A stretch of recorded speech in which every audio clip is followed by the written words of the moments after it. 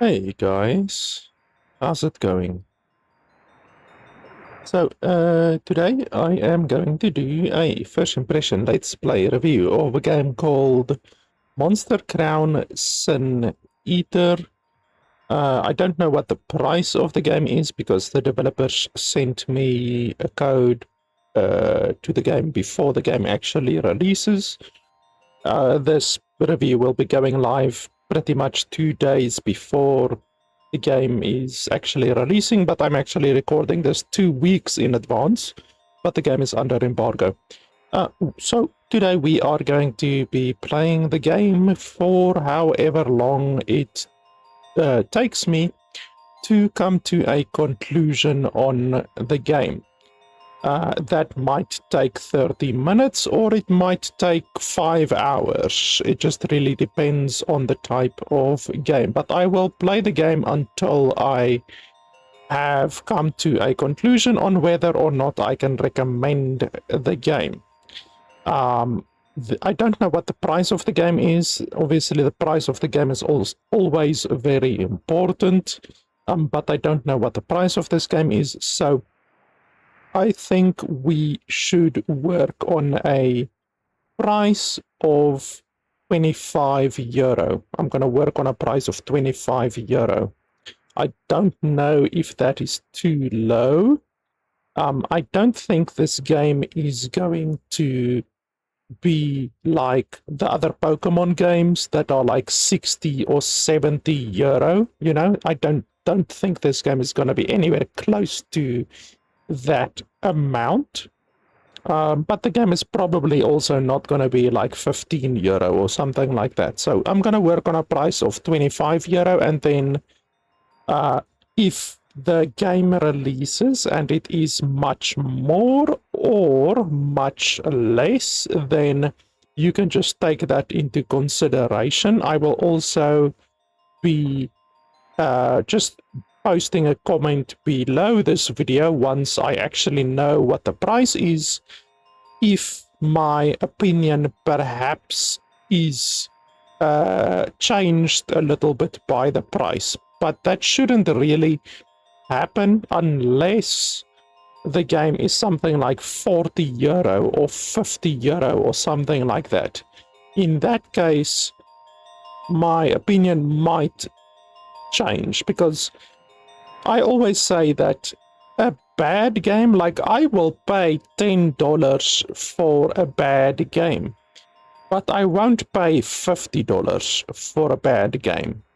And likewise, for a good game, I will pay $100. If it's a very, very good game, I will pay $100. Now, there's only like maybe 5 games that I can think of that I would ever pay $100 for, but you get the point. If a game is very, very, very good, I'll pay $100 for it. If a game is very, very bad, then I'll only pay $5 or $10, or I might not even recommend the game at all. Like literally, it's not even worth it if you can get it for $1. That is I have found games like that. I have done reviews for games like that where at the end I say, like, it's not even worth playing the game if you get the game for free. You know, it's not worth your time, no matter what the price is.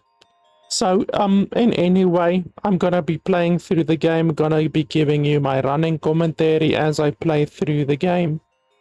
And if you are in a hurry and you don't want to watch the full video today, then you can simply skip to the last 10 minutes or so of the video. I will put a timestamp in the description below, and you can just skip to that timestamp if you only want to hear my quick, concise, final opinion and final summary of the game. And I will be summarizing the good and the bad stuff about the game in the last 10 minutes or so of the video.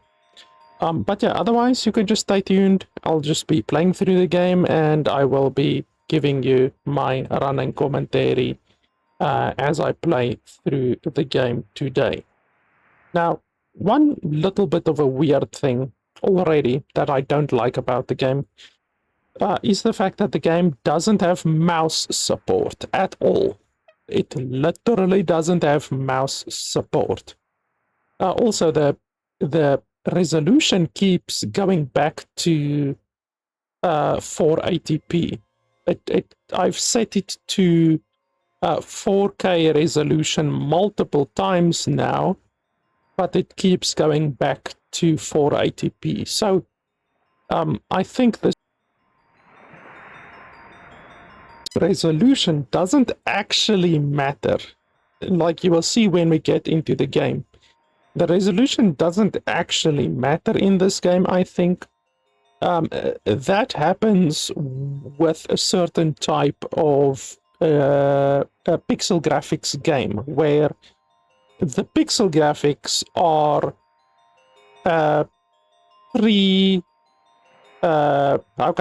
pre-composed images, and the background is a pre-composed image, and the characters are literally images that are like a sprite animation. So in that case, the resolution cannot be increased or decreased because the entire game's graphics comes from pre-composed images. So if you know anything about sprite animation or certain games with pixel graphics, how they function, then you will know what I'm talking about. So the resolution, you can't change the resolution, basically. The game also, like I said, doesn't have mouse control at all, mouse support at all. There's no mouse support. You can literally move your mouse on the screen, nothing happens. The mouse doesn't even show up. When I started up the game, I pressed enter, I pressed spacebar, I pressed exit. None of those keys do anything. And then I remembered back to very old games, and actually emulators as well. The Pokemon emulators, because I've never paid for a Pokemon game in my entire life, a fact which I'm actually proud of. Those emulators that emulate the Pokemon games use Z and X on the keyboard, Z and X. And so I thought, okay, let me press Z, and wouldn't you know it, the game is actually set by default to use Z and X. So you can see, like over here. No, I don't want to do that. Go away. No, go away, go away. Fucking hell, you see now, like, it's gonna take me through all of these. It's literally gonna go through all of these. I hate that. Reset. So, you can't rebind a single key at a time. You can only rebind all of the keys. So if you press rebind, it takes you through the rebinding of literally all of the keys. So that's another issue, in addition to those that I already mentioned. That's another issue. So, anyway, the game by default has the confirm button on Z and the cancel button on X, and then a tertiary action on C. I don't know what the tertiary action is going to be. And then open menu on enter. So basically what this game is telling us is that it's a controller game. The game doesn't have mouse support, and the keyboard support is really bad. So basically, it's a controller game. I do have a controller, but I really don't like playing with a controller unless it's absolutely necessary. So I don't think it's absolutely necessary in this game, but yeah, just take that into consideration. The game really wants you to play with a controller, to be honest. And the game might be better with the controller, but I don't like a controller. I really don't like a controller. So, anyway, I know that this game is also releasing on PlayStation 5 as well. So, yeah, you can get the game on PlayStation 5. I don't know if it's releasing on other consoles as well, like Xbox or anything like that, but I know it's releasing on PlayStation 5 as well. So yeah, the keyboard controls are bad, and also there's no mouse support, like I already stated. The game also doesn't allow you to switch between full screen mode or windowed mode. You can use the old trick of pressing Alt and Enter on your keyboard. You press Alt and Enter, and then it makes the game windowed. So that's an old trick that you can use to make any game windowed. But by default, this game does not allow you to play on windowed mode. It is full screen by default, and there's nothing you can do about that. So that's another issue. Unfortunately, it seems that these developers really didn't care a whole lot for the PC. They really did not think about any PC compatibility things. You see, there the game, I didn't even change anything, and yet you see now the resolution is different. I didn't even change anything, and now the resolution is different, and the game is in windowed mode all of a sudden. So now I'm gonna do the Alt and Enter trick again. Boom, we are full screen again, and then I'm gonna go out, and it's gonna go into windowed mode again. Just watch. I'm gonna go back. Boom, and we are in windowed mode again. So then I have to press Alt and Enter again, and now we are in full screen again. So you can see the game has some serious issues with PC compatibility. So no mouse support, very little PC compatibility options. The rebinding keys is really bad. You can't change the resolution because it actually doesn't do anything. You can't select full screen or borderless full screen or windowed mode or borderless windowed mode. Nothing like that at all. So, yeah, the PC compatibility is very poor, to be honest. But okay, with that being said, I guess we can jump into the game. So there's 3 different difficulty options. Do we seriously have to read all of these?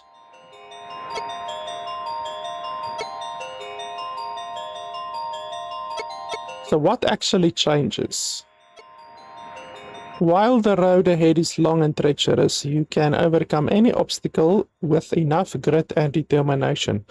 Enemies are tough, but not insurmountable. They may make critical errors, which present clear openings for you to exploit, while you should keep your team of monsters loose enough to adapt and respond to threats. You may find some tactics more convenient than others. Resources are a little tight, but you should have enough room to keep your head above water.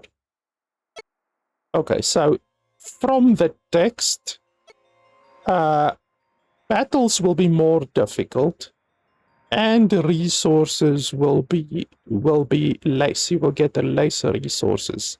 Now, this is another issue. I don't like it at all when a developer presents you with the difficulty options, but it doesn't actually tell you what the difficulty options do. So, for instance, with the resources, versus story mode to challenging mode, do you get 5% less resources, or 10% less resources, or 77 trillion% less resources? Like, how much less resources do you get? And likewise with the battles, what actually changes? Because all it says is enemies are tough. So do they have more health? Do they have more damage? Are they simply smarter? Like, do they use more advanced AI, like battle logic? Because in a game like this, like for instance, if you think about Pokemon, if you played on a higher difficulty level, even though Pokemon games don't have difficulty levels, but if you play on a higher difficulty level on a Pokemon game, you have a Pikachu and your enemy has a Pikachu. It would be really, really, really bad for game balancing if the enemy Pikachu has more damage and more health than your Pikachu has. So I really, really hope that that is not what this game developer means by saying enemies are tough, you know? Obviously more tough than in the story mode, you know? So I really hope it's not that. I hope that by them saying enemies are tough, I hope it's only the battle logic that is improved, the AI that is improved. Because otherwise it would be really bad, in my opinion.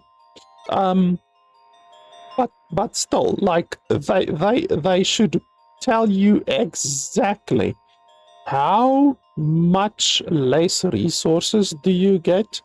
Do you get less gold? Do you get less resources? Do you get less item drops? Do you get less experience, perhaps? And then, like I said, with the battles, what actually changes? Like, they need to tell you exactly, like, the enemy will take advantage of weaknesses more efficiently and will whatever have better Pokemon or whatever. Perhaps it actually changes the Pokemon. Instead of them having weak Pokemon, they have stronger Pokemon. Whatever. I don't know what monsters in this game are called. I'm just gonna call them Pokemon. So sue me. Nintendo, the small indie company, and mostly a lawyer, attorney's firm, they can sue me. It's fine. I've been sued by Blizzard and they lost, so Nintendo can sue me as well. Let's go. I'm just gonna call them Pokemon. So yeah, I'm just gonna go with normal difficulty. I mean, story difficulty is easy difficulty. Challenge difficulty is normal difficulty. And then this is obviously hard difficulty. So I'm just gonna go with normal difficulty. I think that should be fine. And unfortunately, we're going to have to read a lot. I'm really, really not a fan of reading, but you have to read in the Pokemon games in any way, because Nintendo is a small indie company that apparently can't afford voice actors, despite the fact that they charge $70 for their games. So I guess I'm used to reading in these types of games. So, Deus, is that the guy's name? Wakey, wakey, little bro. Guess who? So I guess he's our brother. Man, I go for what? A year? And you're already worse than I am for sleeping in. Come on, get it together. I've got something to show you outside. Asur. Okay, so our name is Acer. Asur. In the flesh, man. Mom and Ushas are already up, so get it in gear. Get something sturdy on. Wow, these names, like, we're not even 1 minute into the game, and these names are already like really. Why couldn't they just choose quote unquote normal names, you know? Like, was this game developed by Elon Musk or what? Because Elon Musk clearly can't come up with normal fucking names. So, like, Asur and Deus and what the fuck the other one was, like, just give them normal names. Like Trevor or just normal names. Why does every character need to have like a weird bloody name? So I don't know if the game has hidden objects. This Usha's bed, blah blah blah. Hidden objects like Pokemon does.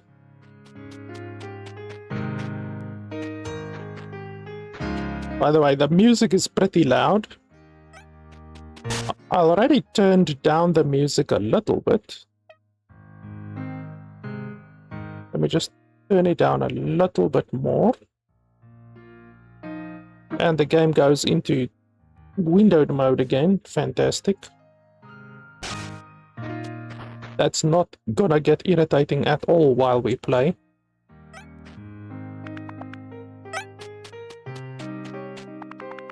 Like, I'm standing over here. I'm pointing towards the bookshelf, and yet it says the thing for the photo. So it doesn't matter if I stand over here or I stand over here. Come on. I stand over here, it still shows the photo. So you stand over here or you stand over here, both of them are pointing to the photo. So the game's object logic is a little bit dubious.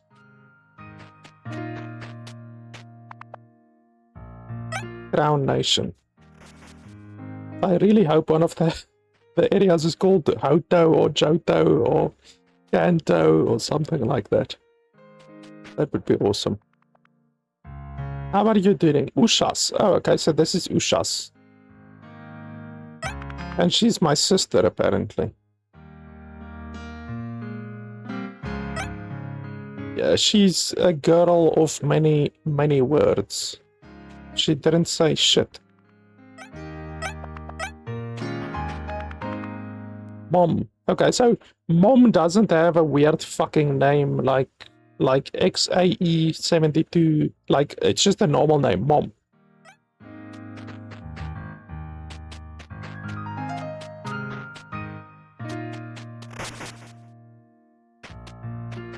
By the way, the game uses like, it doesn't use like what's it called?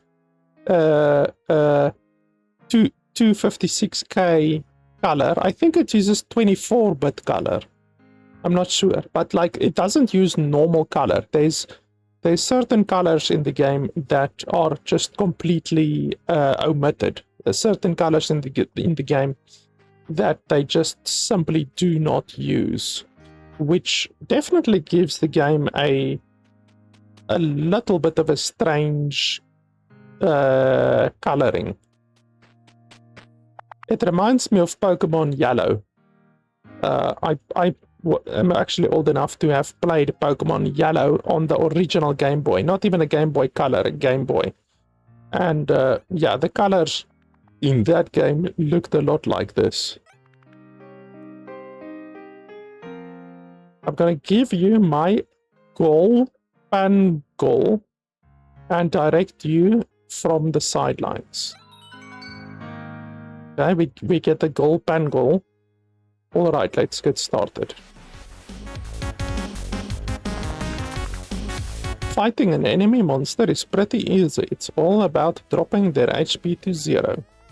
And obviously making sure that they don't drop your monster's HP to 0. First things first, you should attack. Select act, then attack, then choose Vile Tail. Yeah, the music is definitely too loud. I'm gonna have to change that afterwards.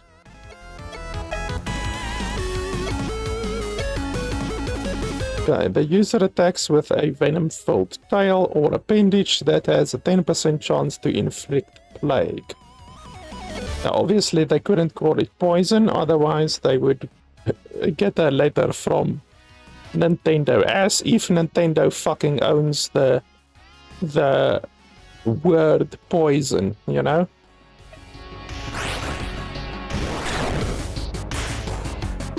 Oh, and it was a critical hit, and he was inflicted with plague.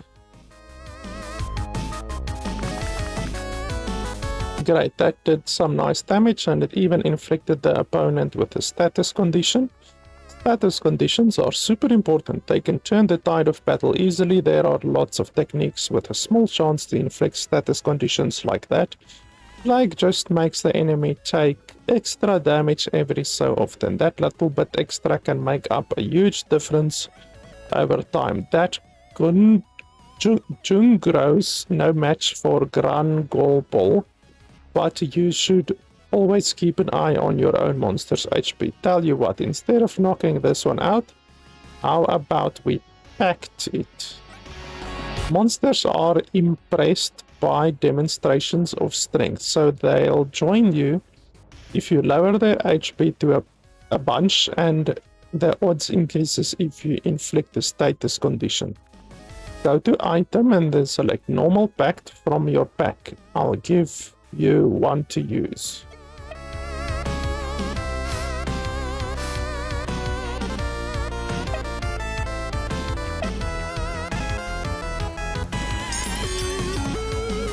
Successfully tamed Jungro.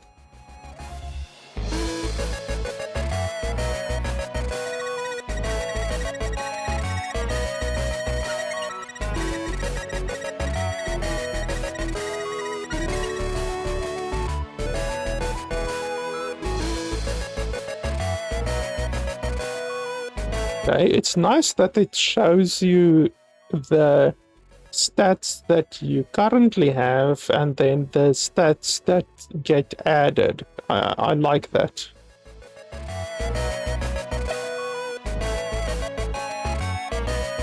Do we also gain experience? Wow, okay, so even ourselves, even the human can gain experience. That's interesting. That's something that doesn't happen in Pokemon. Great, you did it, man. Remember though, battles are more complicated than just throwing out your strongest move. There's more layers of strategy involved as you deal with stronger monsters. Whenever you get a monster of your own, you should talk to the other experienced tamers. I'm sure they'll never be afraid to experiment with new strategies and try unfamiliar things in safe environments. That's the only way you can learn and grow. If you need a refresher, you can always check the tamer notes I gave you a couple years ago. It's in the notebook, lots of stage advice in there. Let me just take Gran Golpol back. I'm also going to dissolve the pact on the Jungro. I don't think Mon would like it if we had another mouth to feed. Why don't you and I just watch the sunset tonight? We'll go to our favorite spot, then we'll grab some grub. Oh, so he took my Pokemon away. That's not very nice. He actually took 2 Pokemon away. That's fucking, like, dude. Do you think about the reason? What do you mean? The reason scratches a pretty primal itch in our brains. It's not like a higher force we tap into or anything. It's about as basic as eating or sex for us humans. Our innate desire to understand things, to take them apart, to look at every facet of them in detail and find some kind of answer in it all. I think about it a lot. I think about Mary's spire constantly gleaming, right slap bang in the middle of everything. I think about taking it apart top to tail and studying every inch of what's left. It stands there as a symbol of Lord Taishakutan's power. His mastery over all that he surveys. No human could ever build such a thing. It would collapse under its own weight. Like that windmill we built when we were kids. Holy crap, you built a windmill when you were children. That's impressive. We were trying to help, but it fell over and crushed a whole patch of pumpkins. Mom was pretty pissed at you for that. Exactly like that. It shouldn't exist, but it does. That's the world we live in at the moment. We are ruled over by beings that should not exist, and they do. Lord Taishukutans, the fourth heavenly kings, their inquisitors, even the lowest beastmen. None of these things should exist. We pay taxes to them, we send our food to them, we work to support them. But Meru's spire stands unsupported, perfect in every way. Perhaps it existed before Lord Taishukutan did. Perhaps it would exist for a long time afterwards. Okay, so there's Lord Taisha. I'm just gonna say Taisha. Lord Taisha must be very, very old. Could anyone figure out what exactly it is? I don't even know if Lord Taisha himself understands the true nature of that thing. He certainly lived long enough to try and find it. There is something I need to tell you, Asur. Something important. You mustn't tell another soul, not even Mom, not even Ushas. What is it? Lord Taisha's influence is smaller than you think it is. In other countries far beyond the horizon, forces begin to amass that will threaten all of mankind. For the last year, I've been researching, diving into the most ancient parts of this country. I believe that I have not only learned the identity of this enemy, I have learned of a way to defeat them when they arrive. That day is fast approaching. I think we have only a few years before they get here. I fear not even Lord Taisha and the four heavenly kings will be able to defeat them. They may even already have agents embedded in this country. Every child knows that no ship can breach the field that encircles this country. And yet I know someone who did, and they were a child too. Maybe we'll get to meet him one day. Why are you telling me this? I came home to test you. This sounds a bit duplicitous, but I was the one who lured the Jungro onto the farm. I wanted to see how you'd take your first battle as a tamer. While it's a little too early to say whether or not you're a real talent at it, I know you have at least some fighting spirit in you. You want this, and so I must ask you, when that day comes, when we face extermination, will you stand by my side, brother? Will you help me? Of course, I'll follow you into the mouth of hell if that's what it takes. I knew I could count on you. Look at me rambling at a time like this. I'll fill you in on more of this tomorrow when we are a little refreshed. I'll stick around for a while, help out, and get you trained up to be a real tamer. I'm sure dinner's almost ready. Why don't we go home and get some grub? But let's leave the fire here. Someone else might want to use it soon. Wonder what's cooking. Okay, so let's first turn down the music because it is really a little bit too loud.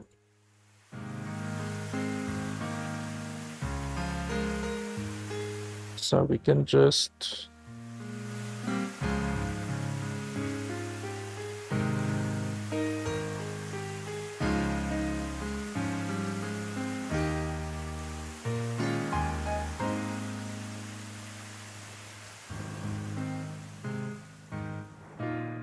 I think that'll be a little bit better.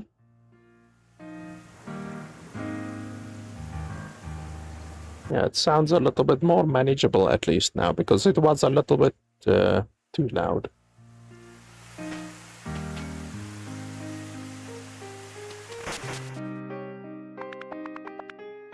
It's so good that you're finally home, son.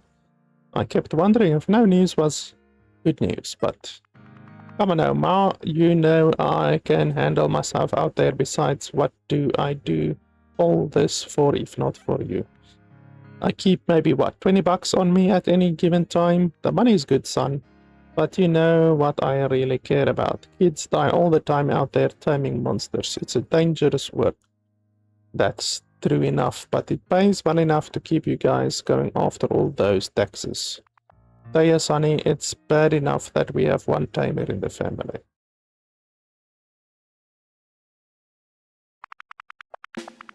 Now, isn't this cozy? A little family get-together, and here I thought you were far too handsome and brooding to have anything like this.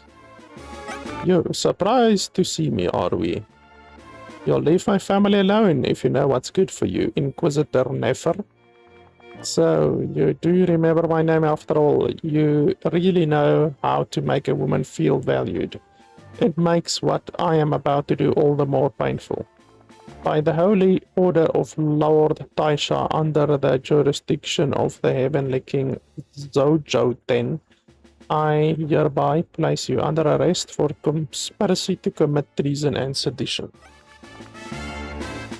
Sedition? My son has done no such thing. Explain yourself. Oh, and of course your mother has to spoil all the fun. We were having such a good time, and you and I'd play with you too, but our orders are for your boy only. Arrest me, I'd like to see you try. To me, voila. Dragon tackle.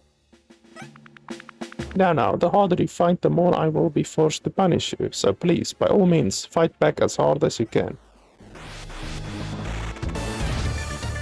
Look at that fucking guy's level 50. And he's got 360 health. So I don't think this is gonna go very good.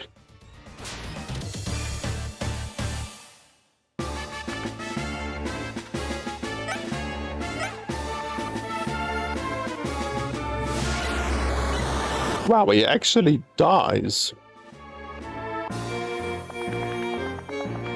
Such a shame. Killing a monster doesn't nearly turn me on as much as one of your regular humans, but delayed gratification can often be sweeter. Will you come quietly? I'll want you in pristine condition for our interrogation later, after all.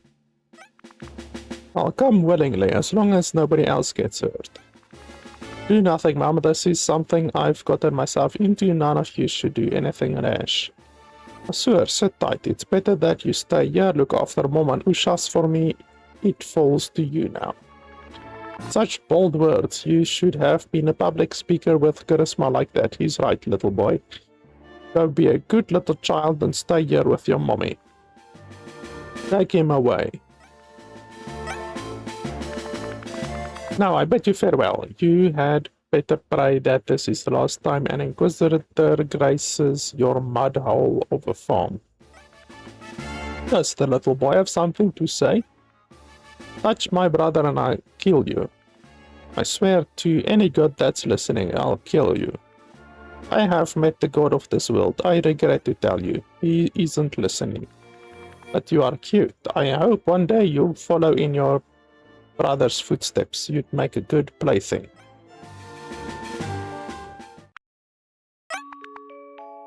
I can't let that go. I have to do something. What can you do against them? The Inquisitors are stronger than any monsters. You're not thinking straight. I've never been more sure of anything I've needed to do in my whole life.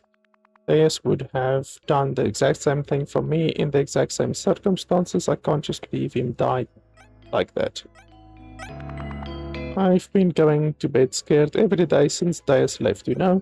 Scared that maybe one day I'd wake up to see your bed empty and you'd gone off just like him, and maybe you weren't so lucky.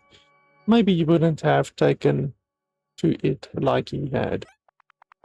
And for every time your brothers come back and lived, I'm so relieved. But then I know you're getting older too.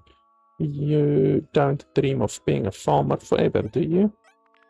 If there ever was a time for you to become a tamer, son, it's now. Bring your brother home, make them pay. You have my word. Before you leave, you should take your savings. It should be enough to buy a monster from the store. The woman who runs it, a little odd, but she'll steer you right. You might also get a pact and tame something else, maybe. Your gun should keep you safe against weaker monsters. Holy shit, I'm a kid and I have a gun already. No, no, before it's too late.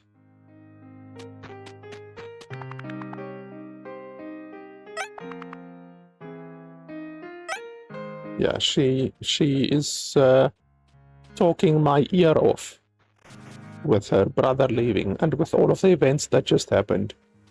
She can't keep her mouth shut.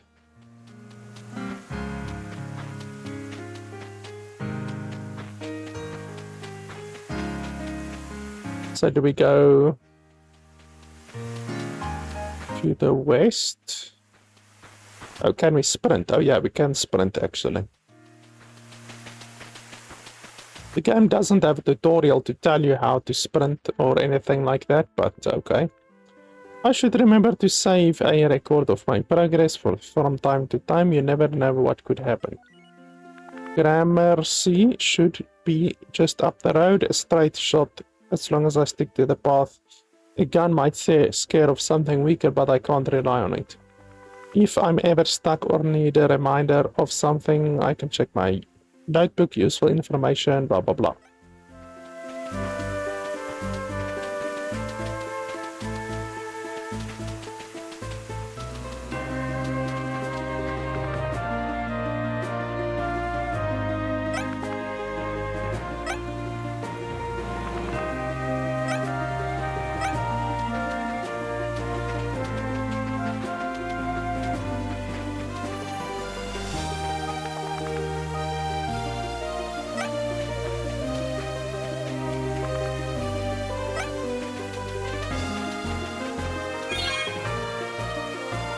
Baby pumpkin, cruddle tender, supreme pact, sleeping bag. Oh, that's nice.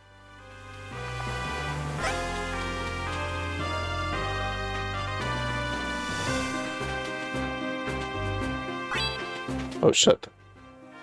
I don't know if I can fight them yet. Oh shit. Okay, so the monsters in this game are actually pretty fucking aggressive. Okay, let's go. Or actually, I don't have a Pokemon yet, do I? No, I don't have a Pokemon yet. So can I actually fight these? Let's not. Yeah, let's first go get a Pokemon. Run away!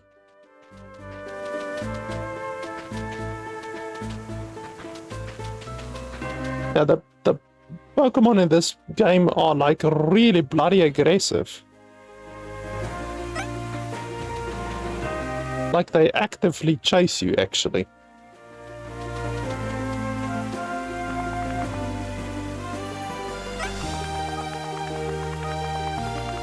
I'm not gonna read all of the text in this game, because my voice is gonna be absolutely fucked by the end if I do, so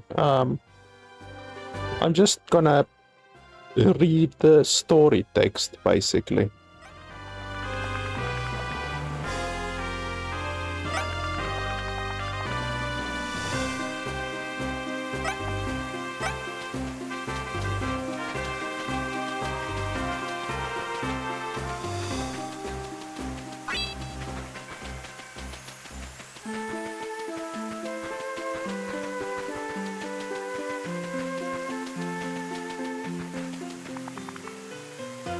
Monster store should be here.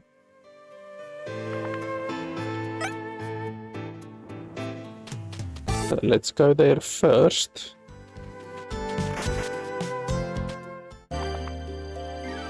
Hello, do you run this place? I do. I'm looking to buy a monster. I'll take anything. I'll take anything you got. Give me the weakest piece of shit you've got. You seem troubled. Never mind that. I can buy a monster or not. Yes, but I don't think you should pick from just any stock we have. Come, meet me in the back room.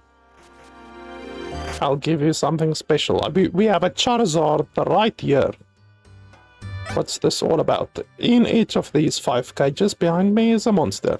They are meant to be on their way to a monster store in a different province, though a landslide in the west has complicated this somewhat. This stock is just sitting around. Time goes on. They get ornery.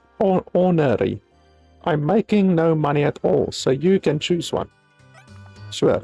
I will describe them so you may see. First is a Dracoil, the Century Draco, a relentless type of monster that is a good all-rounder, slightly lacking in magical capability. Well, it would be nice if you would actually give me some stats or something like that, you know, so that I can see like special attack, defense, health, all of those kinds of things. Second is Ambigu, of unstable disposition, an unstable type monster that is known for its command over various magical abilities but poor physical capability.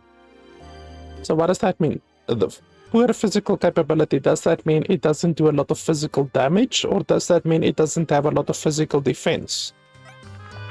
Third is Wooklaw, the Sand Sadist, a malicious type monster, an agile threat in close quarters. It possesses a modicum of magical talent. Be warned, it is quite frail. Fourth is Darwall, the Ocean Reclaimer, a will-type monster that is an immense defensive bulwark. It may be slow, but possesses unmatched regenerative powers.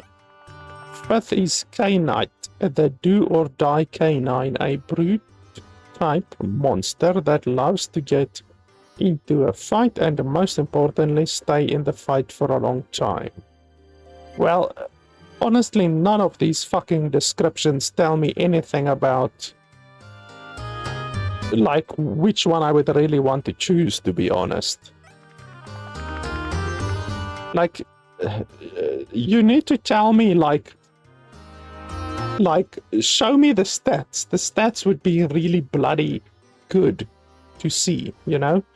Not showing the stats is like, you're basically making the player choose blindly, you know? And I mean, sure, it's the same in Pokemon, you know? In none of the Pokemon games do they allow you to actually see the Pokemon that you're choosing's stats or abilities.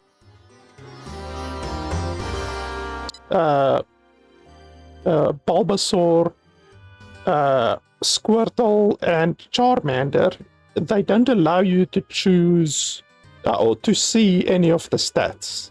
But still, it's better to see the stats. These developers should know that the way that Nintendo has been doing things for 30 fucking years is not good. These developers should know better. They should allow you to see the stats and the abilities of the thing that you're choosing. So, like, I don't know. Like, I guess we could kind of choose one, look at the stats, and then reload, and then choose another one, look at the stats, reload. I guess we could do that. Let's go with this one. 700. Wow, you can actually attack her. How the hell will that work? What the hell will happen if you attack her? Uh, uh, let's not attack her right now. We might choose that later.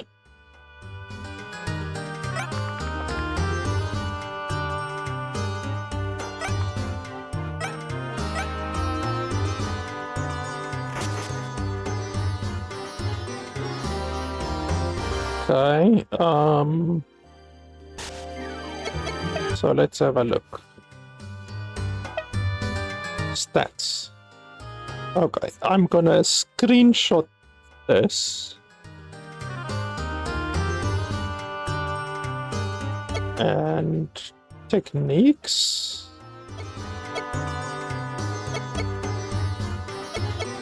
Okay, power 3.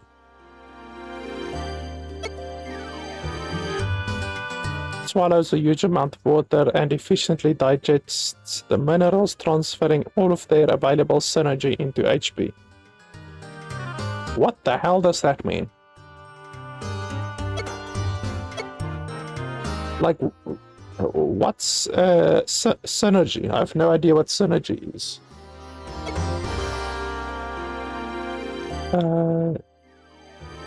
Slam using fatty body parts where the user's defense buffs are used instead of attack buffs.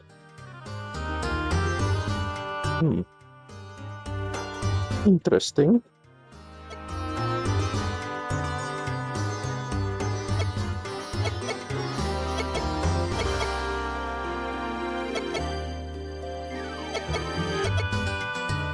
Okay, so this one can heal itself, and then it has a 3 attack and a 6 attack. Okay. And then I wonder what that... it shows total MP 20, and then 0, 0, 0, 0. So I wonder what that is. And then the positive trait is good, big body, good matchup to 2 times against the lower levels, but only 1 times for some or higher levels. And then the negative trait is food heals 25% less than it normally would. Okay.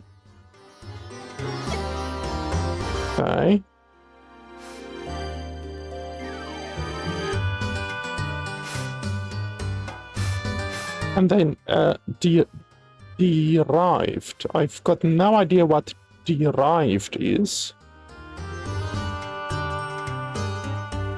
Is it the stat growth? It might be the stat growth, actually. Let's take a screenshot of that as well.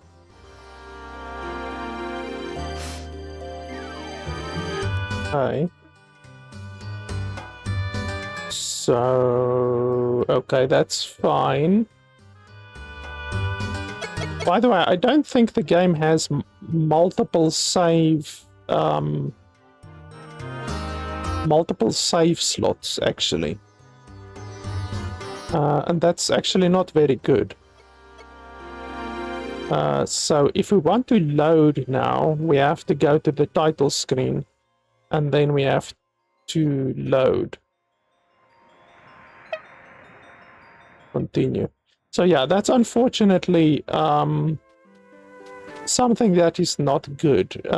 The fact that the game doesn't have multiple save slots is definitely not good.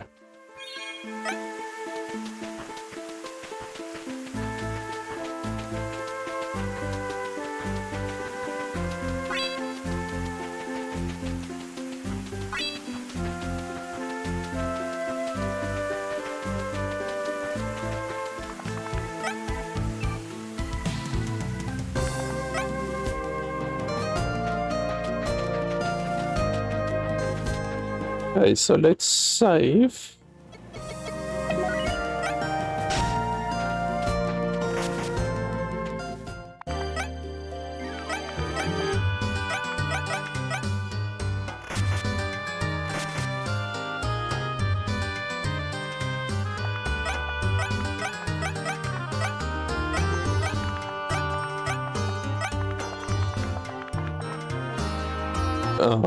Let's choose, well, I think for for science, we are going to choose all of them. And then we can determine which one is statistically better. Let's attack. Let's see what happens if we attack. What does this actually do?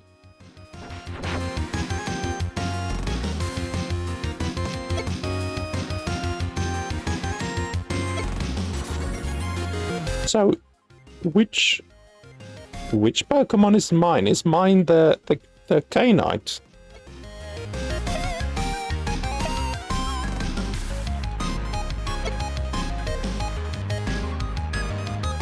Synergy. What the fuck is synergy?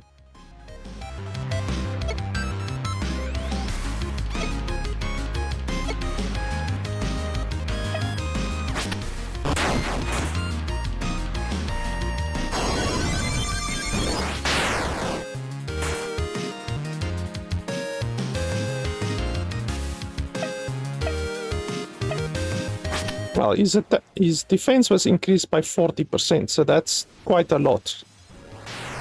I'm not going to be able to win this one because that 40%, holy crap, he got another 40%.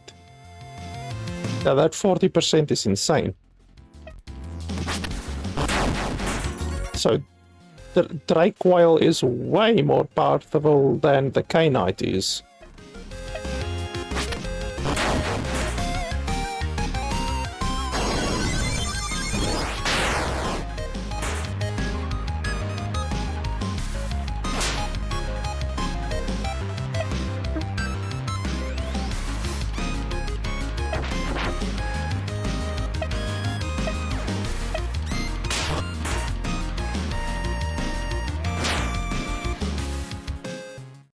Okay, so we just die. Okay, so that's strange. You can try to fight her, but if she beats you, then you start over. I mean, it's interesting. I like the fact that you can actually fight the NPC. I'm not sure if you can do that with all of the NPCs. That would actually be pretty interesting. Okay, so let's just choose K-Knight and pay for K-Knight so that I can see what the stats are. I mean, clearly K-Knight is weaker than the Draco whatever dude. That much is certain. Okay, so we take a screenshot of this. And then we take a screenshot of this. And then we check the techniques. So a 3. The other one also had a 3. And then this one, Bryce. Okay, so Bryce is fucking useless. And then staggering blow that reduces opponent's synergy by 20%. I don't know what synergy is. And then the positive trait, it's not affected by move effects that prevent it from attacking. And then negative will use 20% more synergy to crown moves. I've got no idea what that means. But okay. So that's that then. So let's go back. Title screen again. You have to be really careful in this game to not accidentally overwrite your save, because if you do that, then you can't go back, which is the issue with having a single save, you know. Just 1 second, I just want to write down something over here.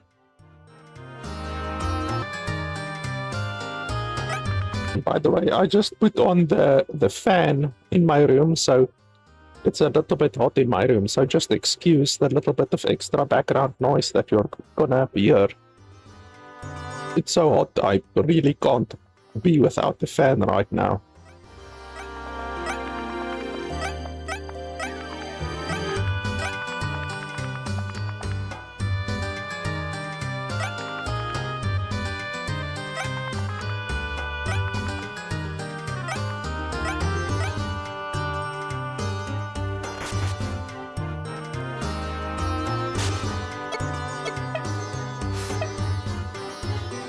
Okay, so we take a screenshot of this one.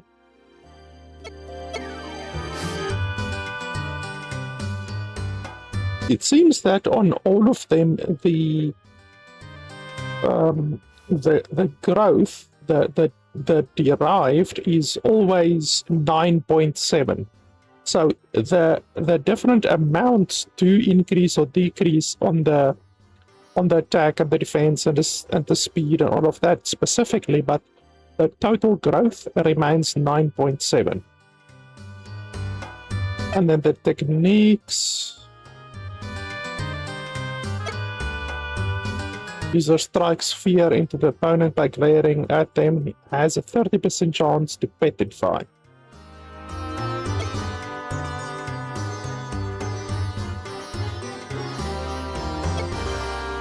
Okay, so this one has two moves that inflict petrify and mute, but they have a 90% accuracy. And then positive trait adds 20% synergy boost to all switches involving this monster. And the negative is accuracy halved during the daytime. Holy shit. That's really bad. That's absolutely terrible.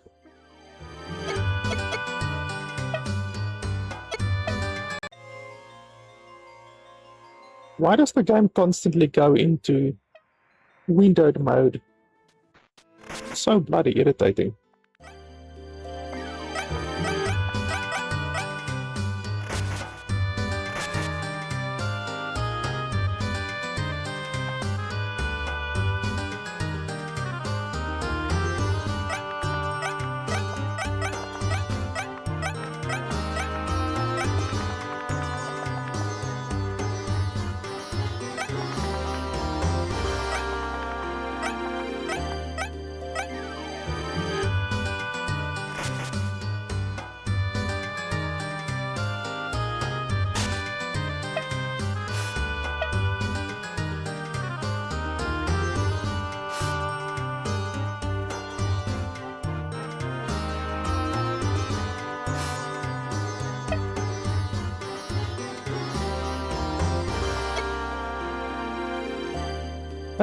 Cutting wind that ignores all stat changes, both the users and the opponents. Well, it has a 8 power. That's very powerful, but the accuracy is 80. Blah, blah, blah. That has a 5 attack power. So this one does a lot of damage, but the accuracy is pretty low. And then positive trait cannot be afflicted with ache. And then negative trait, 10% more likely to be a victim of critical hits. Wow, that's bad. Okay, and then let's check the last one.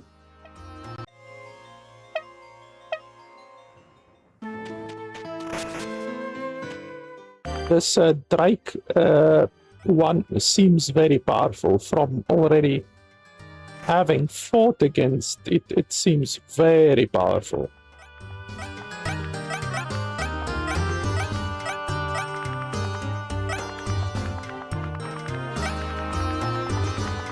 Let's see if we attack her. We should be able to beat her with the Drake, using the Drake.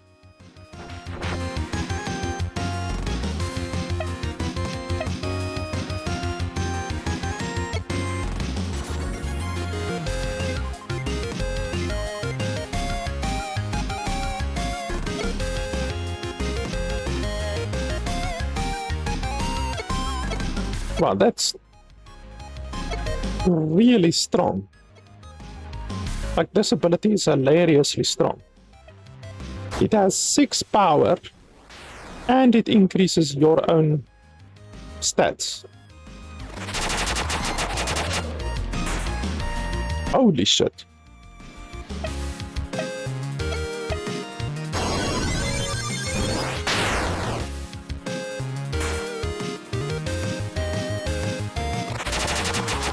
Yeah, so unfortunately they are super effective against me. Yeah, I'm dead, obviously. Okay, so we apparently can't defeat her with the Draco one because she has a super effective fight against the Draco. So I don't know if you can actually beat her ever, because we lost with the K-Knight and we lost with the Drake Coil. So I don't know if any of the fights are winnable. Unless you get like constant critical hits or something like that.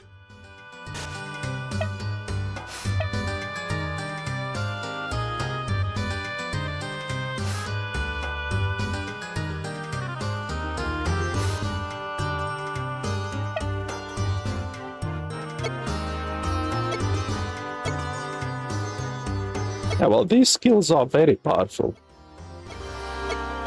Especially this one. And then the positive trait halves incoming synergy reduction effects, and then negative all speed debuffs are doubled and all speed buffs are half. Okay, so that's not terrible. So yeah, let's quickly have a look over here. Just 1 second. I just want to see how we are gonna be able to set this up. Ah, okay, yes, that's good. 1 second.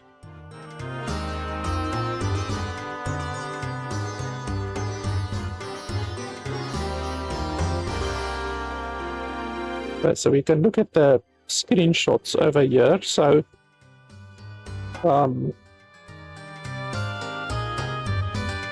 so that's the stats. So 149, 148, 150, 148, 149.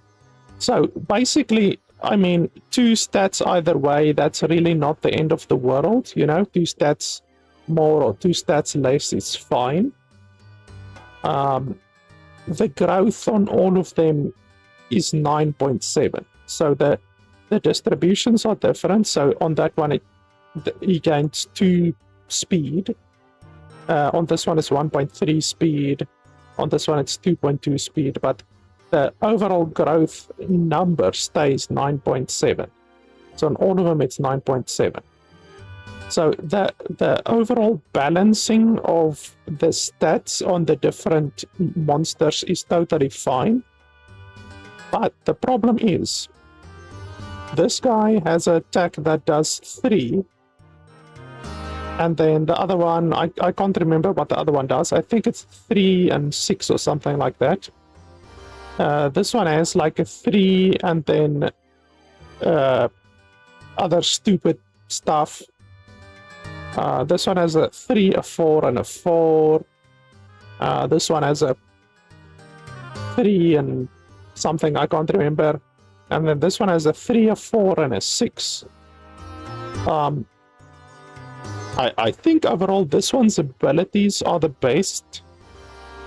The stats, unfortunately, are not good because what you want, because this is a physical dude, you want his attack to be very high and his magic to be very low.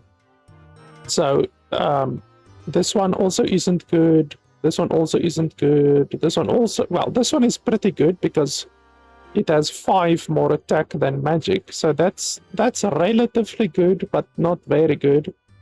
And then this one is kind of good, more attack than magic, but all of the other ones, the stat distribution is not very good. Only 2 more attack than magic. This one has 3 more magic than attack, and this one has 2 more attack than magic. So what you ideally would want to see is way more attack than magic, but maybe that is just the way that the game is set up at the beginning. The stat growth will also be very important in the late game. So if there is a large difference, so like for instance, this guy gains twice as much attack as he does magic. So after a whole bunch of levels, he's going to have a shitload of attack. He's going to have twice the amount of attack than what he has magic. So that's pretty good. This one is not so good. This one is also not so good. This one is really, really good. You see, that is what you want to see. This one gains 3.5 times the attack than what he gains magic. So that's very, very good. That's what you want to see. He gains 2.5 times. This is basically 2.5 times the attack that he gains versus the magic that he gains. So this one is if you look at the late game stats, this one is the second best. This one is the best. And then the other ones are not particularly good. I mean, this one is okay. This one's abilities are definitely very good. His positive thing is not good. Negative thing is not very good. This is bad. This is bad. It's very bad, actually. That's bad. That's extremely bad. Like this negative trait is the worst negative trait in the entire game, probably. That's okay. This is it's okay. And then this one is pretty good. Good matchups, I think, are like super effective. I think it's basically like super effective moves. I think, I don't know. The game hasn't explained what good matchups are yet.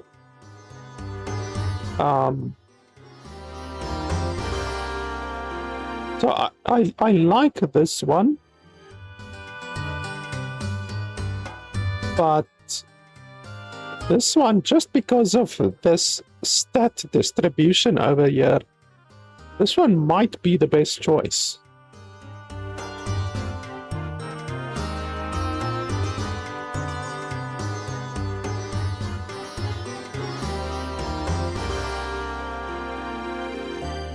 I mean, the speed is not very good. That amount of speed is an excessive amount of speed.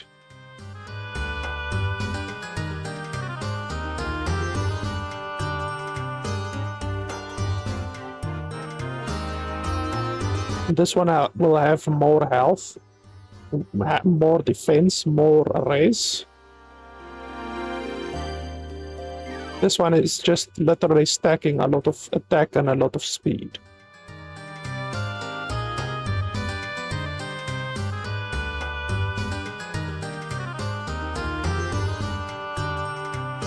This one's stat distributions are like really bad.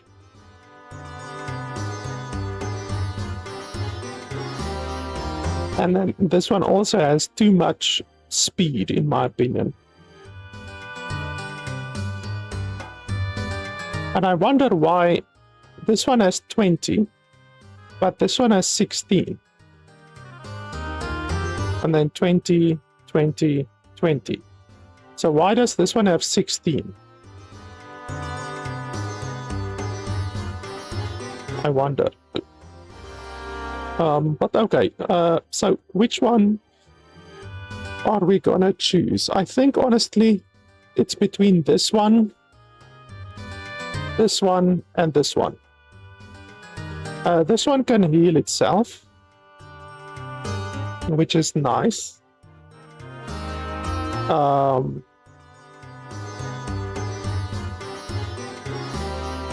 This one's abilities are not good.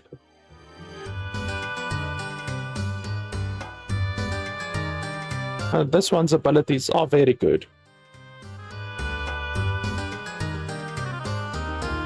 I just don't like this one's stat distribution, to be honest.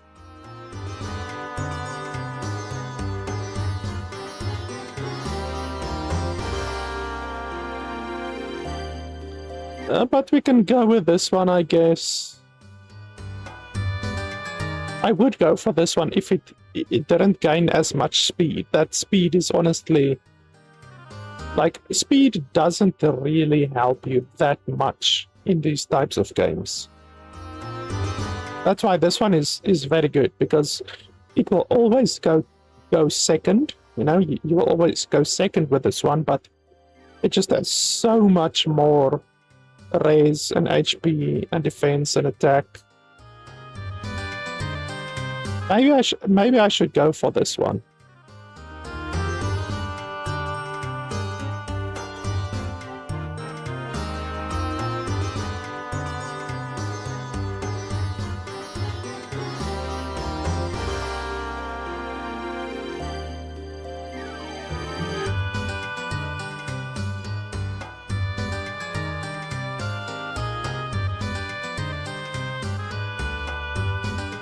Yeah, I think I'm gonna go for this one. I like this one a little bit more than the other one. So yeah, we can go for this one, I think.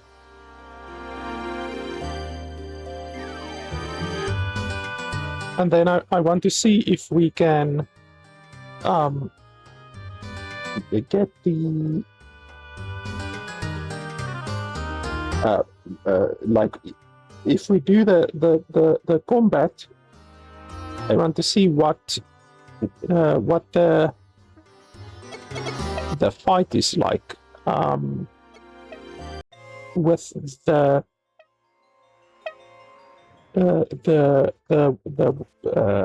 whale, with the whale.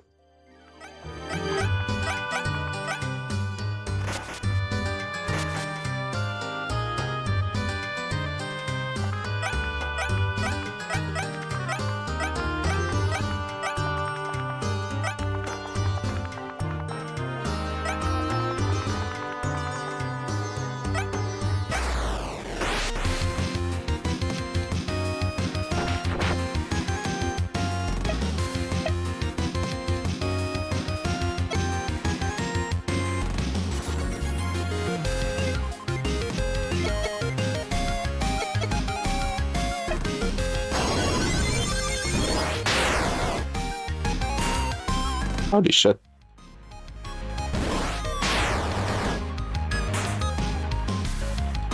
No, we're not going to be able to beat this one. It seems that every time you try to do this, at least against this this fight, you know, this opening fight, it seems every time you're gonna get screwed in the matchup, because this NPC uses the super effective matchup every time. So it's possible that it is simply not possible to win this battle. That's perhaps, I mean, it's stupid because it wastes your time, you know. Why do they even give you the option of attacking her if it's an unwinnable fight? You know, like, why do they even give you the option?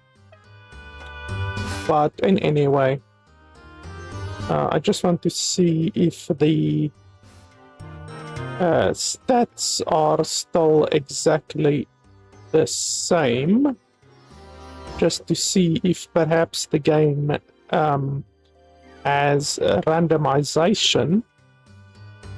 So I'm just checking the screenshot quickly.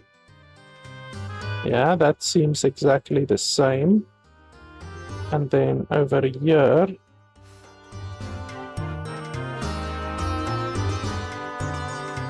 yeah, that's exactly the same as well. And exactly the same positive trait and all of that as well. So okay, so yeah, this is the guy we're gonna go with.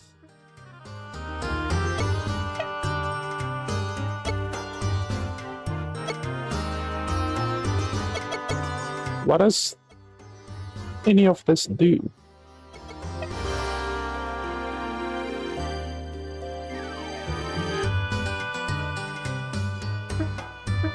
Why do you need to go into inspect to just see what the thing actually does? That's really stupid. Like, that's gonna waste a lot of time.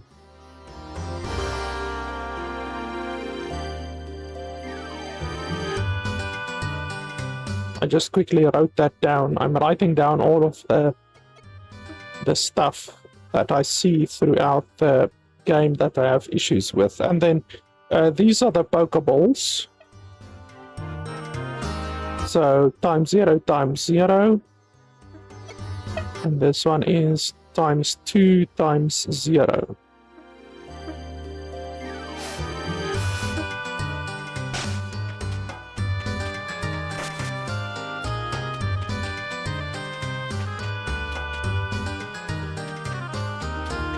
So it seems that girl took my $700 and ran away.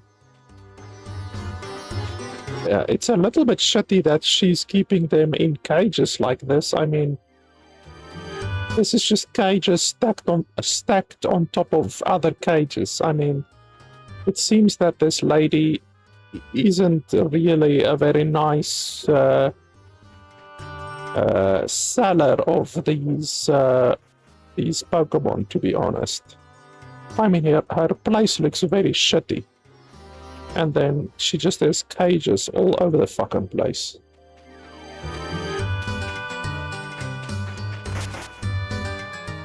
Okay, well, we have our first Pokemon.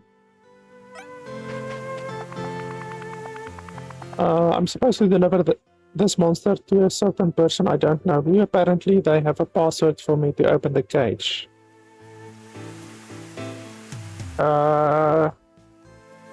What would the password be? Holy crap, it's 6 digits. Okay, well, I have no idea.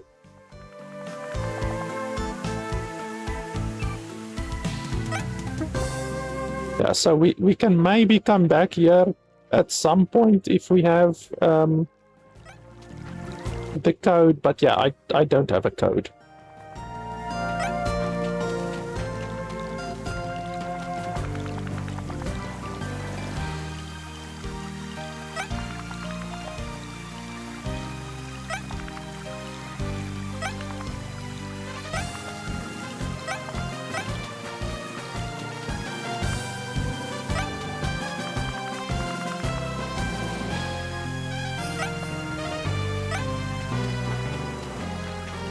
I guess we can save.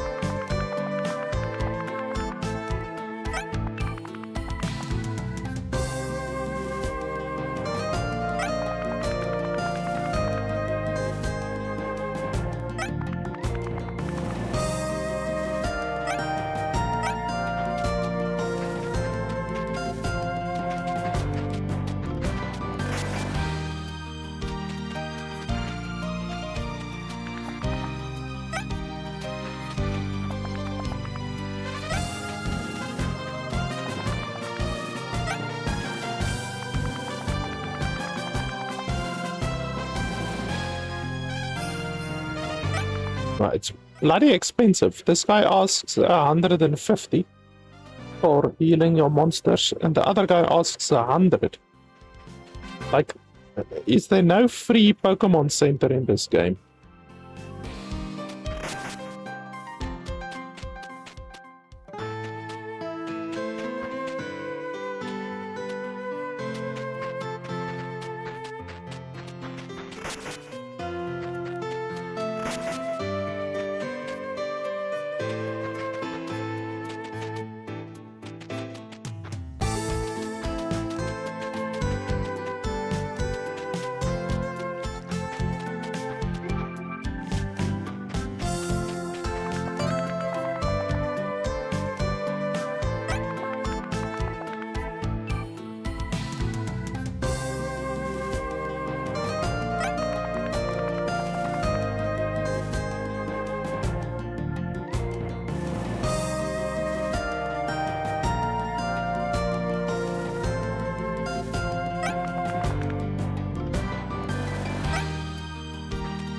So you can get one of those for 500.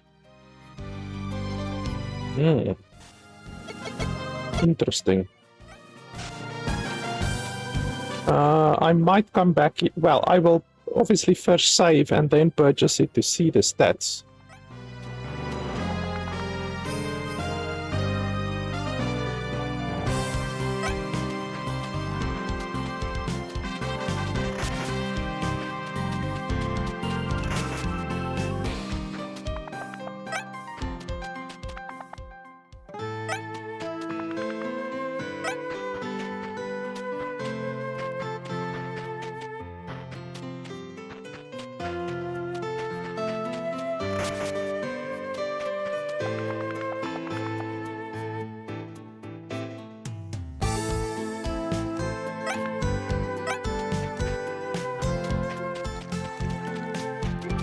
So it seems that all of the healing in this game costs money.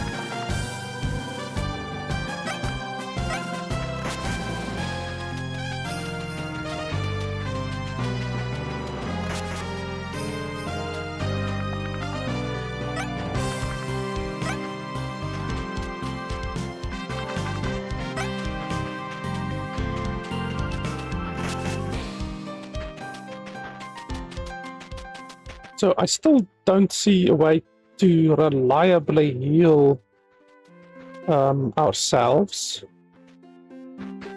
I want to start off by fighting monsters that I am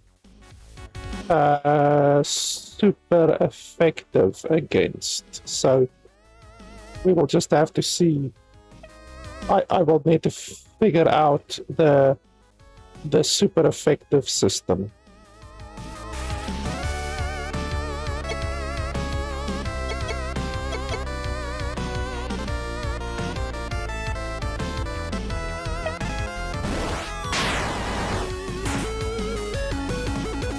Okay, so I can kill this one in 2 hits. That's not bad.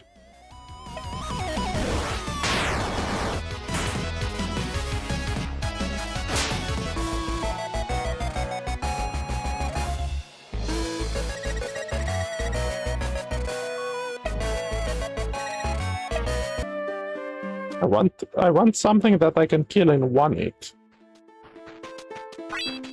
If I can. 2 hits is okay, but I want 1 hit.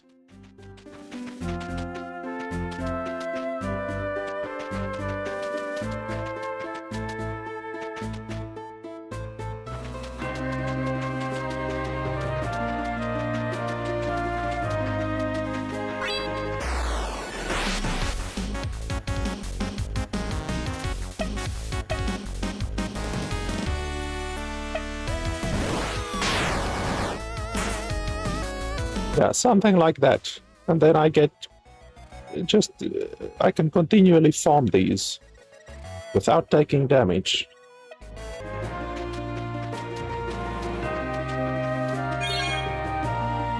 Didn't I open this one previously? I'm pretty bloody sure I did open this one previously.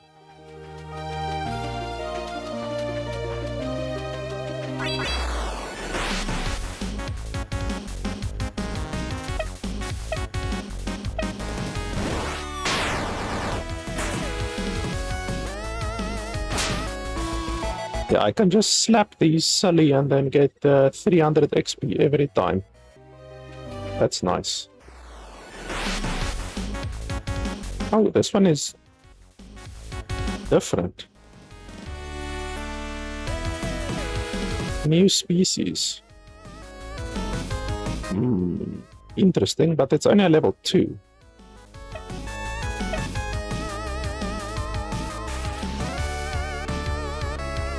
I wonder... do I want to capture something like this? Like, I don't know how the game really works. Like, how much does a Pokeball cost, you know? All of those kinds of things. I don't know. Level 2 is too low, honestly. I'm not going to capture something that is level 2.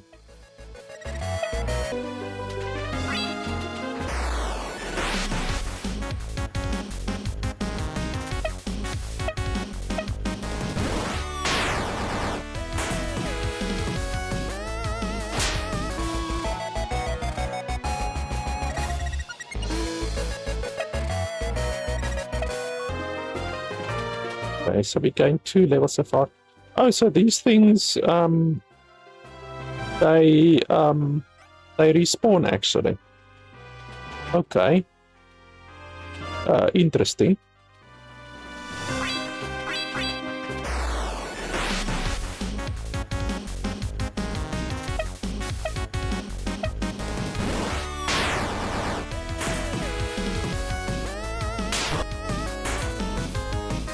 How the hell is that a good matchup? It's blue against blue, so how is that a good matchup? Unless he has an ability that isn't blue. I guess that's possible. Okay, well, I don't want to fight more of you. How do I get over there? Okay, so I guess I have to go around. Yeah. I don't want to fight you guys. If you're super effective against me, then I definitely don't want to fight you.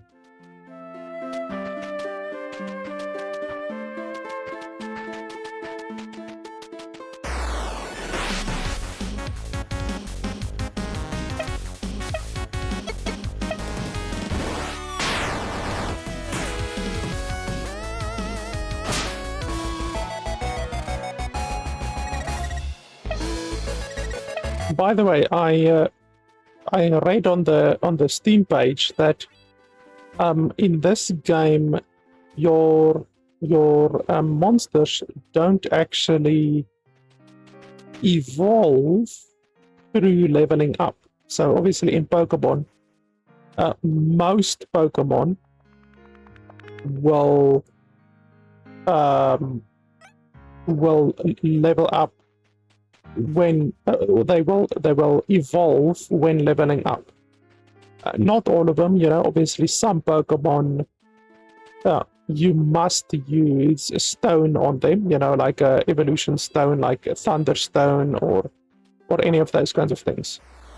But in this game, the Pokemon only evolve if you use something on them. They do not evolve through evolution at all. So that all of the Pokemon in the game, holy crap, 2,000. Holy schmoly, that's a lot of experience. Why did that guy give so much experience? That's insane. That's crazy. All of the previous dudes gave like 300, 400 experience. That guy gave 2,000 something hundred. But then anyway, to get back to my point, none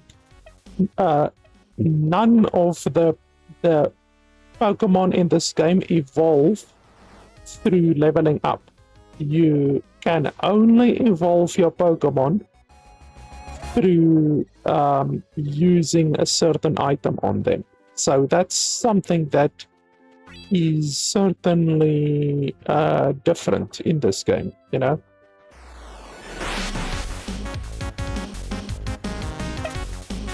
almost reminds me of Digimon, because in Digimon also you pretty much exclusively level up or evolve your dudes through using items.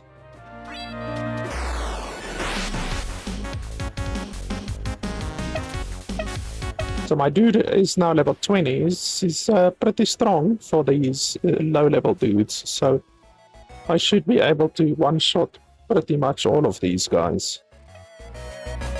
Hey, we just learned a move.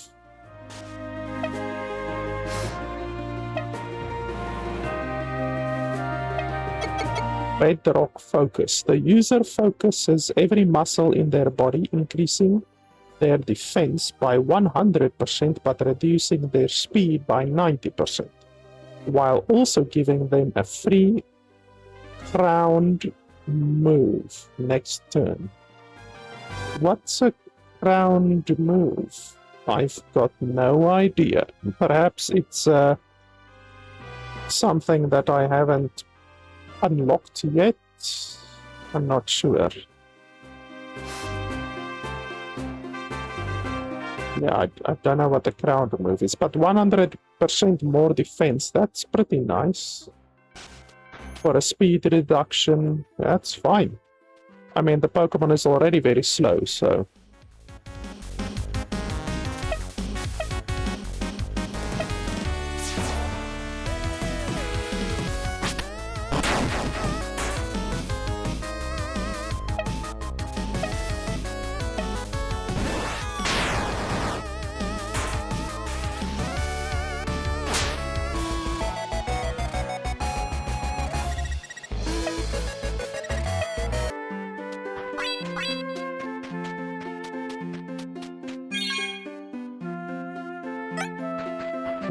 There's another chest.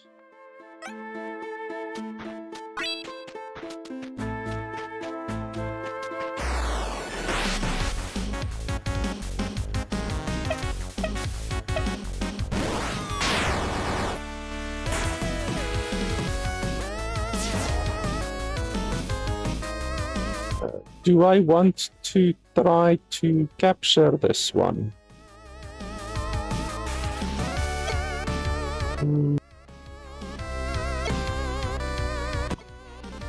I guess we can try.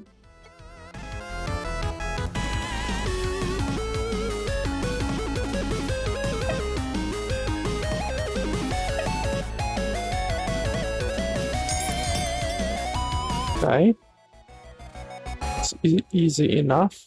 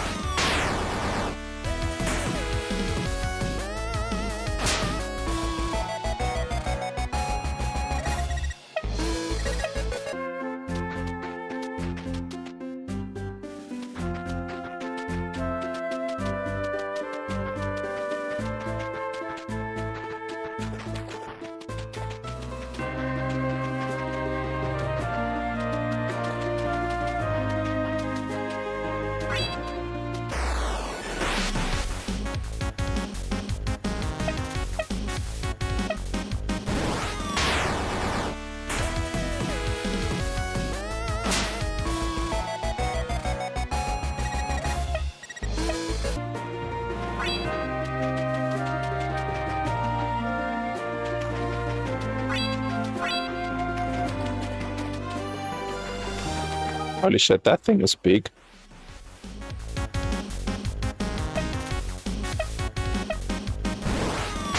I think we definitely need to save a little bit.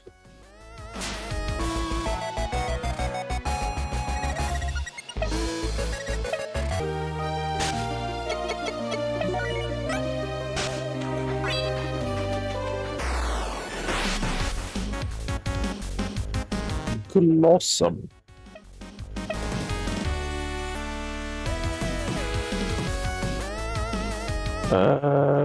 Let's do the focus.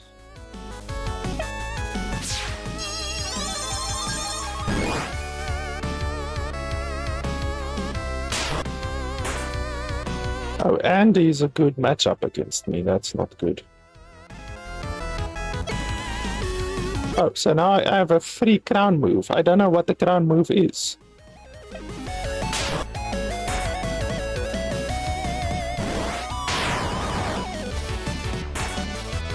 Wow, critical hit.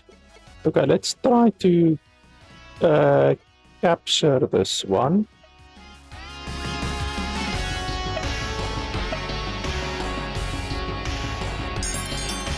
Okay, good stuff.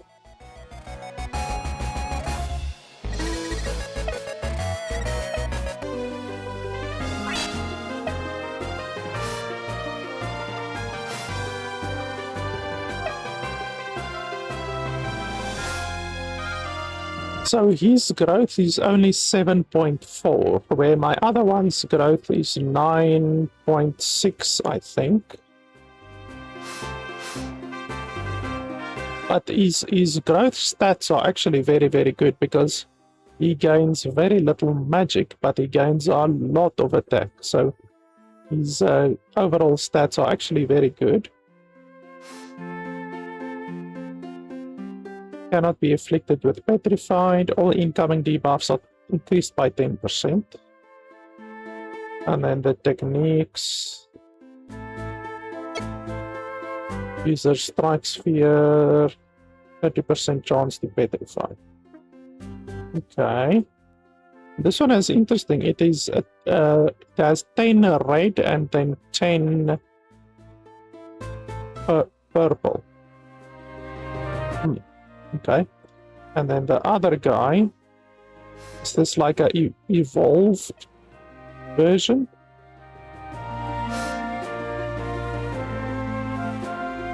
Okay. Not terrible.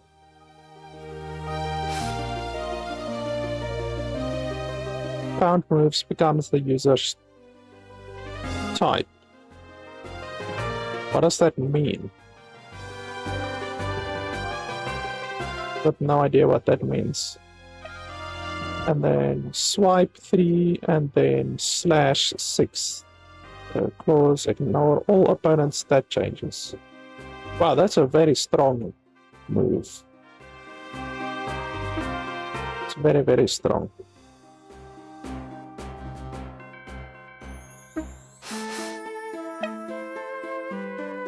Yeah, this guy is actually almost as strong as my Pokemon because it has 182 total stats. My dude has 203. So it's actually almost as strong as my dude. Not bad.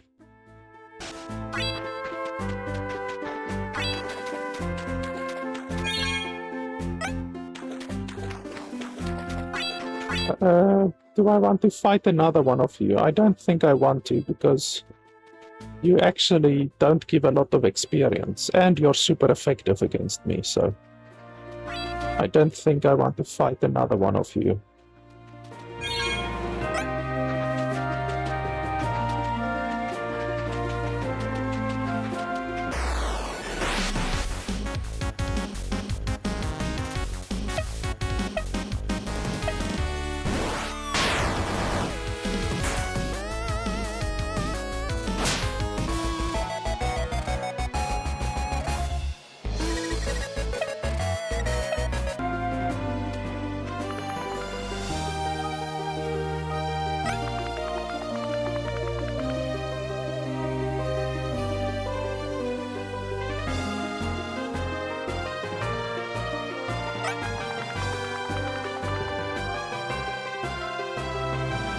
So that is probably a demon. The game has demons, and you can only capture a demon with a demon pact. You can't capture a demon with a normal pact. You need a demon pact, which is like a demon Pokeball, basically.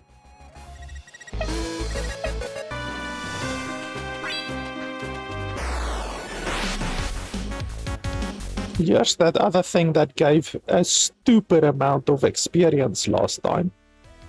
I wonder if it's gonna give such a stupid amount of experience again. We can see if we can maybe try to capture it.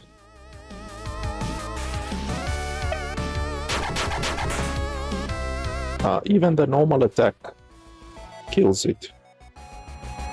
1,500 experience, holy schmoly. I don't know why that thing gives such a hilarious amount of experience.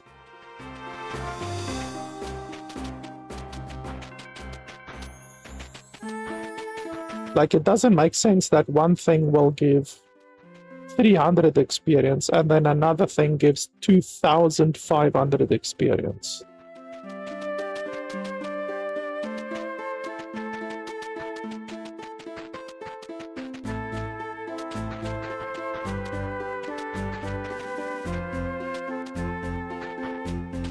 I'm just checking over here, pressing the action button to see if there's not possibly something around here.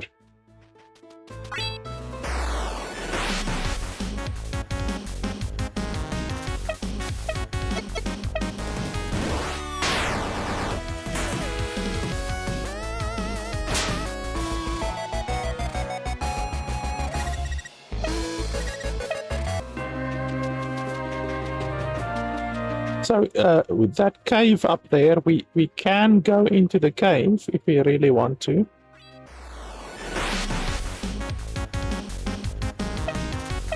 But I think we want to explore a little bit more first.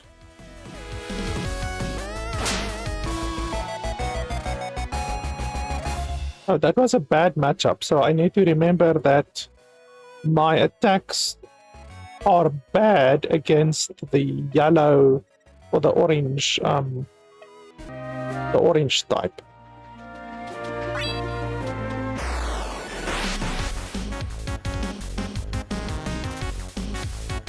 So I actually need to see. Let's have a look here. Paint. So I'm gonna do something over here. Let me show you guys.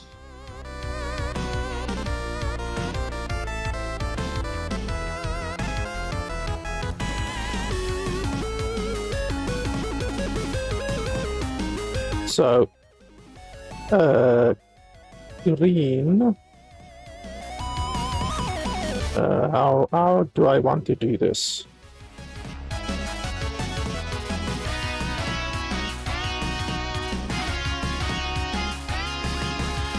So green.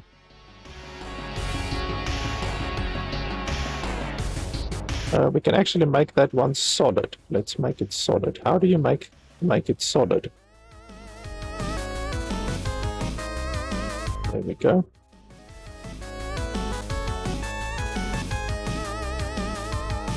There we go, like that, and then we do a white.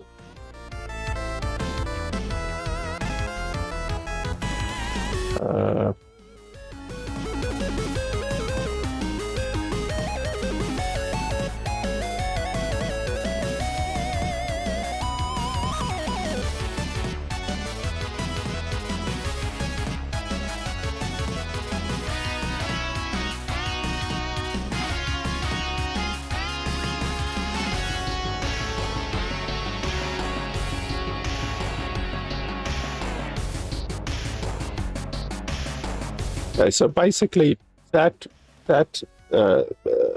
icon over there is that one. So we're gonna take that and we are gonna do we need to duplicate it? Let me just think. Yeah, sure, we can duplicate it, I guess. So we're gonna have that, and then we're gonna make another one.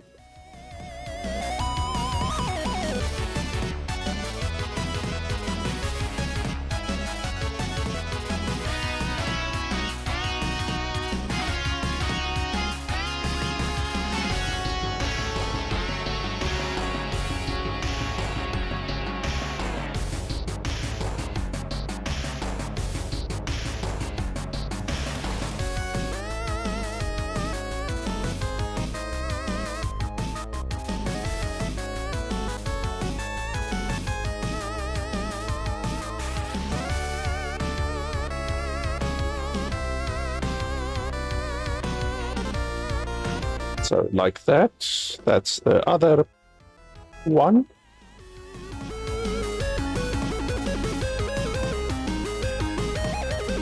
And then the other one is like a orange type thing.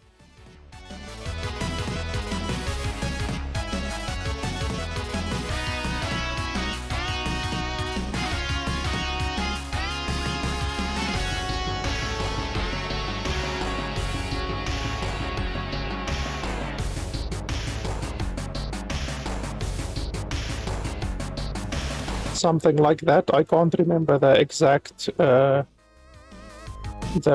shape in the middle, but it's fine. So we already have learned that this one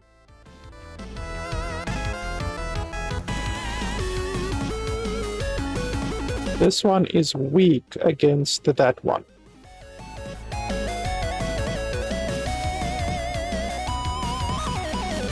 And we have also learned that this green one is strong against the blue. So how are we gonna... I guess we can do this.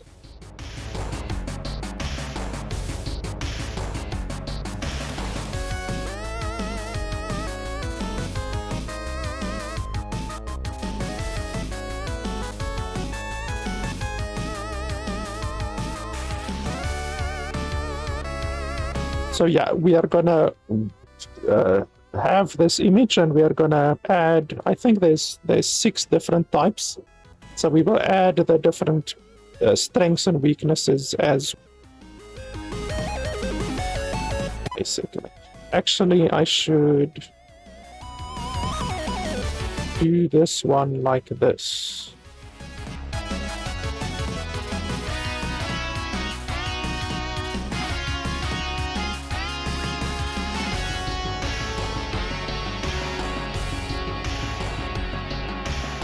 So this one is strong against that one, and this one is weak against that one.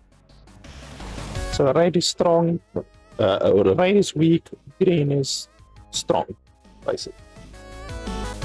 So yeah, because the game doesn't have a wiki yet, because the game is not yet released, we are gonna have to do a couple of things like this for ourselves.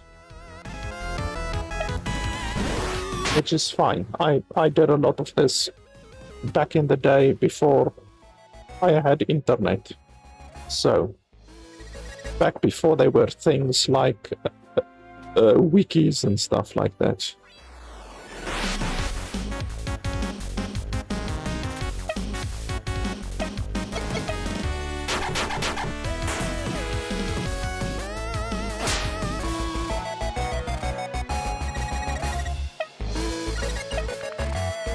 There are new timer perks to select. Please select a perk.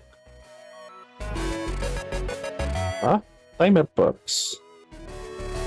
So, increases packed efficiency. Decreases time taken to hatch eggs.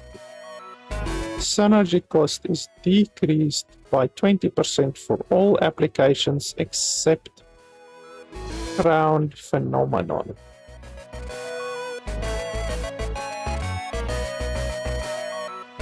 So I don't know what packed efficiency is. What's the difference between the synergy cost and packed efficiency? Oh, packed efficiency, I guess, would mean the Pokeballs. So it's probably the Pokeballs. So you should probably be able to capture a Pokemon easier then. That's fine. We can take the Pokemon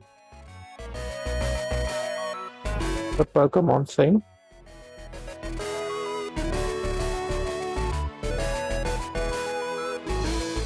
Okay, I did select. Okay, there we go. Where do I see my packs? Oh, over there. Okay.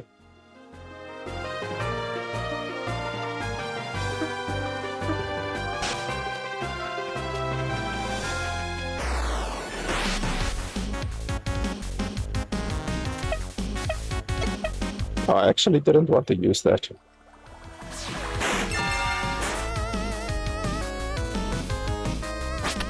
Well, that didn't even heal me by 1. It literally didn't even heal me by 1.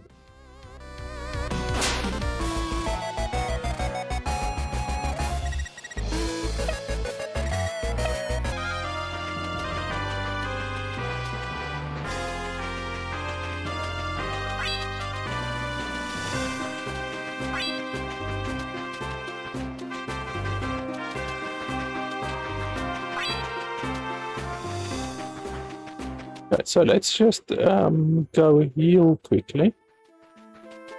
Heal for free, obviously. I don't want to spend 100 gold every time I need to heal.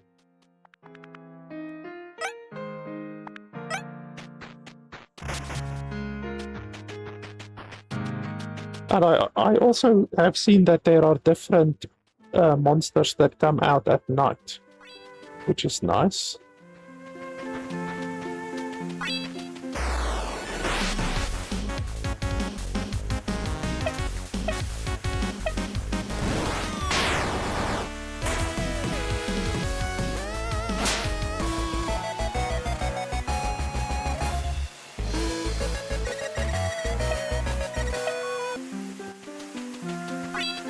I wonder if the weather also does something, you know, like Because it's raining right now. I wonder if that has an impact on anything.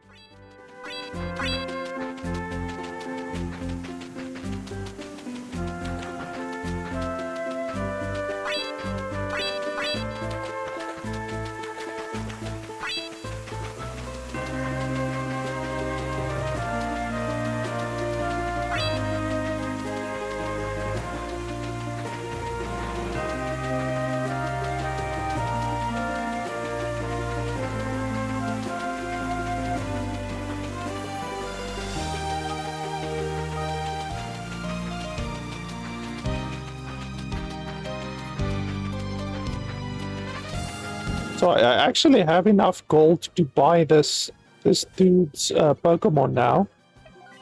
So let's see how good this Pokemon is.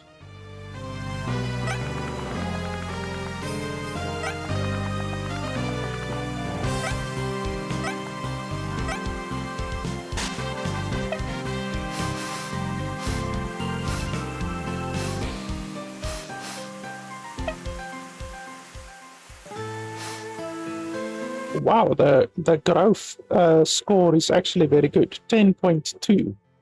That's a better growth score than my current Pokemon. And the stats are very, very good because the speed is very low. So that very low speed means that all of the other stats can grow so much better. And the HP is also very high, 3.2. That's very, very high. That's higher than my whale Pokemon. So this actually seems like a pretty bloody good Pokemon. Adds 20% synergy boost to all switches, will always move last for 2 turns. What does that mean? Will always move last for 2 turns. So does that mean the first 2 turns in a battle, or what exactly does that mean? Because that doesn't make 100% sense. Hot ball of flame, 3 attack. Torrent of hellish flames at the moment, which has a 50% chance of dropping the foe's magic by 30%. That's a very strong attack, but it has a 20% chance to miss. But yeah, this seems like a strong Pokemon. It might even be stronger than mine, because like my oh, I see it's 10.3 now as well. Why is it 10.3 all of a sudden? It wasn't 10.3 previously. I think it was 9.7 previously. Now it's 10.3. So for some reason the growth on this one went up. But then anyway, yeah, that other one gains 3.4, I think, HP. This one only gains 1.9 HP. But this one gets more defense and attack and stuff like that. But yeah, that other one seems good. I'll use it as a backup.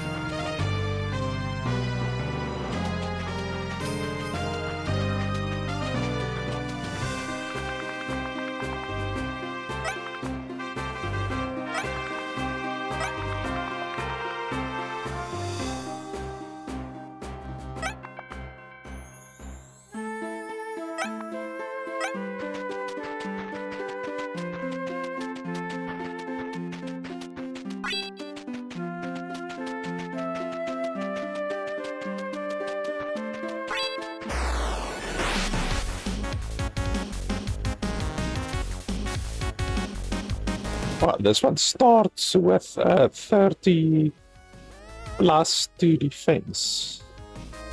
It actually has a lot of health, actually. And I'm gonna do less damage to this guy, unfortunately.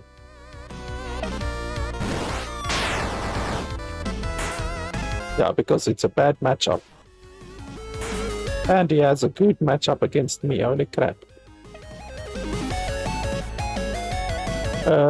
Let's do Bedrock Focus.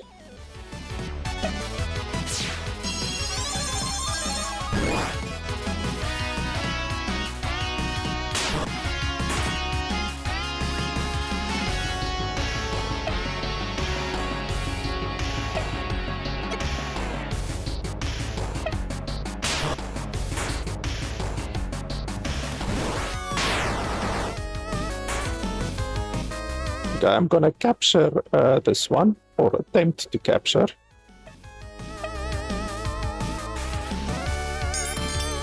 Okay, good stuff.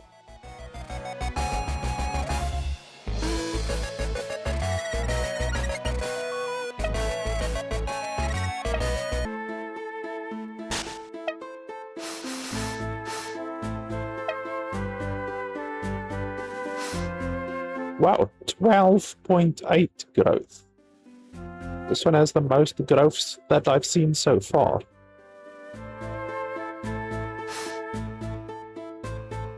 Enters battle with a 30% death buff for 2 turns only. Moves over 8 power have 20% less accuracy. Oh, and this one also has the swallow water ability. Interesting. Not a bad Pokemon. What the fuck is that thing?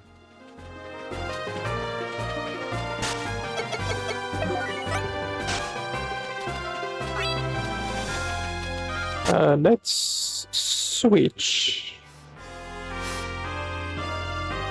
I want to switch because I want to weaken that thing a little bit.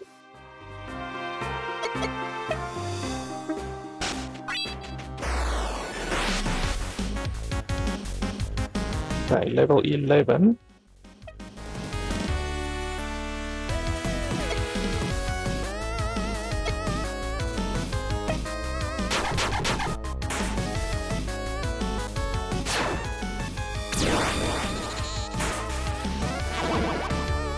Oh, and it was petrified. I wonder what petrified is. Like, the game doesn't tell you what petrified is. I don't know if there's even a way to see at all what petrified actually is. Do I want to swap right now? I mean, I guess we can swap.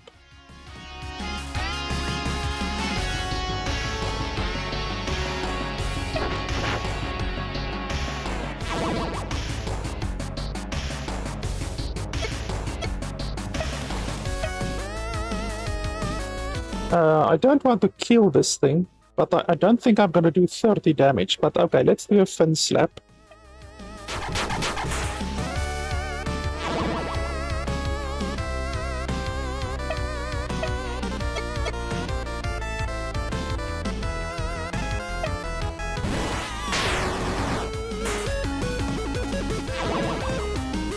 Well, that petrified lasts a long bloody time.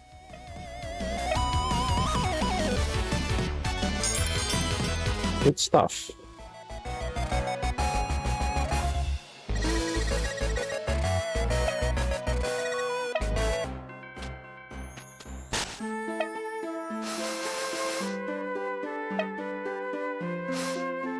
Wow, 13 growth. That's the most we've seen so far.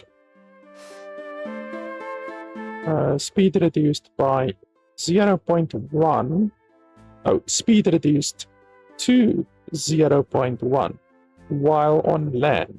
Holy crap. So this thing will have basically no speed at all for the majority of the time that you play with this thing.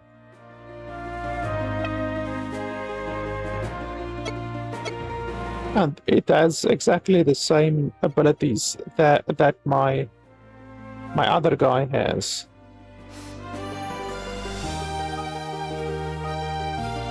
So 2, 2, 1.3, 1, 2, 3. The other guy has...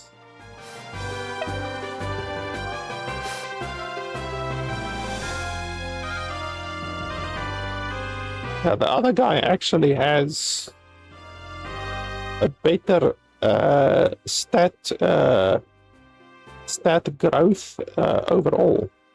And obviously this one gains 10.3, the other one gains 13. So the other one will gain 30% more stats than this one does. Actually a very good Pokemon then. So this one is 1.7 and 0.7.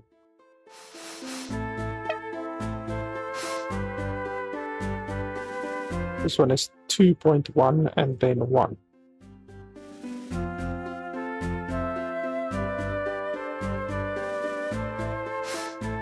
Yeah, this one is actually a better Pokemon than my other one. It just sucks about the speed reduced to 0.1. Like that's a very, very big drawback.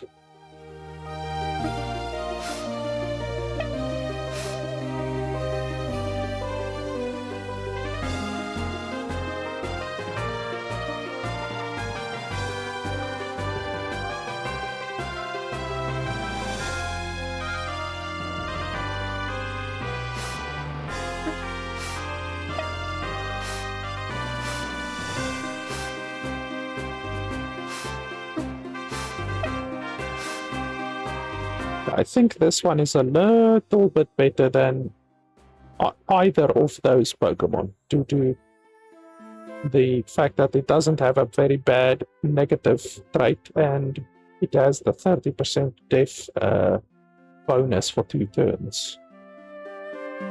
It's not bad at all.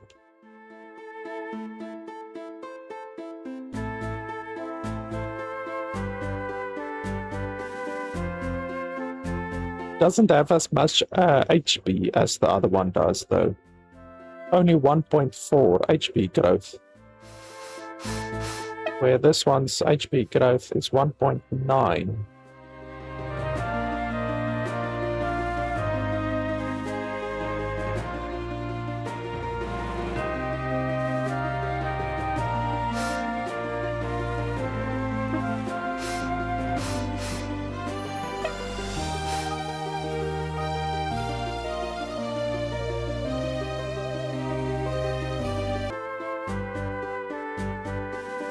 Okay, so I thought a little bit. I think I'm gonna switch from Darwall being my main Pokemon to this one being my main Pokemon because, like I said, the growth, the 12.8 growth is really, it's 30% better than the Darwall, which means by the time that this one becomes level 25, like this one currently is, it will simply have 30% more stats, more power, more HP, more everything. So I think it'll be a really good Pokemon to have. I just need to now go heal it, unfortunately, which means that do I have any good healing items that don't take too much? Restores 50 HP. Oh no, it restores 40 HP. Well, 40% at least. Okay.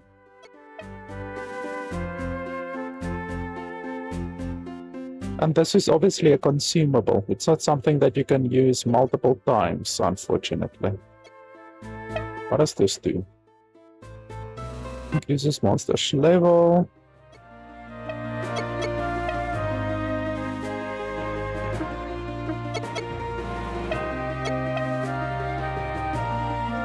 Fast travel, store lift. So this is obviously also a single use, I'm assuming. I mean, we can test it quickly just to see it. It's almost certainly a single use thing.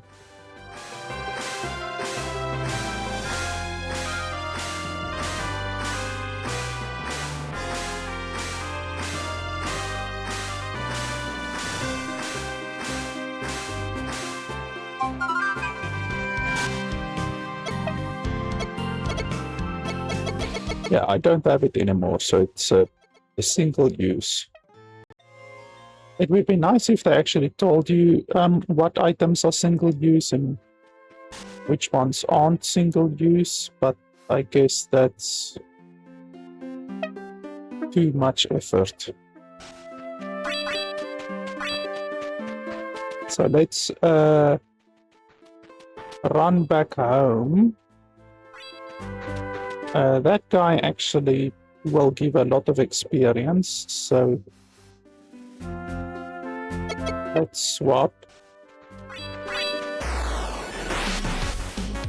Yeah, this is the guy that gives a lot of experience. And then we switch to this one.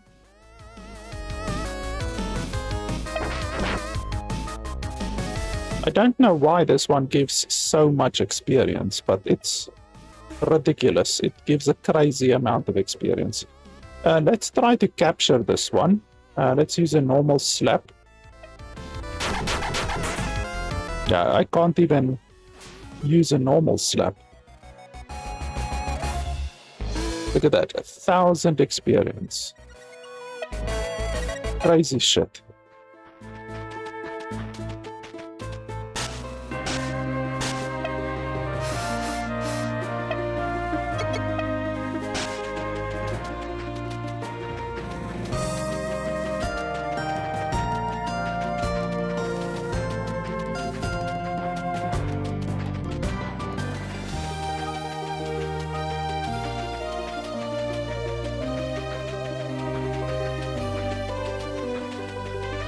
Oh, and some of the packages have respawned.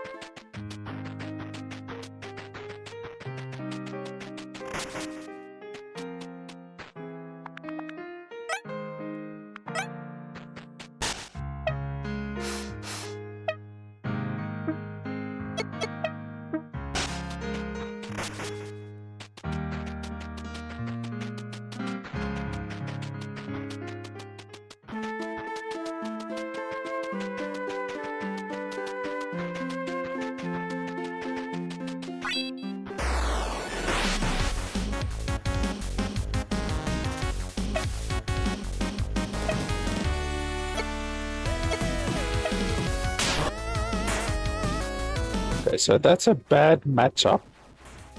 I need to display that on my thing. So just 1 second. I'm just gonna draw it on my thing here. So orange versus green is a bad matchup. As we play the game, we will realize the different things. Yeah, we can switch to this one.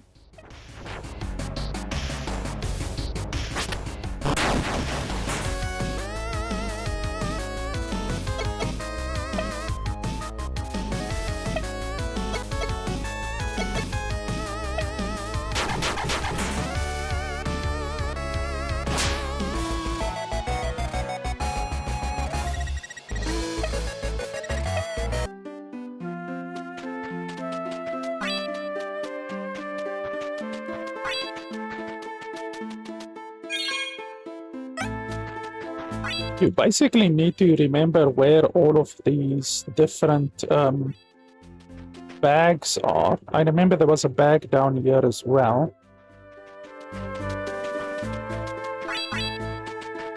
You need to remember where all of them are, because every time they respawn, you can go collect them.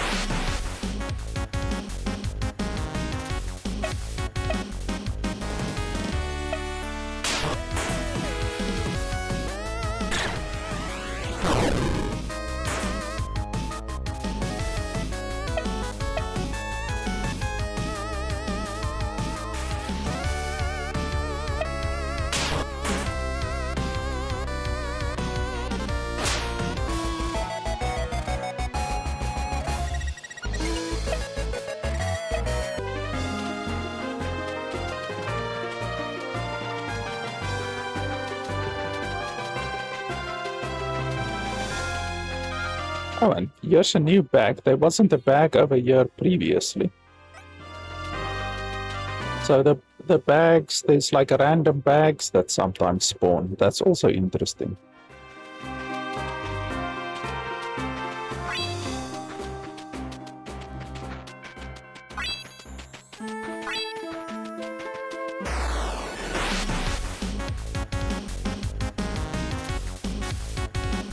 Have I seen this one before? I don't think I've seen this one before.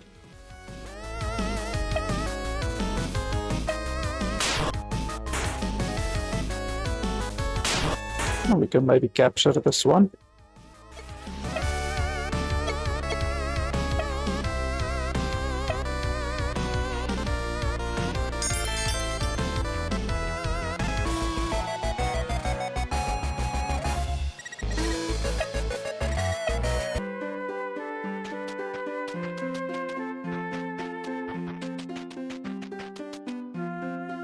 I would actually like to get to a point where I can one-hit those guys. That would be nice.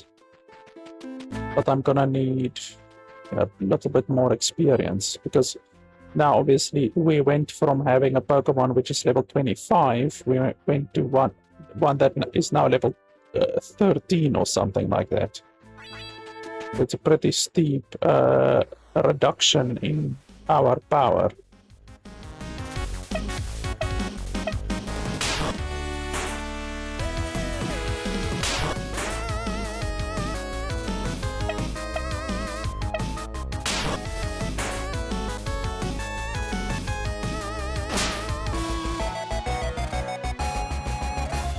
Just also want to draw over here.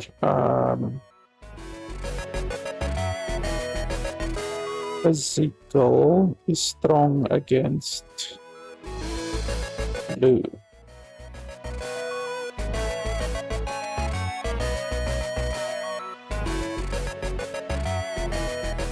So orange is strong against blue, basically.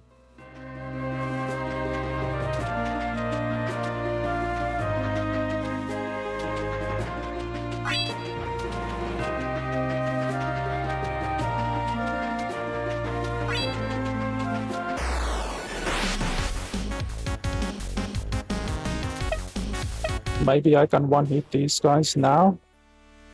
Still not. Well, they don't do a lot of damage.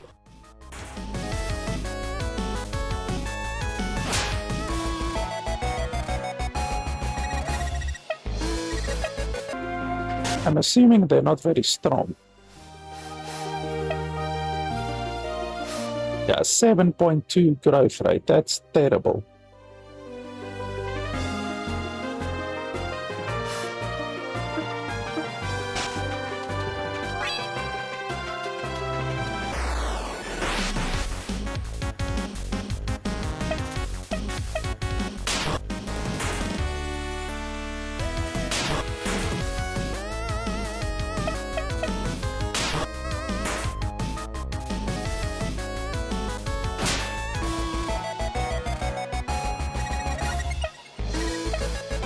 Well, level 16, we are getting there. I might be able to one-hit this one. There we go.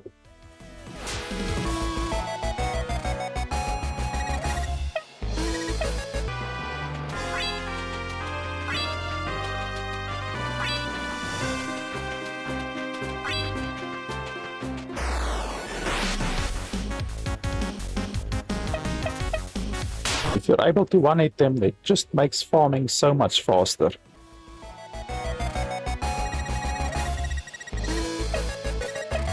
You kill like 3, maybe 4 of them, and then you get a level.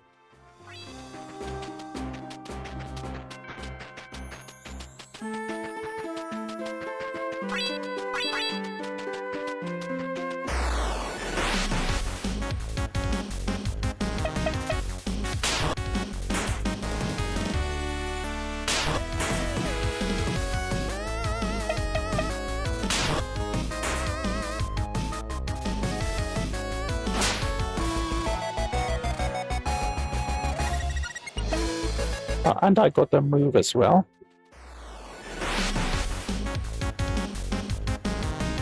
But this one is going to be super effective against me. An attack that goes so fast the user turns into a silver streak, this attack will always go first. That's not bad. I will definitely be able to one-hit them with this attack, but not these guys, the other guys.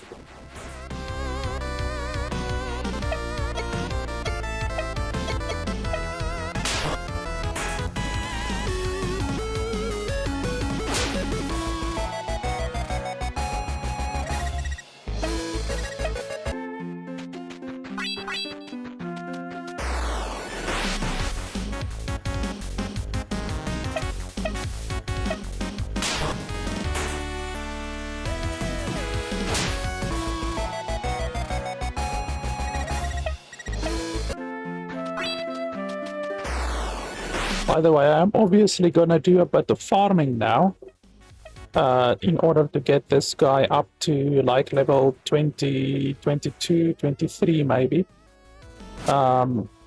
Before we move on or before we go into that other cave. Now, it won't take that long. It'll probably take 10 minutes or so.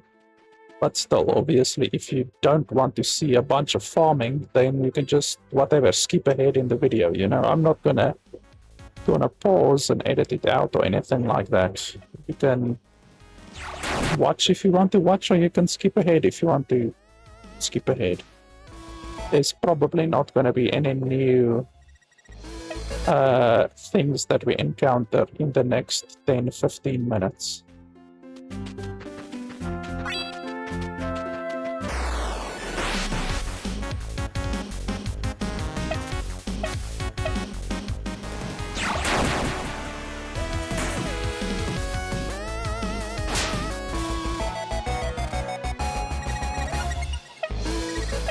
We're gaining levels nice and quick.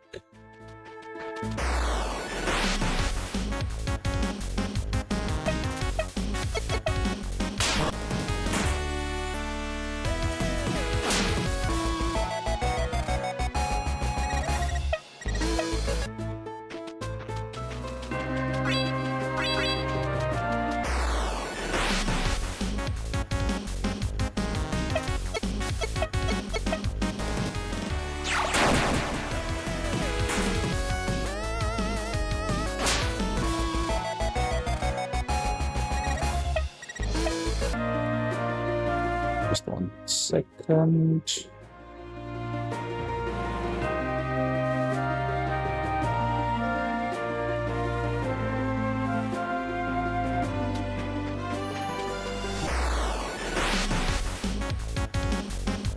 Wow, a level 2. The other guy that I just fought was level 8. This guy's level 2. How the hell is there a level 8 and a level 2 walking right next to each other?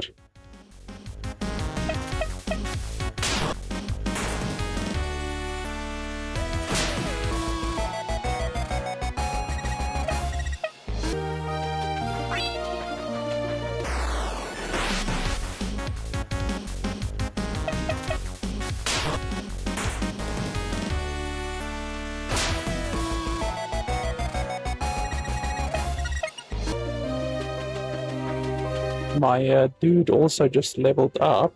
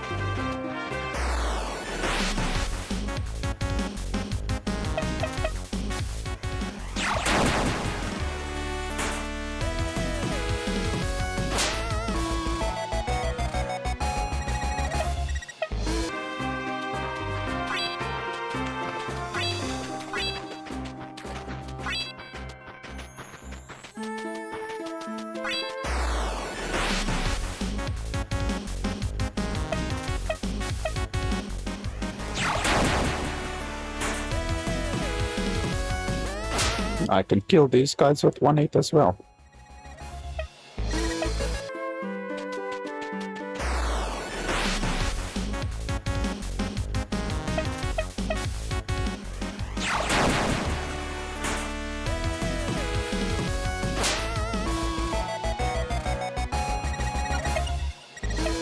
Level 21.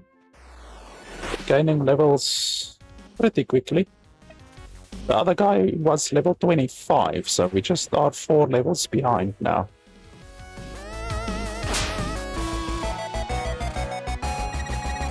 Wow, that guy was level 11, so he gave 500 experience. That's not bad.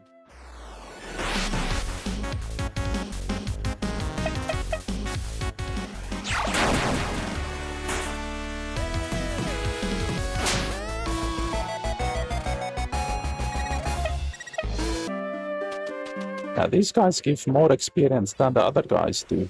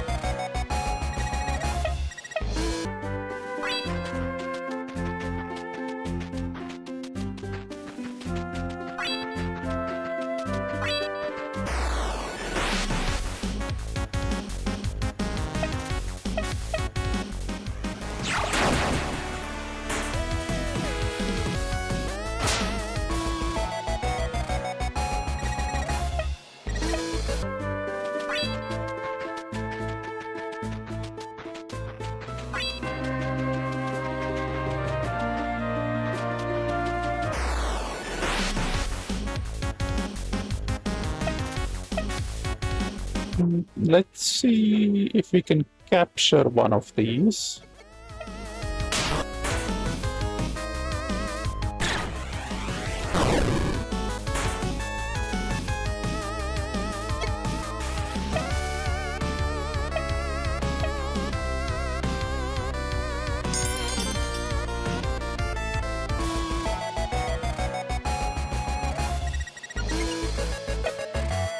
And we got a new move.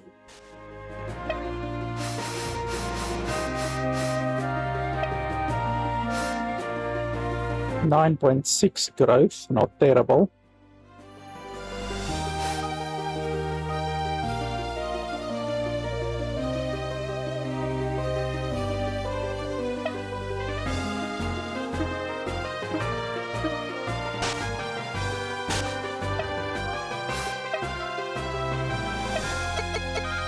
Bizarre magic in which the user and opponent equalize their HP based on percentage.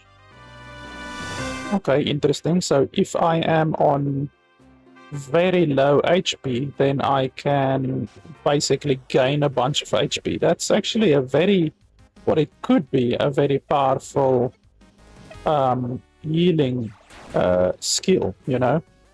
Like if my percentage is very low and I'm fighting against a fresh new Pokemon, then obviously I will just gain a bunch of HP. That's very nice. Could be a very, very good healing skill.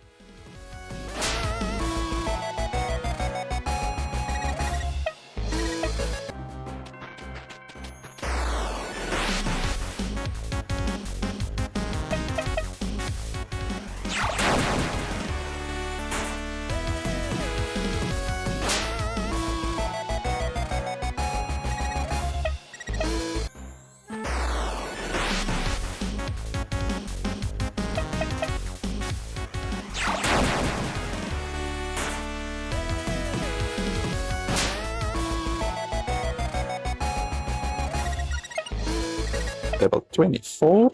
I'm one level behind the other dude that I was.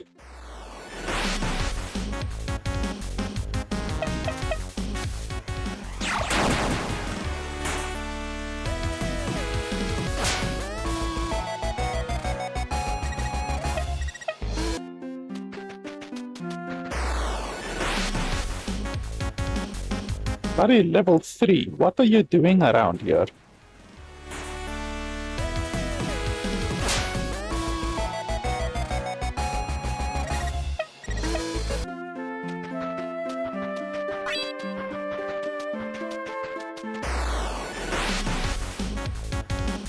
Another level 3, holy schmoly.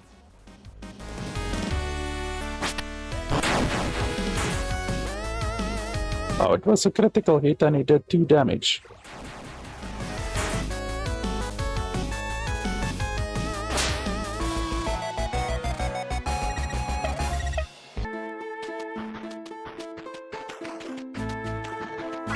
I also don't see those other big guys around here anymore. Like there was a bunch of those big guys and now they're not here anymore. Let's see if we can capture one of these. Because I don't actually have one of these yet. I don't know what happens if you capture too many. Like I already have a full party. Oh, send to boxes. Okay, that's fine. So exactly the same as Pokemon.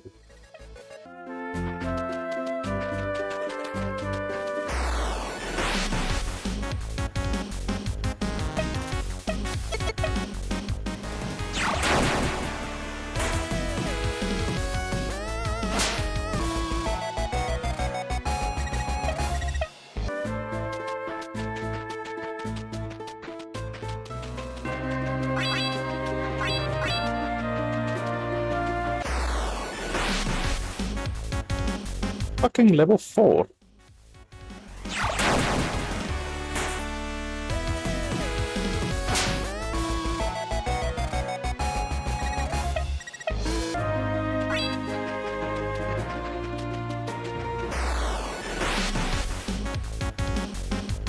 Let me try that healing technique. So I'm at half HP right now. So if I do this...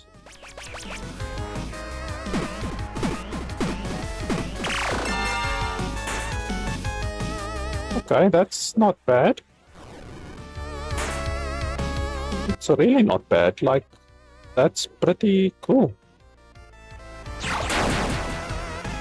Because the problem with the healing ability that my other dude has, the water skill, I forgot what its name is. The problem with that skill is that you need the synergy. You need to build synergy in order to use it. So you can't just use it, you need to build the synergy. Whereas this one, you can just use it anytime you want to. Okay, level 25, finally.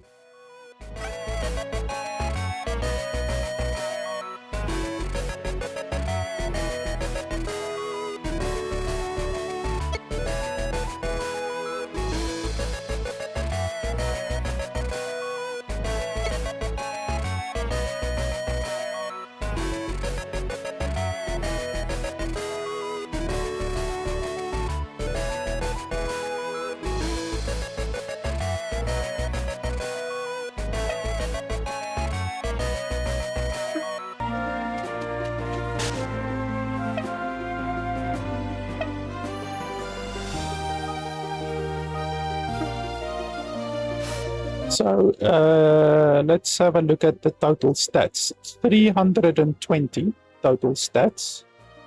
And this one, which is also level 25, both of them are level 25. This one has 240 total stats. So you see what a massive difference the growth has. The derived, they call it derived. So it's basically the what's it? IP. I forgot what it's called in Pokemon. I haven't played Pokemon in a very long time, but it's the potential, the growth potential, basically, of a Pokemon. So, because this one's growth potential is 14, and this one's growth potential is only 11.5. And also the fact that this one, I think we got this one at, what was it, level 10 or was it level 15? I can't remember. But the lower the level of your Pokemon is when you get it, the more stats it will gain due to this growth. So you can see it has a massive difference. Like 240 versus 320. That's a total difference of 80 stats. 80 additional stats, and they're the same level. So that is why I chose to swap to this Pokemon early on. It only took like, 15 minutes to level this Pokemon. And now we have a Pokemon which is like 30 to 40% stronger than our other Pokemon. So the growth potential is very powerful in Pokemon, and also in this game, obviously. So now we can go ahead with where we were, and we're actually gonna do a lot better now than what we did previously. Even, what are you doing over here, level 4? Why are you wandering around here? You're bloody level 4. Go home.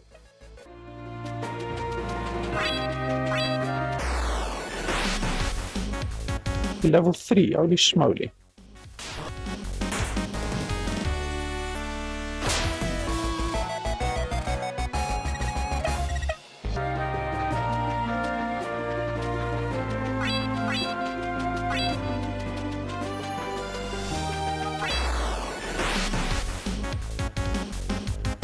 This little guy cock-blocked my attempt to attack this other guy.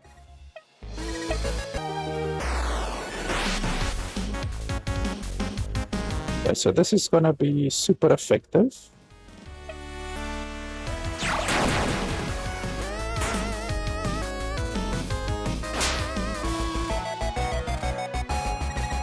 Wow, only 300 experience.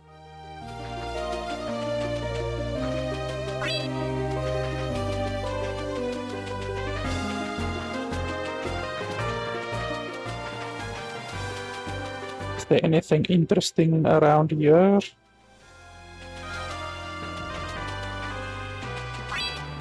I'm not seeing anything.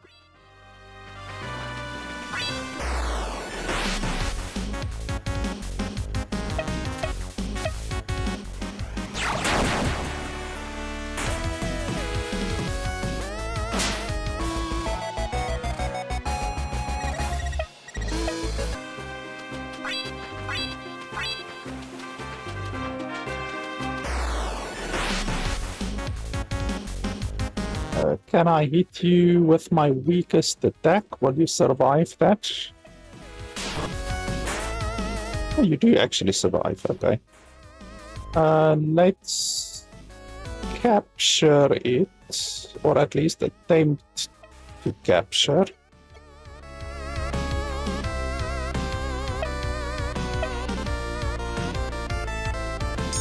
Oh, good stuff.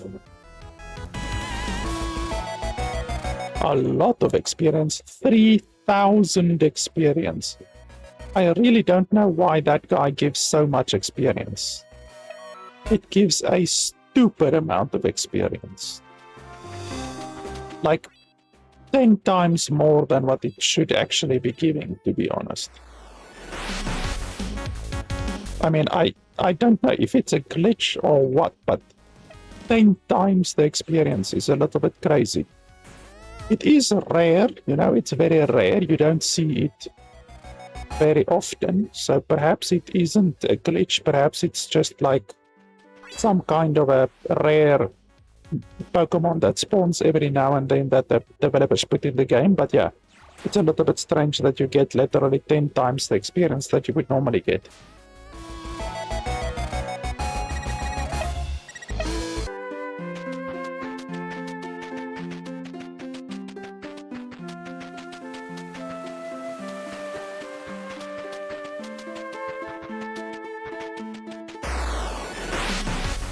Because I am super effective against these guys, I'm gonna fight them at every chance that I get. Although they don't really give such good experience, but still.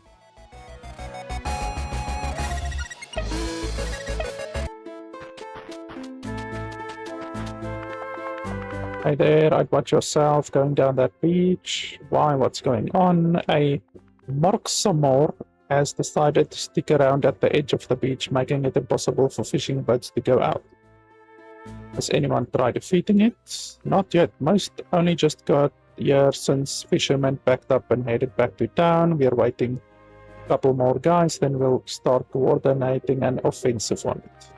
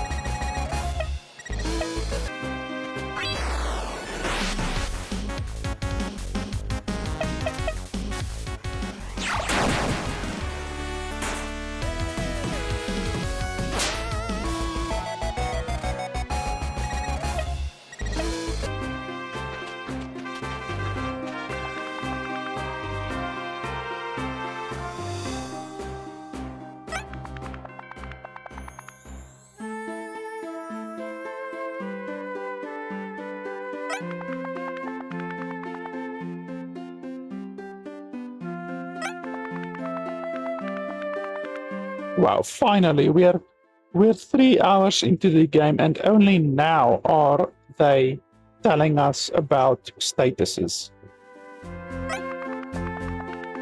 So, plague is basically like poison. And wow, you can actually stack plague. That's interesting. Mute is pretty easy to understand. Basically, the target can't use any of their synergy. Okay.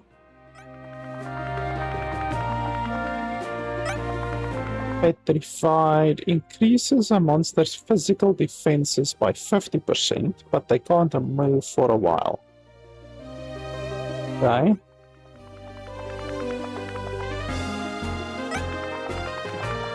Rage monster will do more damage, but it's uncontrollable. It'll use random actions and moves, even hit themselves.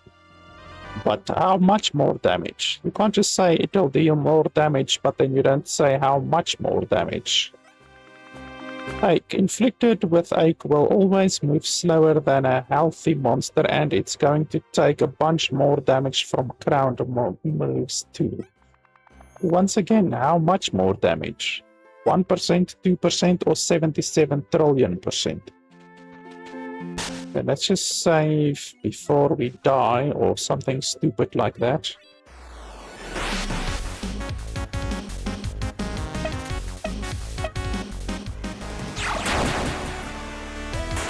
Although I don't think we will die. This Pokemon that we have here is pretty strong, but yeah, if you get if the enemy that we're gonna fight that I just spoke about has an advantage against me, then yeah, it'll change things definitely. Advantages can make a big difference in the game.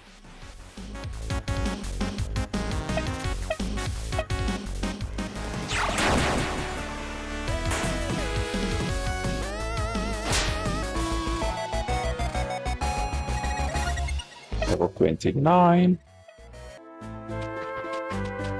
Holy shit, is that it down there? It's a big fucking thing.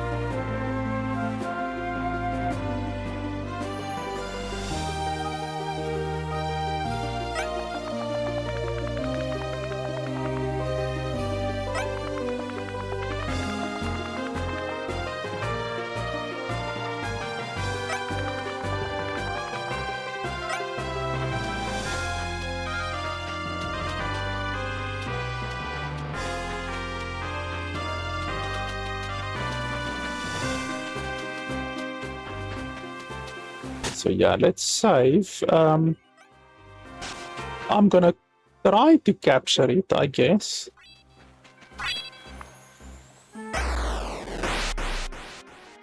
Okay, level 30. And it's a ghost.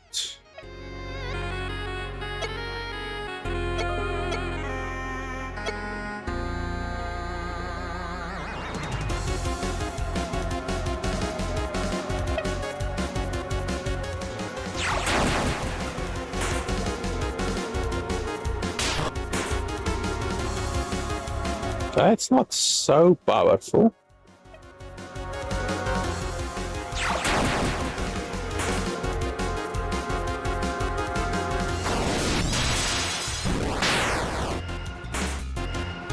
Okay, ouchies.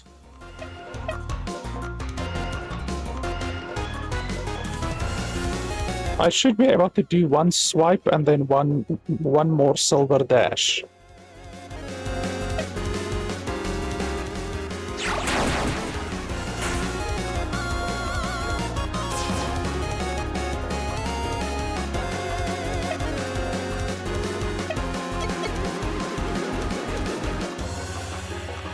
Actually, let me think. I can do another one. It should survive.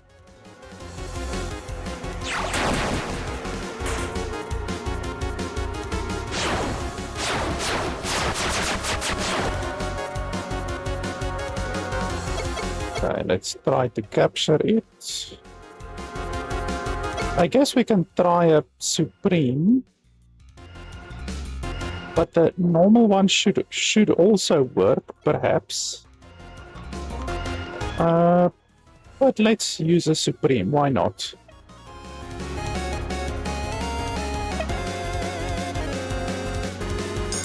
Ah, good stuff. Easy peasy. 2,000 experience. Okay.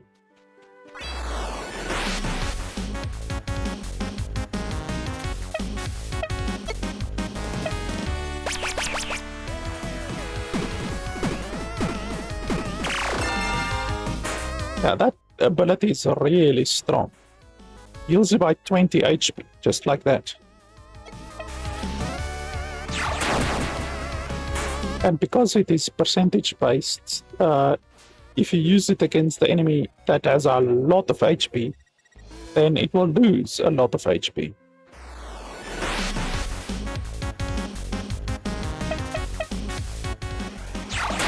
Now, I really like this Pokemon I chose.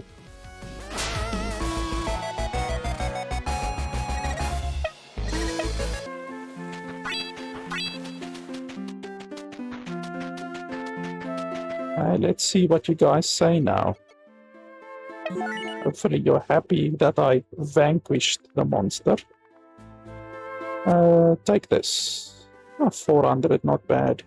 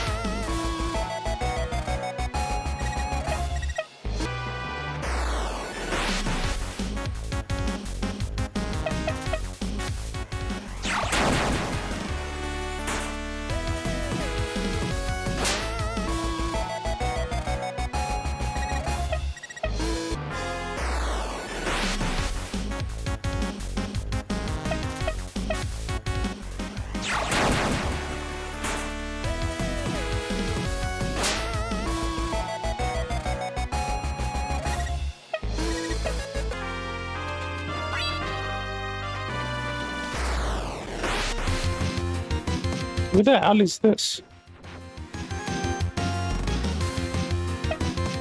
Just out of nowhere.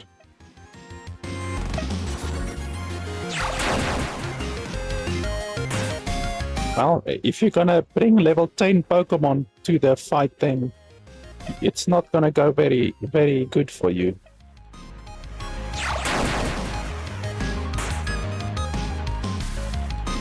especially if they're all blue, because I'm super effective against blue.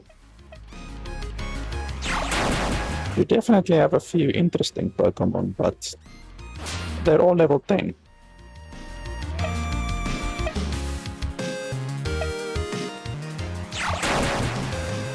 Yeah, you've got to bring higher Pokemon.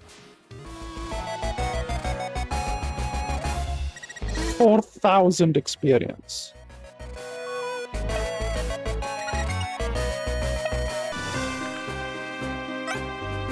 Okay, just yeah, attacks me and then he runs away, just like that.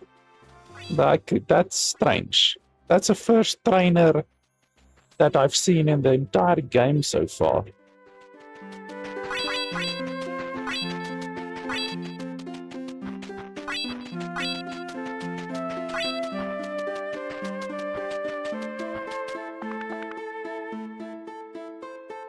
Sure.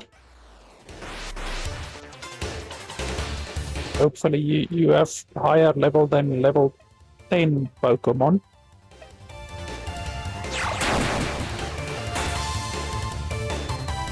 Level 18 is not very high.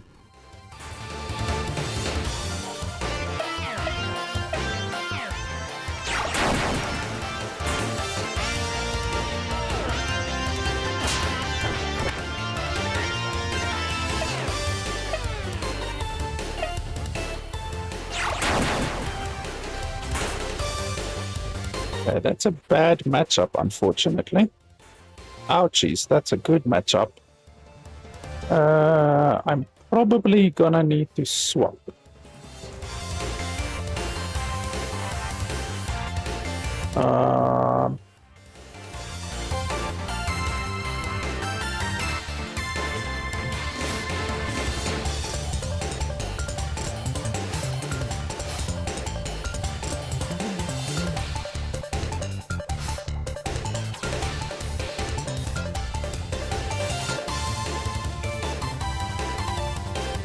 Let's try this one.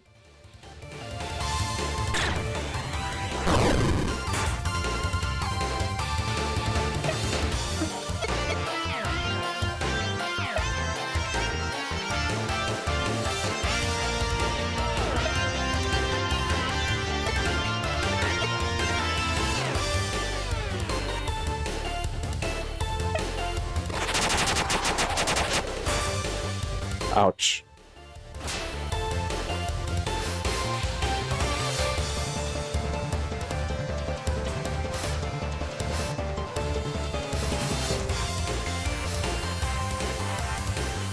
Yeah, we can go for this one.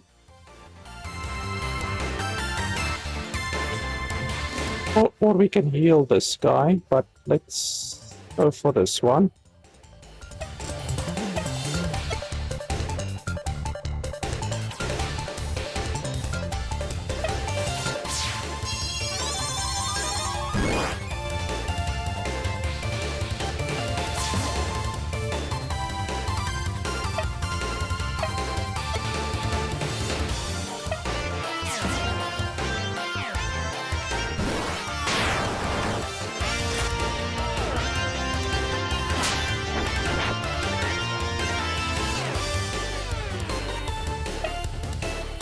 This one is only level 13.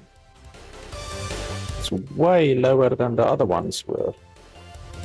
Let's continue to attack. It's fine.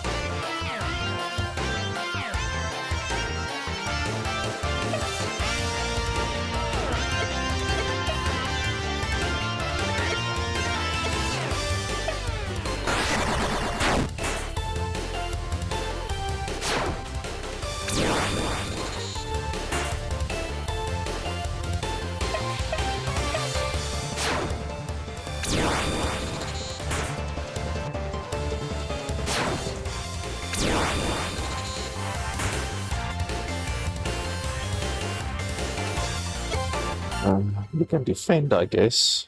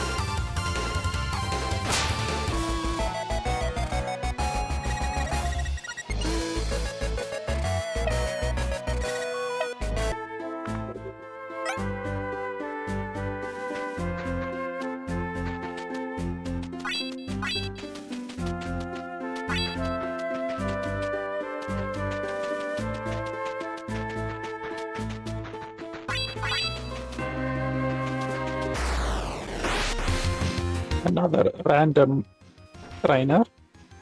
Oh, level 15 dudes this time.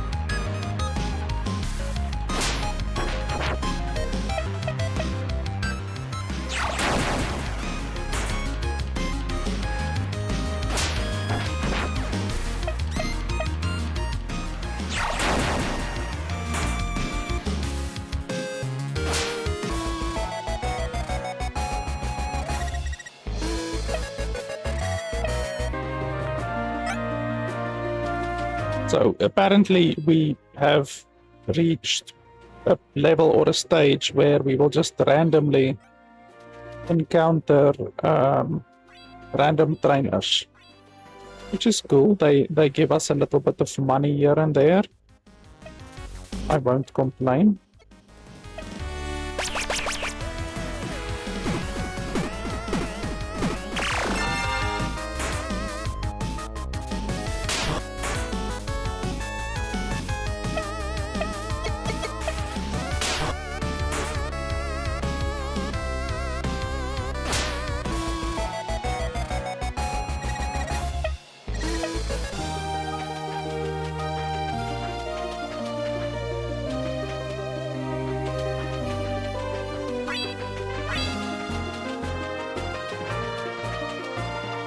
Do we need to go talk to anyone in the village? I don't think so.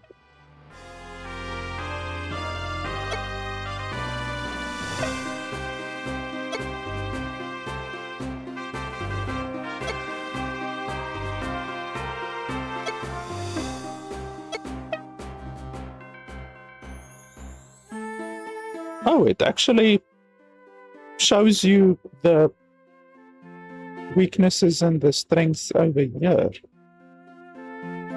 So why didn't they show that previously? That's so stupid.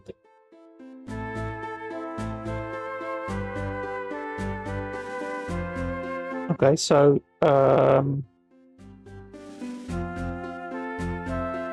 yeah, so green. So blue is strong against red. Okay, let me just do my drawing over here quickly on paint. So green is strong against red. Red is strong against purple.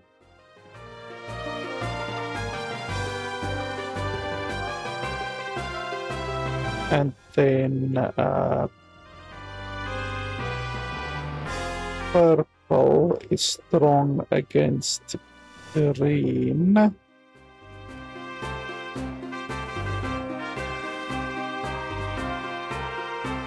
And then yellow is strong against blue, which we already know. I already have that assigned that way.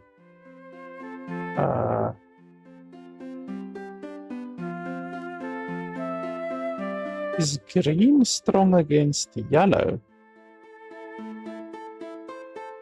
No, but that can't be right. Why do I have it on my thing that green is strong against blue? Where did I see that green is strong against blue? I couldn't have made a mistake, could I? Because that's what I indicated on my thing. But okay, I don't know, I must have made a mistake or something. I observed something incorrect, I guess, maybe. So let me just change my thing quickly. So then green is strong against yellow.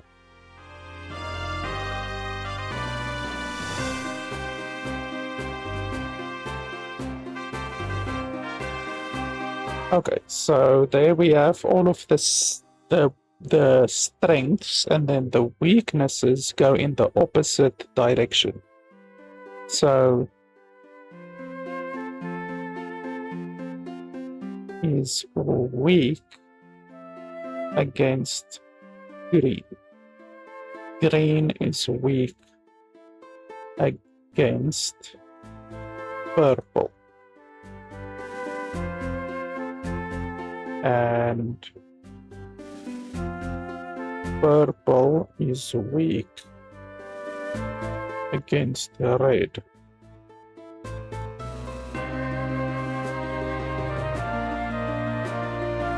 And then red is weak against blue. Okay. And then blue is weak against the yellow. Okay. So that's how I have my thing, my paint document set up now. And then attacks that are strong against the enemy will glow red. Okay, yeah, I have noticed that.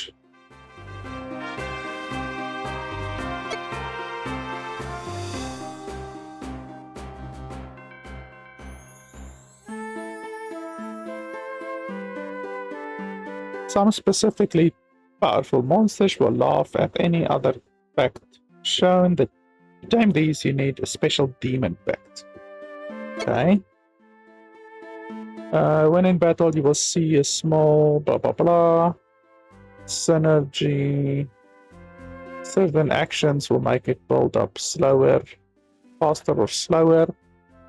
When you have enough synergy, you can press right when selecting attack to crown attack that attack, which can power it up or grant it a new effect.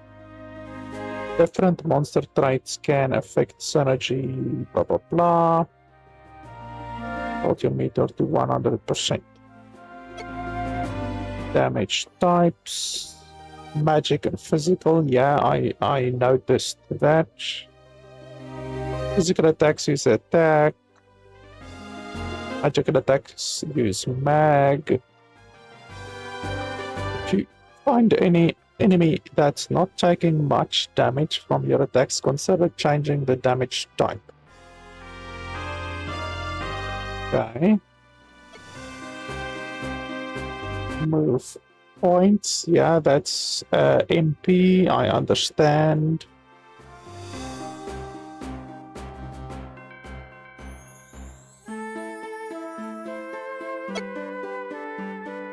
Status. Yeah, we already was explained that much. Oh, but over here it actually shows you the total, the amounts. So poison only does 3% damage, which is very low, but it can stack 3 times. And then petrified increases the defense by 50%. It lasts 3 to 5 turns. It doesn't tell you at the very bottom how much more damage a enemy will receive when they have ache on them. Tamer levels. Over time, you'll find that you gain experience as a tamer and will be able to bring out the innate talents of your monsters to even greater heights. The difference between two monsters, one belonging to an inexperienced tamer and one belonging to a master tamer, is pronounced. There are also new skills you can pick up. Yeah, I already saw that. Monster biting. Some monsters may run away from you or be too high for you to reach normally. You can bite these monsters by placing items on the ground. Monsters have certain preferences. Some are carnivores, herbivores, omnivores. You can also use bait to circumvent a group of monsters that you might not want to get into a fight with. I probably won't be ever doing that, but definitely if there's like a flying monster or anything like that, then I will definitely do that. I don't know if there's anyone in the town we need to speak to after we've vanquished that other thing. Is there anyone? I can't remember anyone that we need to speak to.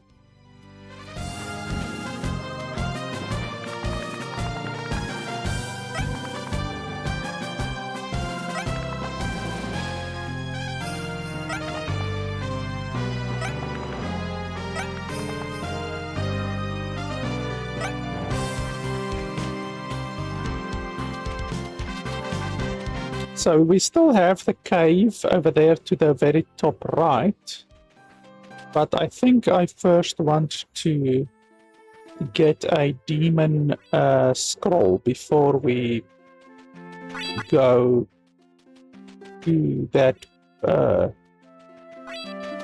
place, because they said there's a demon in there, so I definitely first want to get the demon scroll. Oh, but I want to go to the town and see if I can get that other dude in my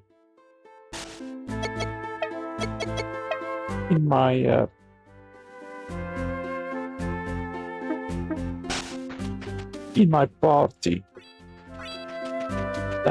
That big dude.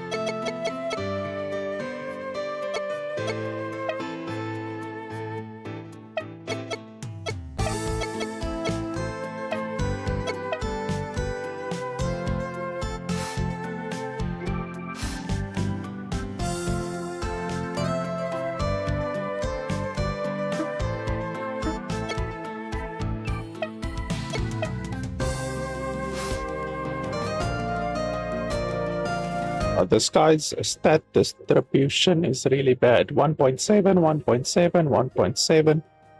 Those aren't good distributions.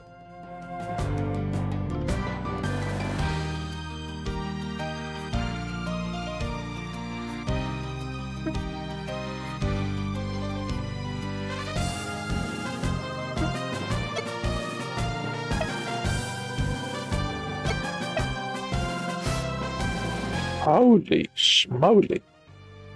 16.3. That's a very high growth rate. But speed reduced to 0.1 while on land. That's not good. But yeah, this is a very high growth. 16.3. And then the techniques, swipe, dragon tackle, flutter increases the user speed, rover of gold, a blast of star-like energy from beyond increases the user speed and defense. Wow. I can be lucky that he actually missed me with that attack when he attacked me. This guy is spicy, but the speed is terrible. But yeah, otherwise than that, it's very good.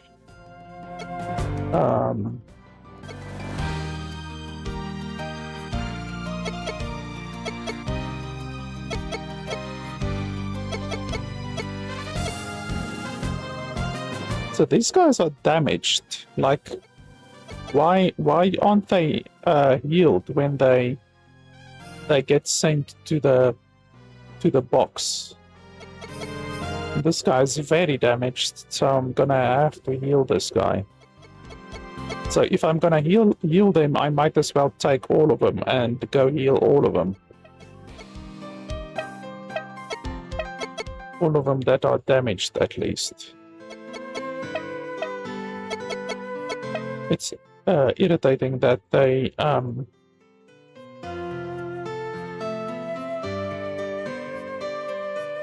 in the boxes, you know, like, obviously you can't do anything about the fact that you have to defeat them, or at least bring them down to low HP, and then when you capture them, like, you would expect them to go back to full HP when they are sent to the box, but no, they stay at the HP that they were, which I think is pretty stupid. So this guy has 336 total stats, although he's only level 30. This guy's 34. He's got 426. I think they will have more or less the same stats if they were the same level. But this guy's growth is 16.3. This guy's growth is 14.6. So it's not such a massive difference, but it is definitely a difference. I do like this guy's growth. Like 2.4 attack versus 1.3 magic. Holy shit, but this guy's growth is so much better. Like, it's just so much better. But the speed is definitely gonna be an issue. That speed is bad. Very, very bad.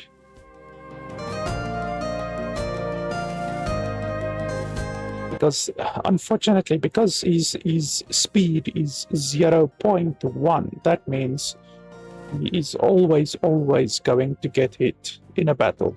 Like, even if you go against something that is very weak, he is still always going to get hit.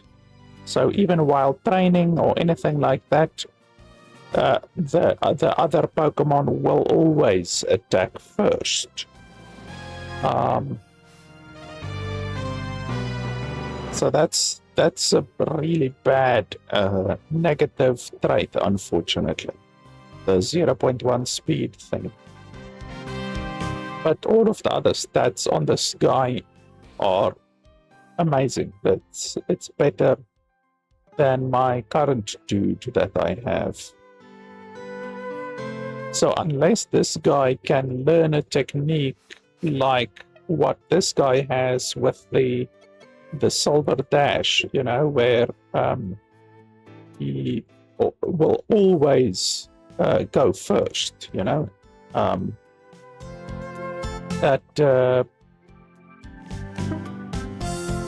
without something like that, unfortunately, this guy will just get a lot of hits, a lot of unnecessary hits, while we are on land, obviously. So I don't know. I think I'm gonna stick with my current dude, at least for the time being, when we are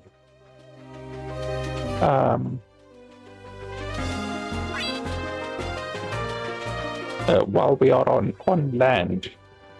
We obviously can't swim yet, so perhaps later when we are able to swim, at that point we can maybe switch to the other guy, because then the speed deficit won't be a problem. Are you guys still good over here? Everyone's still good?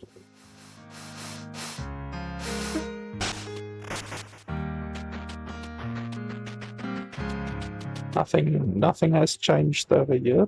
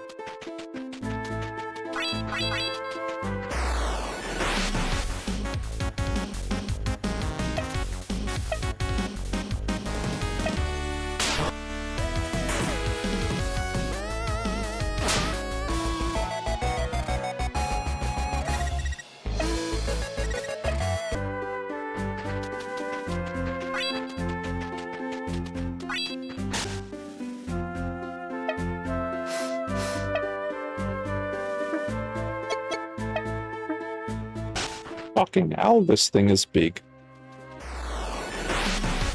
That's what she said.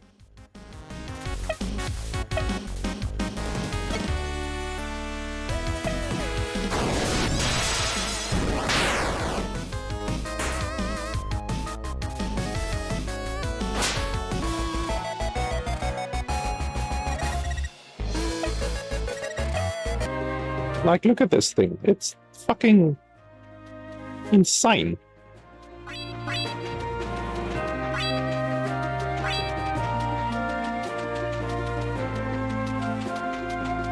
Hey, there's a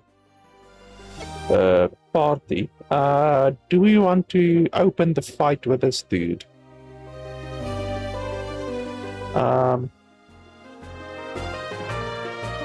I don't think we want to open this fight with this dude.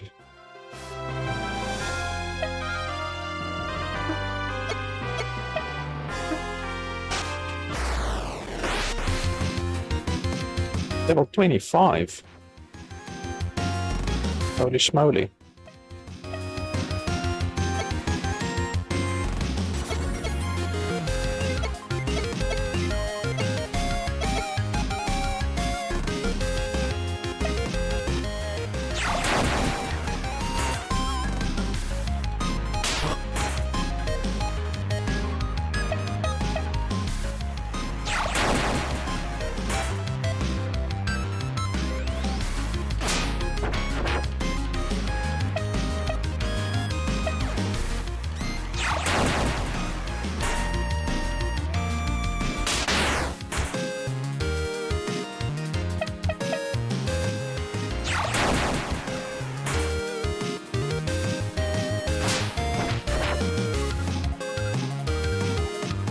Level 23.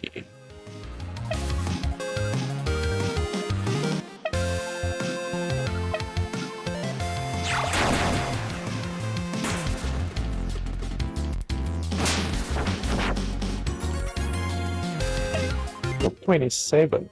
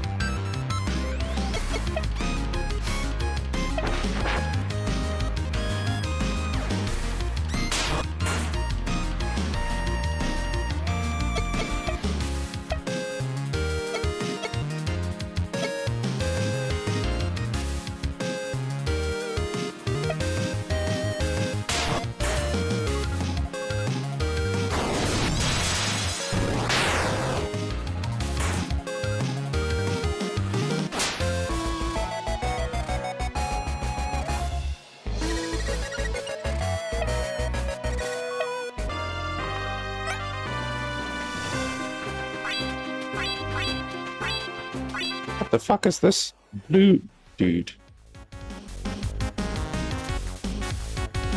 Okay, well, I want to capture you. How am I gonna capture you?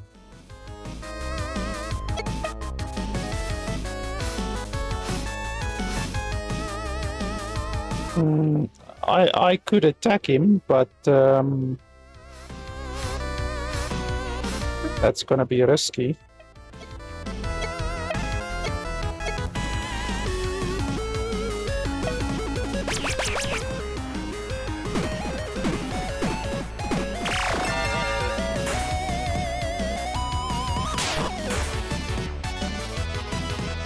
I'm gonna have to just basically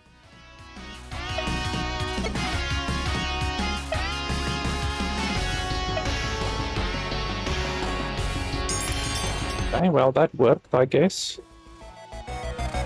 That thing doesn't even show a name for some reason.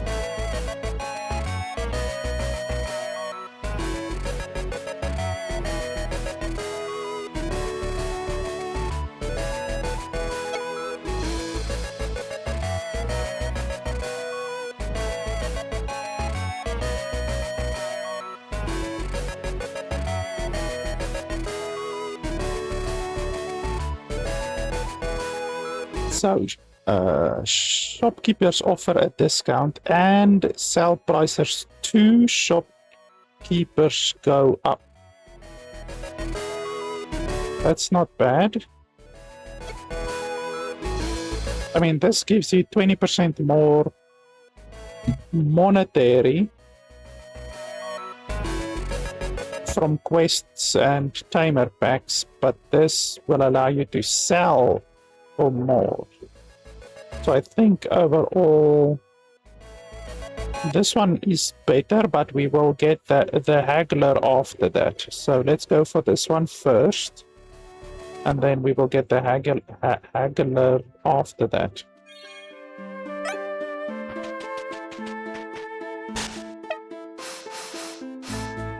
What's your name? Why don't you have a name?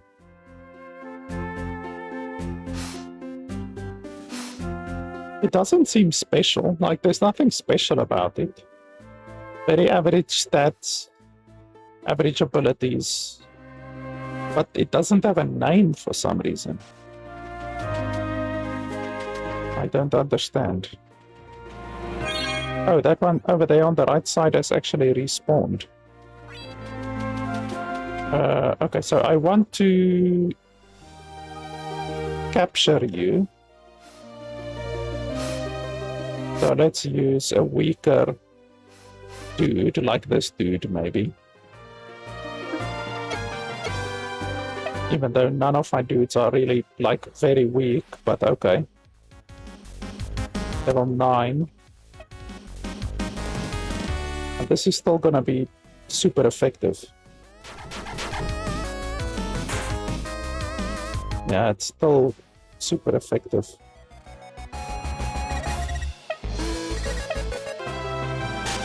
Well, if you keep respawning over here, then I will get you eventually.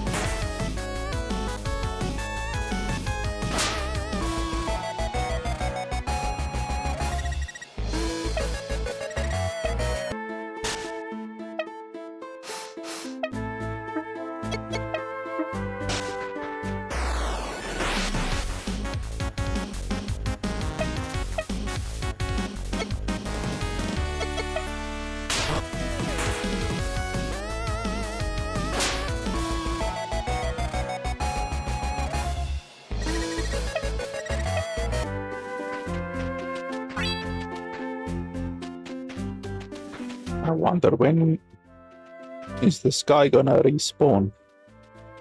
I don't know if he spawns on other places as well. Oh, yes, he does. Okay, so how am I gonna capture that bugger? Even this guy will one-hit him, I think.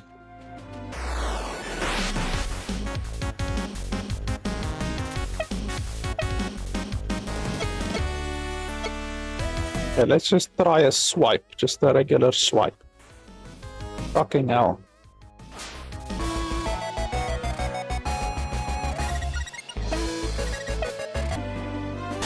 So yeah, I'm not gonna be able to just attack him normally. I'm just gonna have to try to get him with a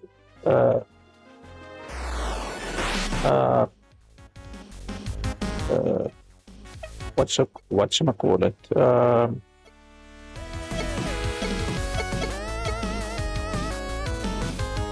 Yeah, like a equalize or anything like that. Yeah. Even a level 14 dies immediately.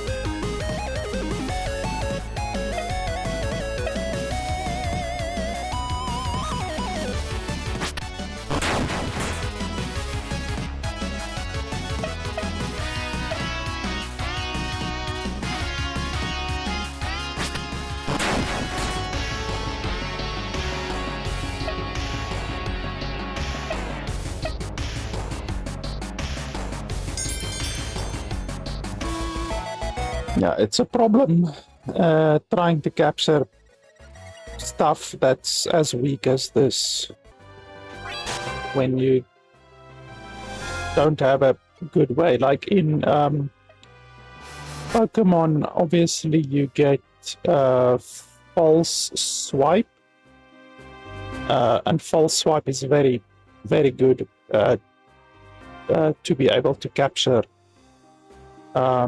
weaker Pokemon. So this guy's growth is really good, 15.7. It's the same as this dude. Oh no, this dude is 16.9.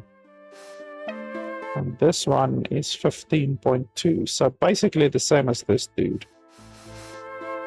His stats distribution aren't very good, unfortunately. The 2.4 attack and 2.2 magic, those aren't good.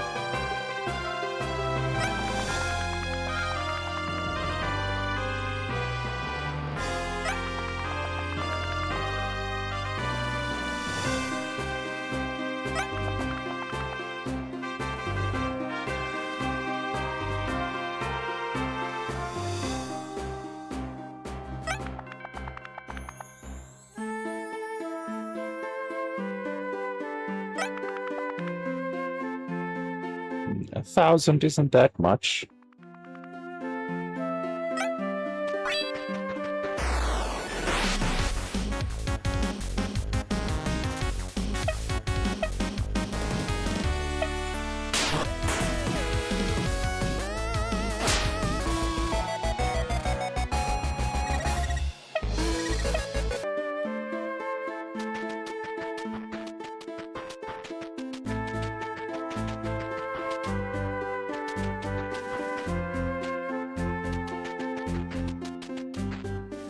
What the fuck is that thing?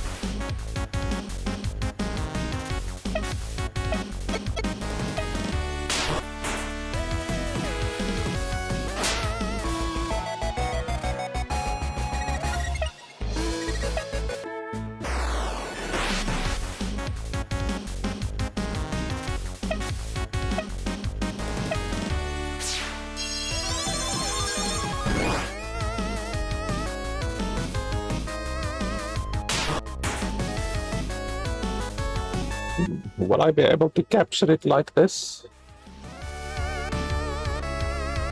I mean, I should be able to, but let's not.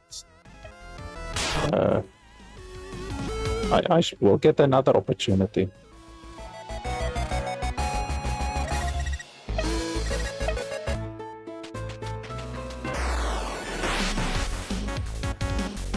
Ah, there we go.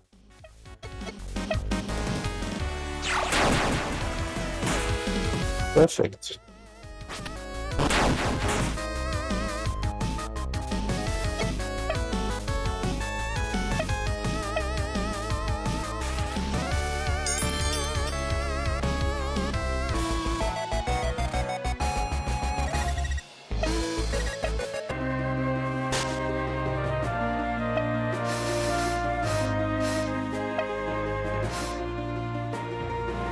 Yeah, stats aren't very good.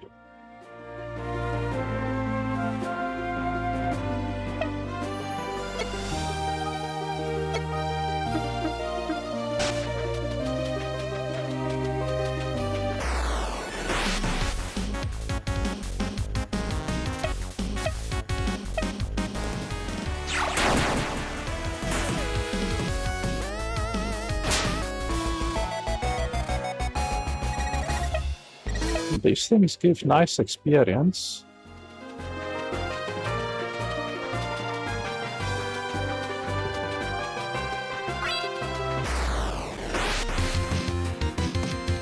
Level 25.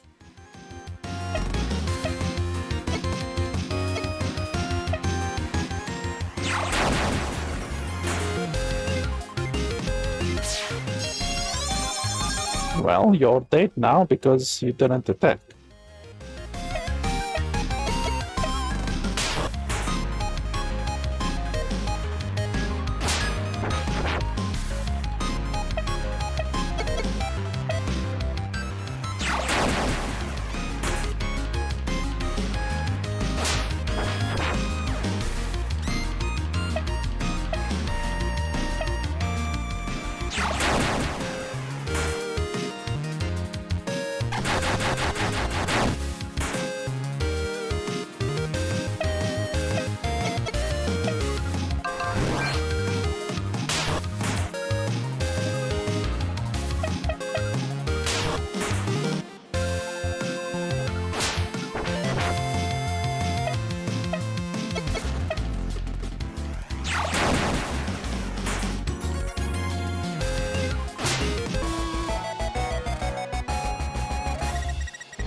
$4,000 experience.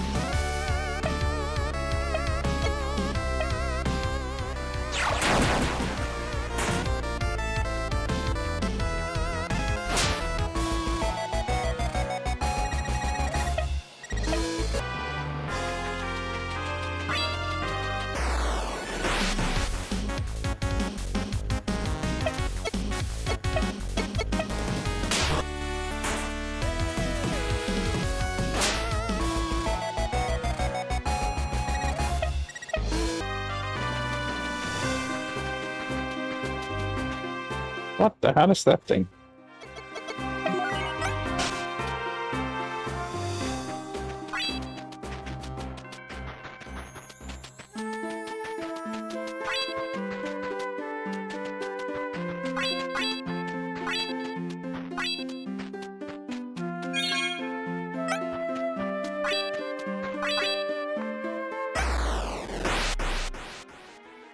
Oh, level 36. Okay. Well, I'm super effective against you. So let's see what happens.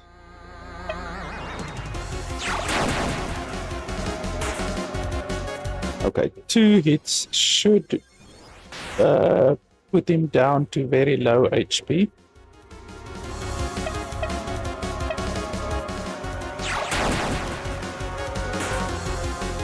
Yeah, that should be good.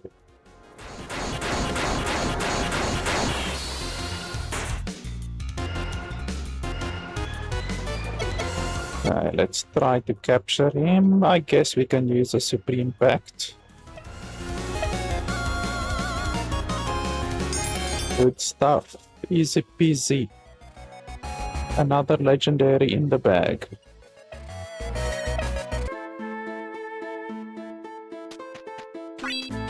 And you guys are just normal. Yeah, you're just normal. Let me suck you a little bit, if you don't mind.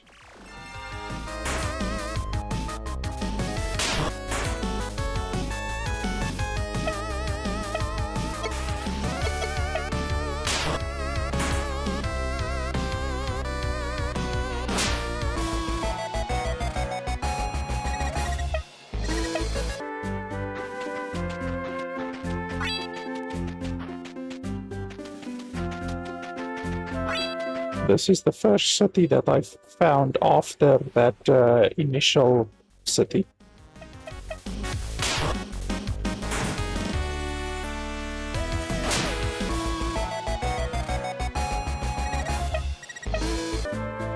Where's the entrance in this place?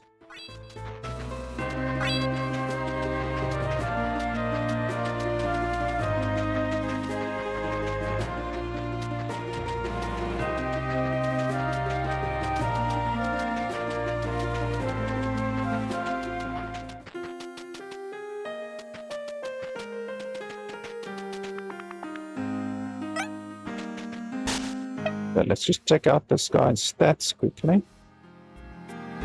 So this guy, we did look at his stats, 14.3. That's not terrible. 17.2. That's pretty good.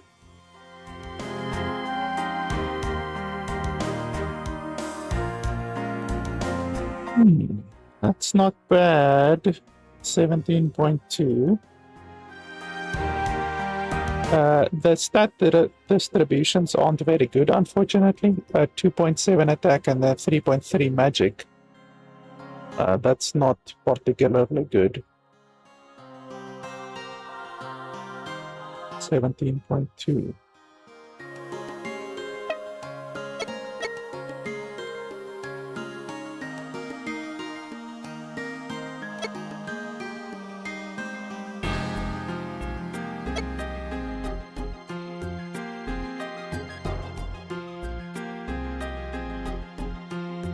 What the hell does this help? Dazzling light shines on the opponent, cleansing them of plague. Why would you want to cleanse your opponent of plague? What the hell does that help?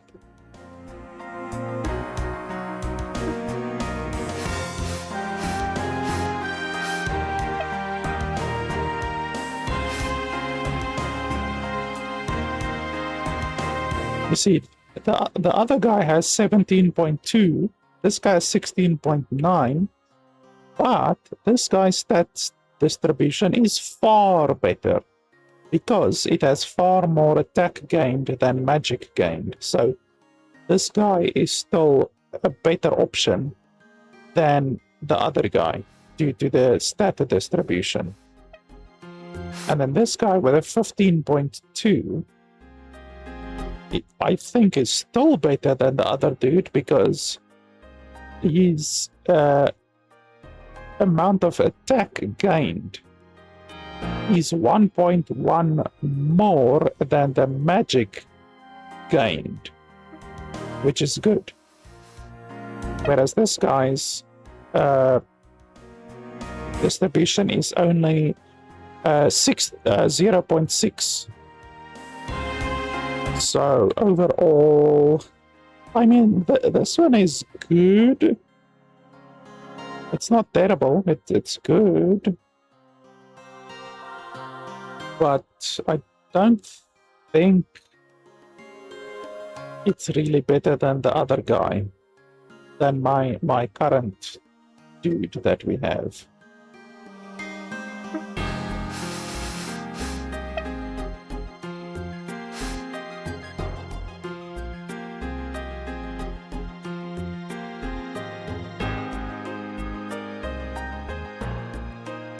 Yeah, I don't think that other one is really better. I'll still keep it, but yeah, it's not very good.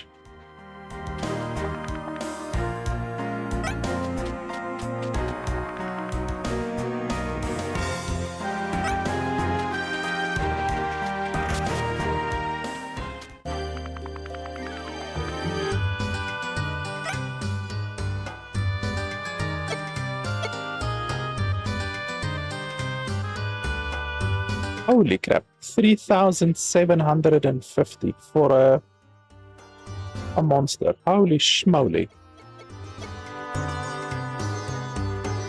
Crudel Dew. What the hell is a Crudel Dew?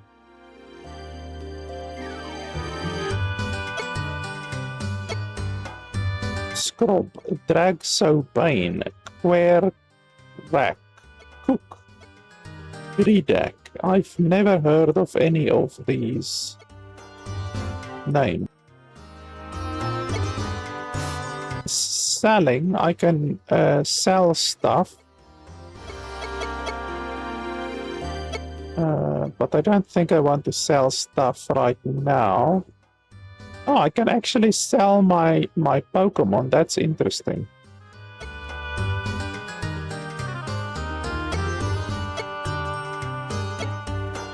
So you can actually maybe make a little bit of money, because if you get a bunch of normal packs and you capture like a bunch of these dudes, then you're turning your money into 900 money, just like that.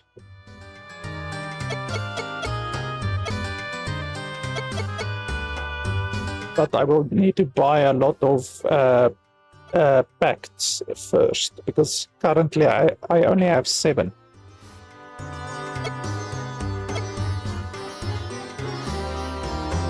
What the hell is a Cruddle Do? Let's buy one Cruddle Do.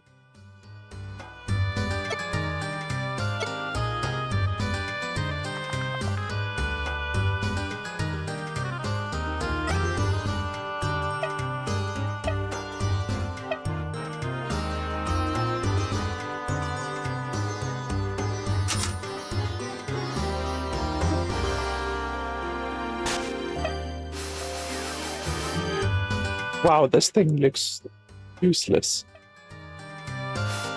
7.6, yeah, it's quite useless.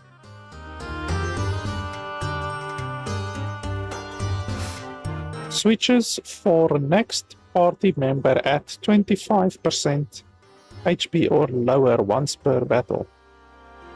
Well, that might not actually be a negative thing. I mean, they say it's a negative thing, but you could actually use it to your advantage, I think. But yeah, this thing, like, I wonder if this is like a magic carp, basically. Like, it starts out useless, but then perhaps you can evolve it into something better, you know? That would actually be pretty funny. Like, if it turns into a Gyarados. I wonder when the next execution is scheduled.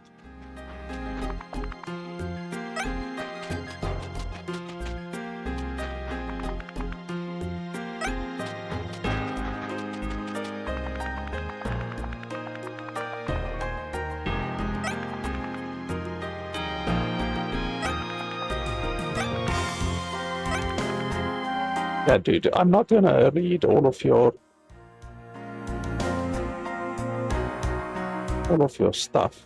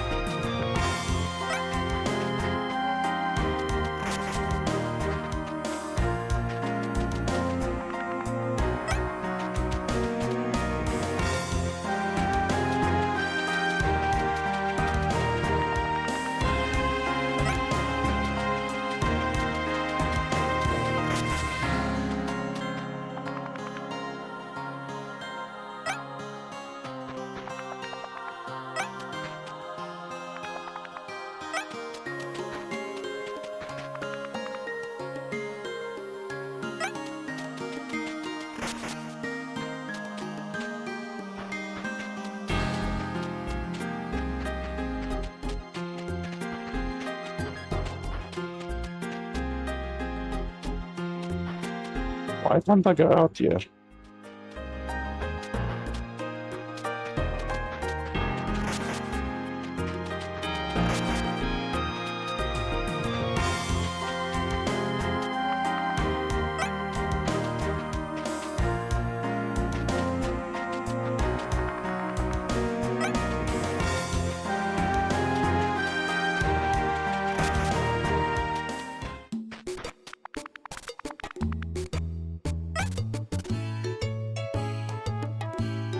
Ah, this guy is selling packs. Okay. 75 each.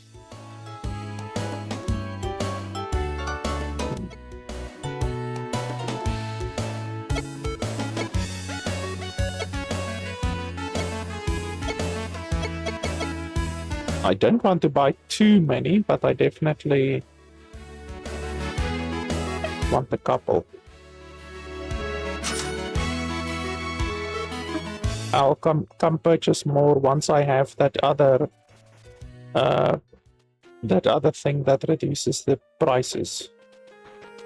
Then I can come buy a bunch.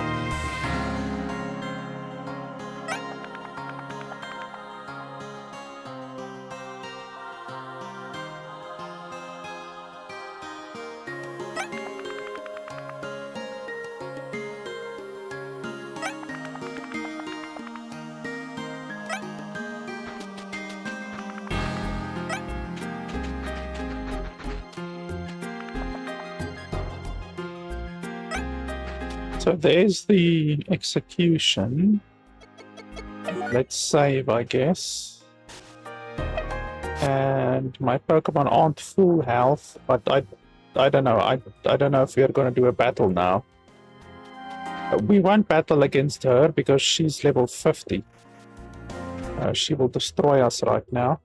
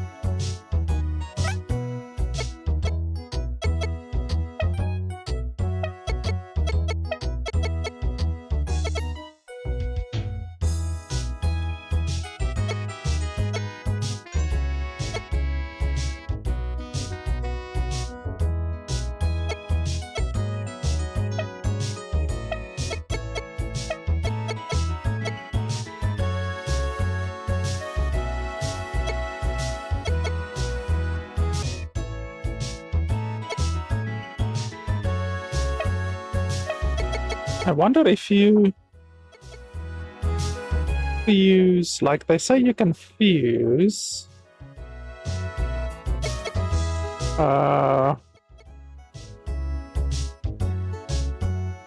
This one is actually pretty low level. I would want to get this one a little bit higher level.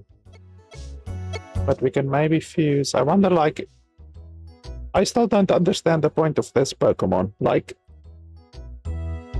it clearly is special, but I can't see what is special about it because it doesn't have a name. It's very rare. I've only seen 2 of these so far. It's even rarer than this Pokemon is. Nidorino over here. Maybe need to fuse this one with the specific Pokemon. I don't know. Also, I wonder if this pink one and this pink one will make a good fusion. Like, I guess you just have to, like, experiment with the fusions.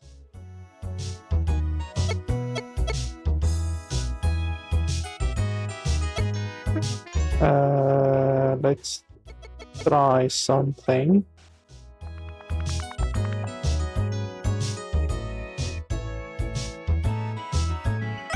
So where's the fusion? How do you do the fusion?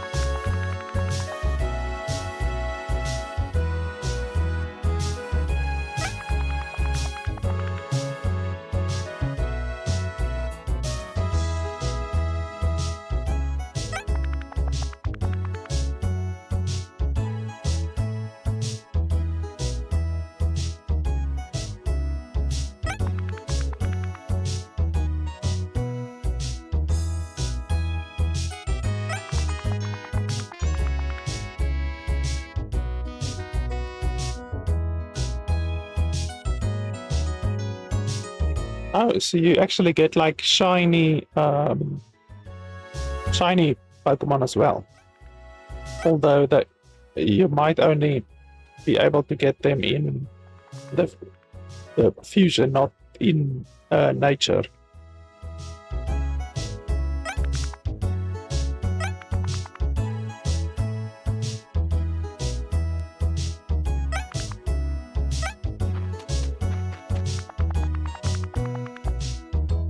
Okay, so this is breeding. I don't want to do breeding. Where's the fusion?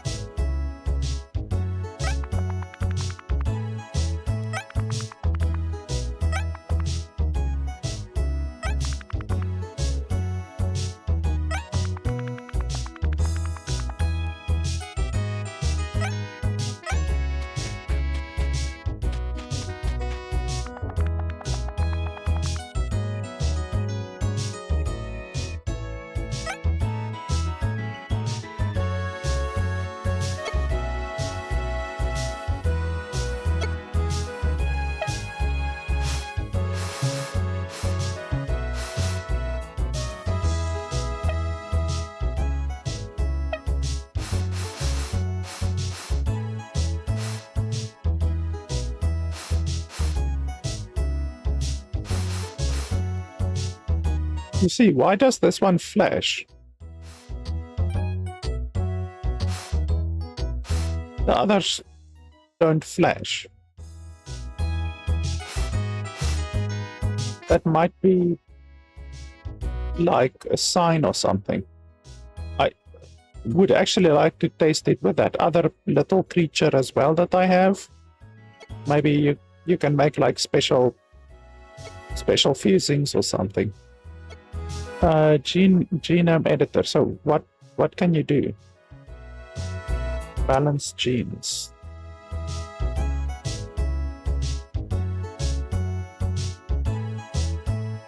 So 1, 2, 1, 2. What does all of this mean? 1, 2, 1, 2, 1, 2. Like, I don't understand.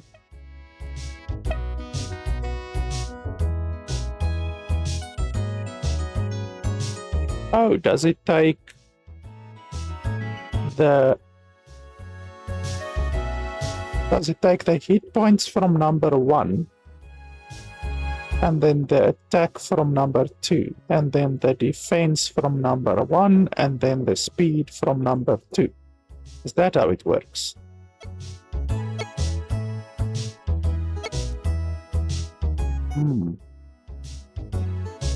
Well, that complicates things, because that means I will need to write down the bloody stats.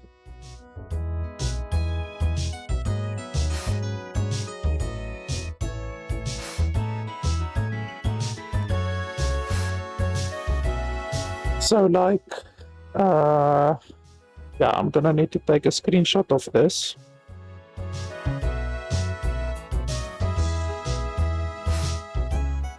And then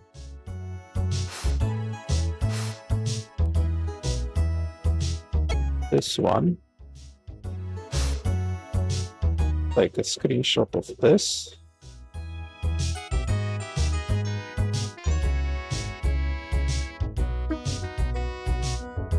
And then compare them in the screenshots. So let me see.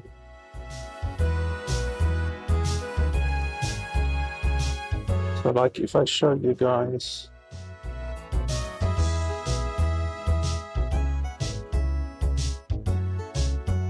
like, basically, the way I think it works is you will want to take the attack from this one, because this one has the highest attack growth, and then the defense from this one, because it has more defense. The speed is exactly the same. You will want to take the magic from this one, the race from this one. Basically, this one has better stats all around. So, literally all of the stats basically of this one is the best. So the speed you don't care about, and the HP you don't care about, and the rest of the stuff, yeah, you will need to, well, you will want to take this one's stats because it's simply better. At least that's how I'm assuming it is. I'm assuming it's working on the growth rates and not the base stats, basically. So if we go to genome editor, so the things that I don't care about, well, magic must be on number 2. Right now it's on number 1. So already that's one thing that I would want to swap around. So I wonder if I do this. So if I swap this one and then go to genome editor, yes, so now the magic will come from number 1, which means I don't need to swap it around. So that saves me a little bit of money. So attack needs to be number 1. Yes, that's good. Attack number 1. Defense number 1. So that's good. Oh no, attack is number 2 right now. attack needs to be number 1. So yeah, let's change attack to number 1. It costs 60 gold more, which isn't that bad. And then defense number 1. Speed I don't care about because the speed is exactly the same.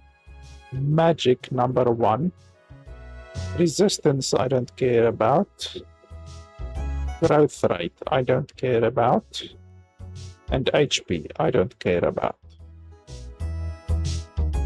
And then pigment and species. What does pigment mean? And species. Oh, so you can actually change it without adding any cost. That's interesting. So they allow you to change the cost at no cost once you've already changed the cost, basically.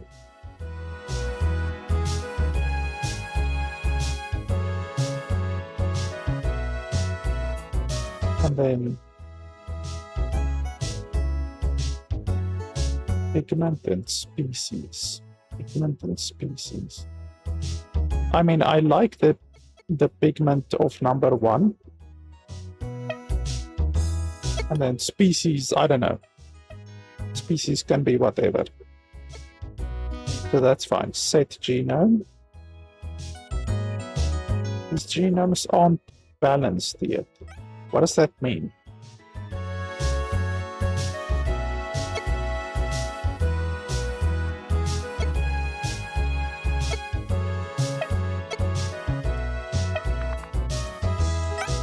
Aren't balanced? What do you mean aren't balanced? But does that mean there needs to be an equal amount?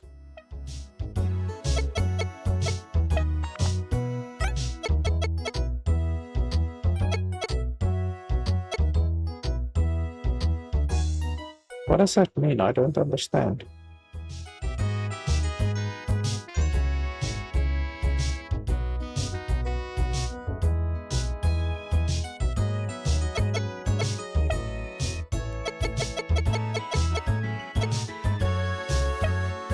Oh, okay, so basically you can't take all of the stuff from one.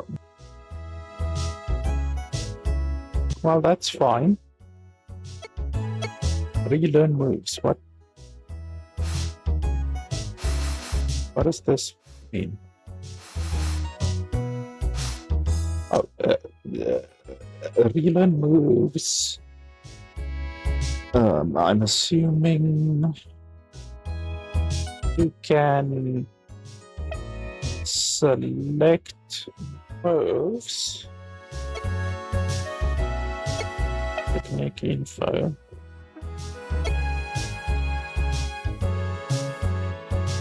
You can maybe, if you have a lot of skills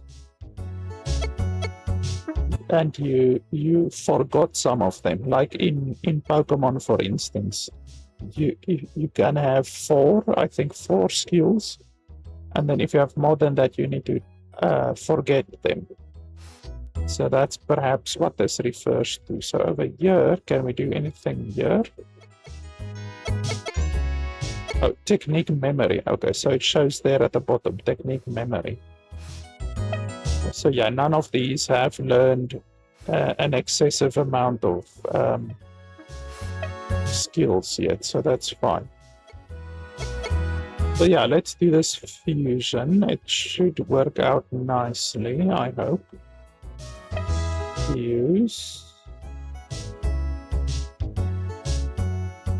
Okay, so let me just see. Row 3 shows the stats of the monster that will be created, preview simulated without tamer level and perk related boosts. So let me just check if that is correct. According to the screenshot. So HP, oh no, that's not right. HP should be 2.2 because the HP on both of the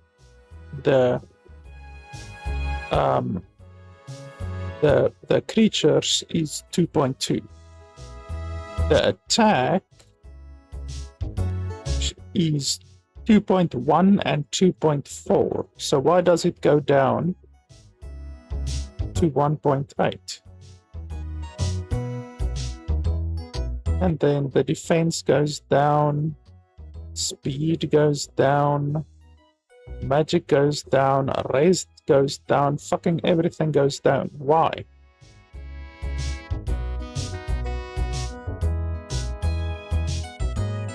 I don't understand why everything is going down. Well, not... yeah, well, everything is going down. And then the speed and the HP is really going down. But I don't know, perhaps that's just the way that it is. I guess you just lose a little bit of stuff. There's nothing you can really do about it, I guess. Yeah, okay, that's fine.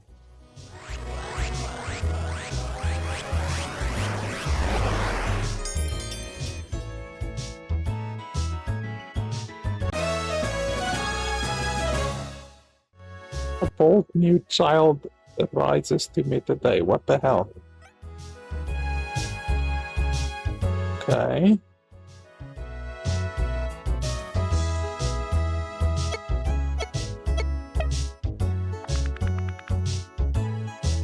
Let me see. How does fusion work? Blah, blah, blah.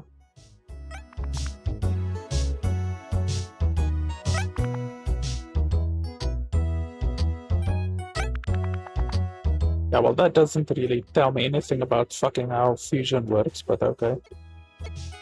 So let's see. 15. Holy shit. Holy schmoly. Okay, this is by far the strongest growth that I've seen.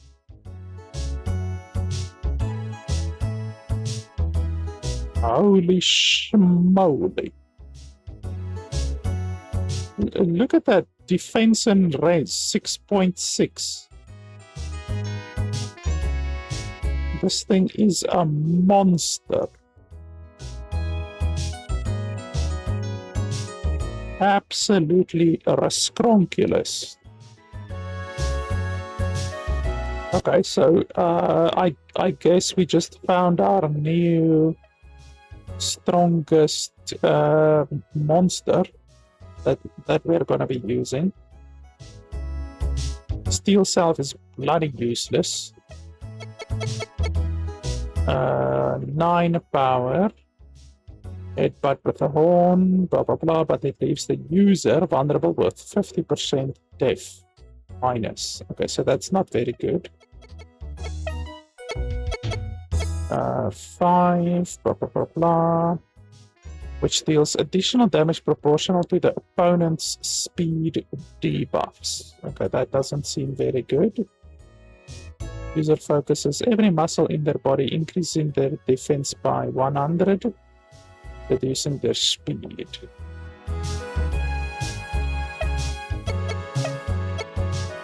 Slash. Oh, slash is very good.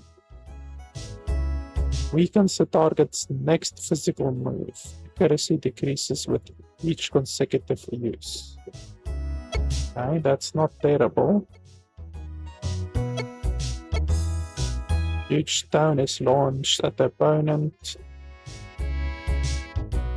Blah, blah, blah. Okay. So not bad, not bad. So he's got two orange moves and then 1 red move.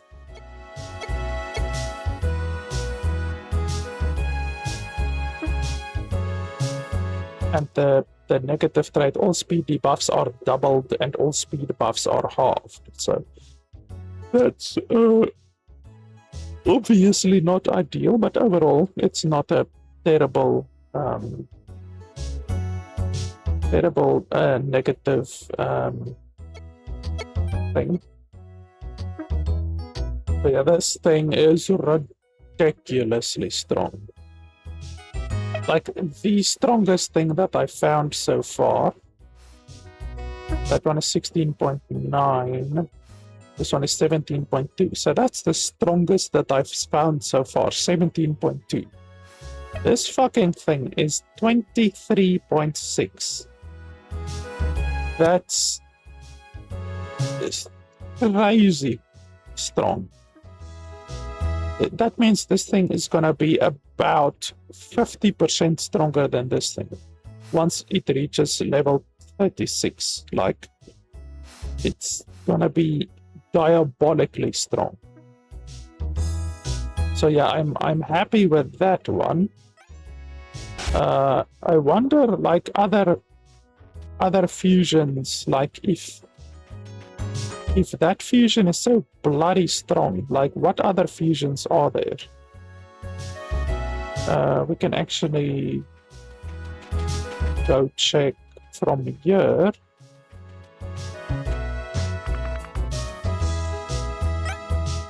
Like, if we literally just take, like, this guy that is really strong, I mean, we already know he's really strong, and then we take this guy, which is also obviously really strong, we already know he's really strong, and then, like, I don't know which one has the strongest. We will need to take a screenshot to see. Well, actually, you can just go here, fuse, and then you can see, okay, HP should be 2, so HP 2.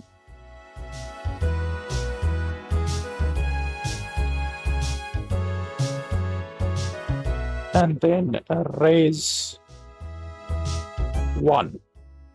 So HP 2, raise 1. Just like that. HP 2, raise 1.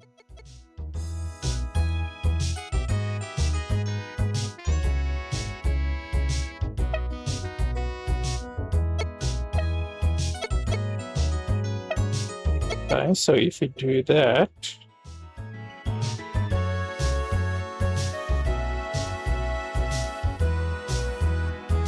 yeah, that seems very good. Seems like the best of both worlds. And then if we combine them, I have no fucking idea what's gonna happen. Wow. Looks interesting. All new child rises to me today.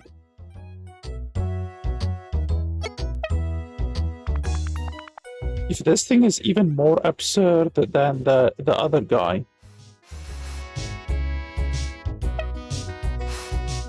Oh, 19.5. You see, that's not even as strong as the other guy is.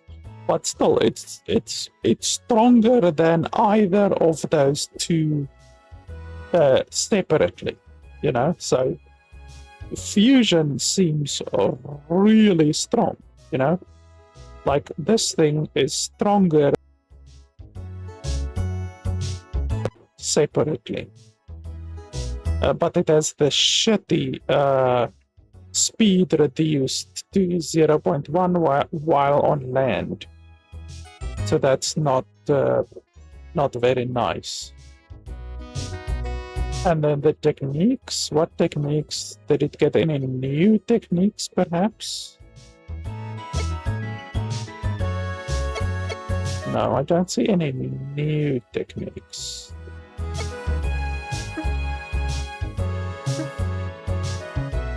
So yeah, this Atlas is still stronger, definitely. Like, it's stupidly strong. Once that fucking thing reaches level 37, whatever, it's gonna be hilarious. So yeah, we need to level this guy up now. I mean, like I said, we could combine this one and this one if we really wanted to, but I don't think it's really super necessary, to be honest. I mean, both of them are strong. But yeah, this guy's ridiculous. And breeding, I'm also curious about breeding. Like they said breeding is cheaper. I wonder how much cheaper. Like if we go to the breeder, set parents, monster box.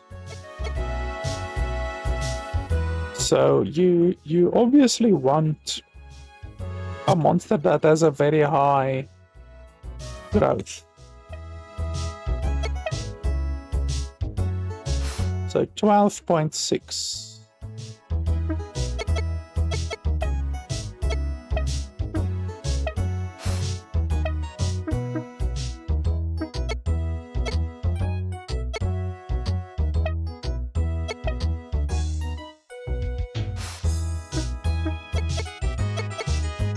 I want to breed with this thing because, well, the stats aren't very good, but I want to see what comes out of this thing. So we can select that one.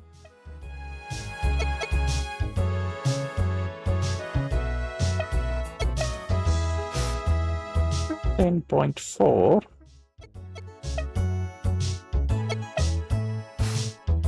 15.4, that's very good.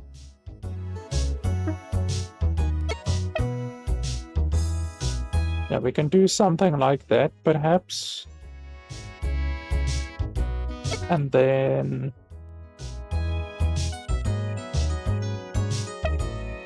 let me just see if this guy has any new... Yeah, no, he doesn't have any new stuff. Genome editor, do we want to do genome editing? How much does it cost? Wow, it only costs 15, that's like nothing. So if we do...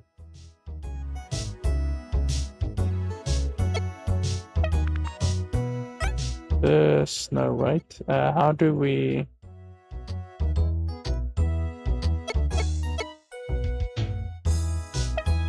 It's not actually showing me.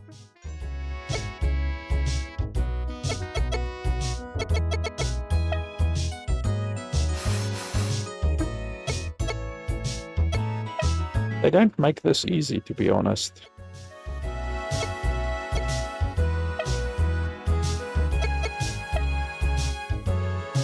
So I need to take a screenshot of this one, and then I need to take a screenshot of this one. Then I need to compare them.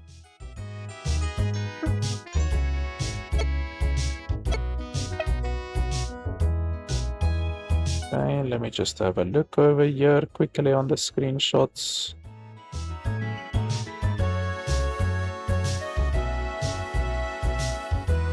So it must be number 1 speed, and all of the other stuff must be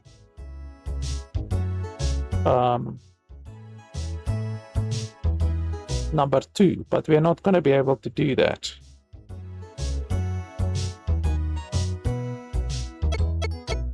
So number 1 speed and all of the other stuff must be number 2, but that's not gonna happen.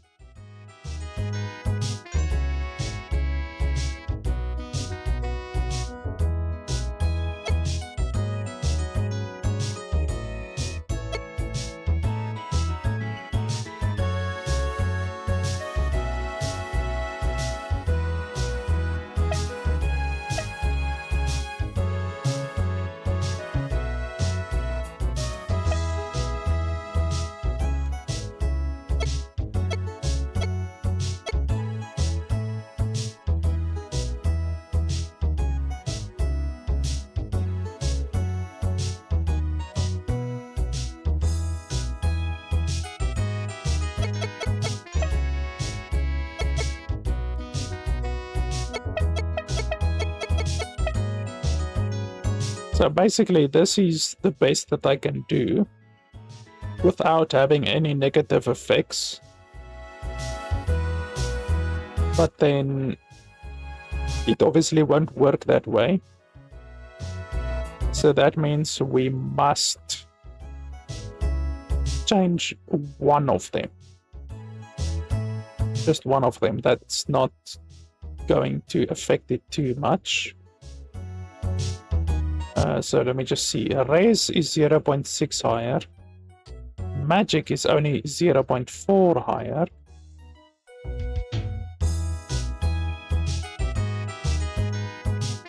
So yeah, magic. We can do magic. That's the least problematic change. We're only losing 0.4 on that one. So that's fine.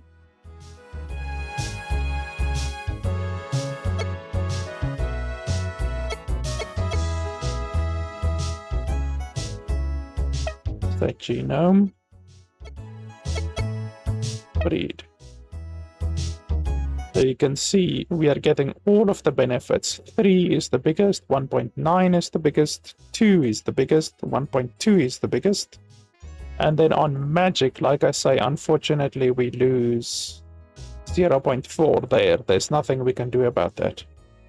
And then raise is the biggest, and the GR, the growth rate, is the same, doesn't matter.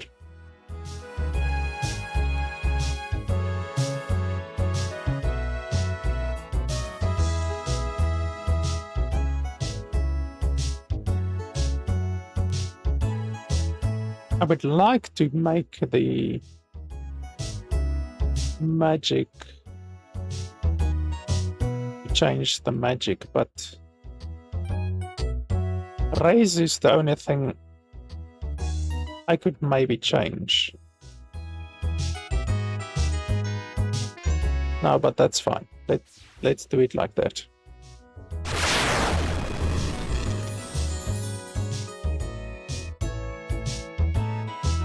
And it's interesting that the egg thing is immediate. It's literally instant. Okay, so now we just keep this egg in our team.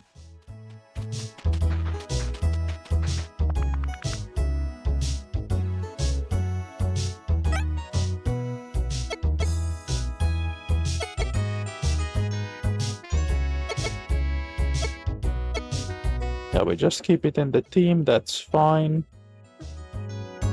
Okay.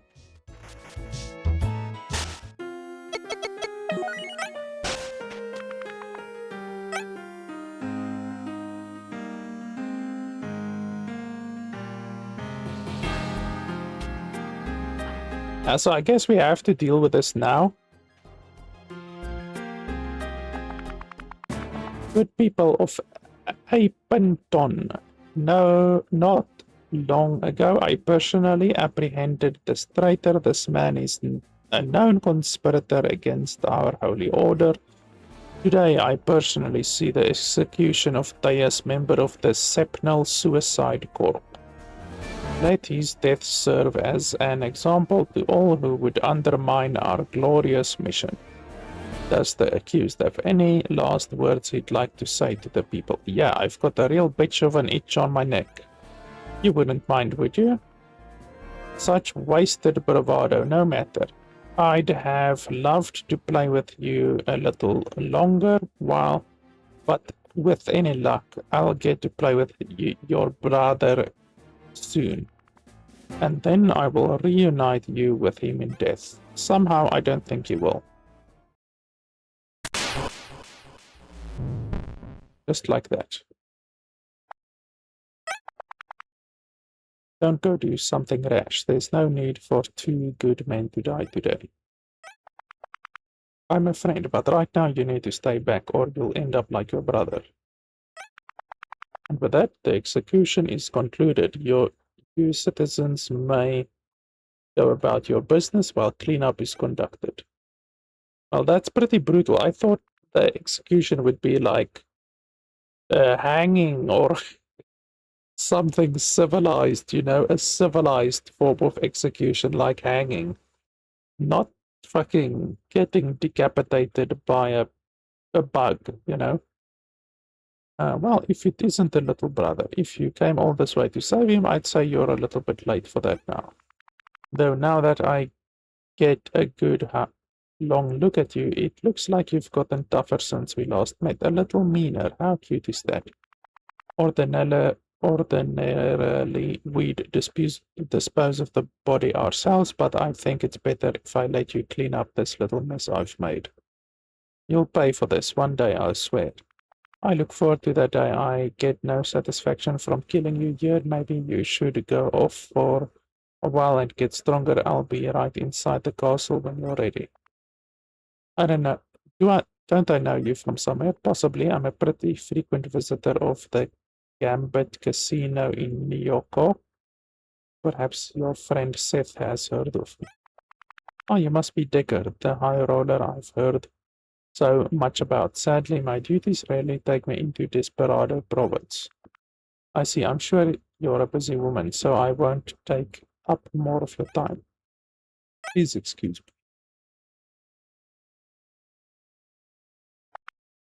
Pleasant, isn't she?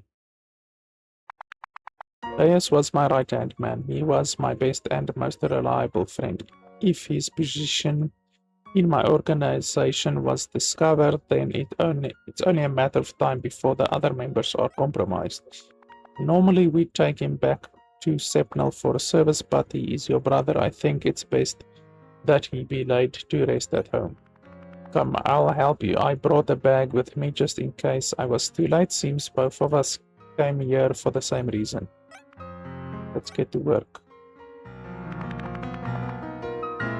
To get him home safely, we'll have a private ceremony on the island for him too. Yes, of course. Such a terrible day for Ray.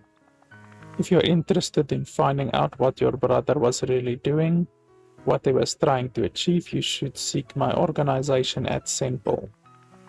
You need a monster that can traverse water. It's off the coast of the Desperado province. I'll be there waiting for you, and everything should be clear after that, sure. You spoke a lot about the US, sure. Deus placed so much of his hope in the future in you, so whatever road you take from here, don't let your brother down. You're a tamer now. If you want to take your revenge, you should gather more powerful monsters and gain real combat experience. Nobody's been able to beat the Inquisitors or even any of the 4 Heavenly Kings, but you might be able to find a way where the rest of us have failed. I'll leave you to it. The 4 Heavenly Kings almost reminds me of the Fantastic Four. Well, not the Fantastic Four. What were they called? Final Four. What were they called in Pokemon? I can't remember. I haven't played Pokemon in such a long time. Wow, I'm literally carrying my brother's body in a bag all the way home.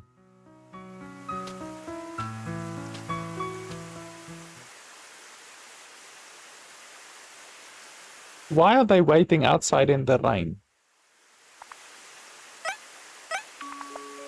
It can't be. It just...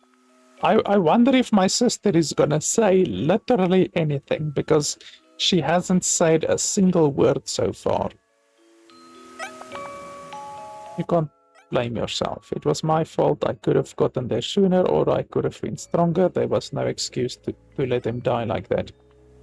You can't mean that. I hope that you find a way to get him out, but nobody would have blamed you for failing. We have to bury him. And we commit this body to the earth to henceforth be born anew as all things are. And a bunch of birds come out of nowhere. That means he had a good soul. They're going to take him now somewhere better. A better place was here with us, and they stole that from us. They stole it from us. I'll tear it all down. I won't stop until they've made us whole for what they've stolen from us. How many more have to die, have to lose their lives for the senseless violence? How many more people have to die for some unseen good? No, you saw what happened to your brother. I won't lose another child like this. I can't. So what? Dias laughed in the face of death. He welcomed it. I have no right to do any less than he did. I can't let him get them. I can't let them get away with it. The Inquisitors, the four heavenly kings, and even Lord Taisha, all of them have to answer for what they've done.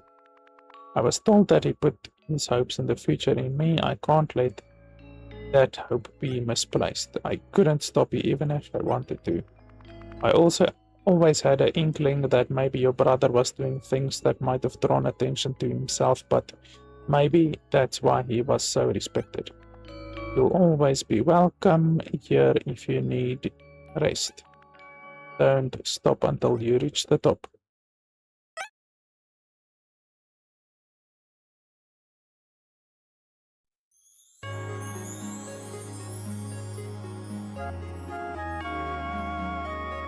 Was that supposed to be like the tutorial?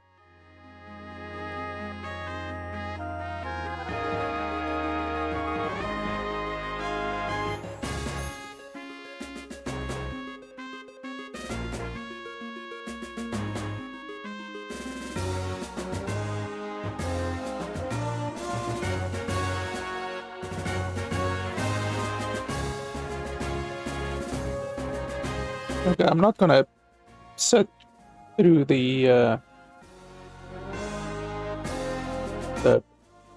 credits, whatever. Or it's the intro, I guess. Why can't I skip this? Like, I'm pressing Z, I'm pressing X, I'm pressing C, I'm pressing enter, pressing exit. They're literally not letting me skip this.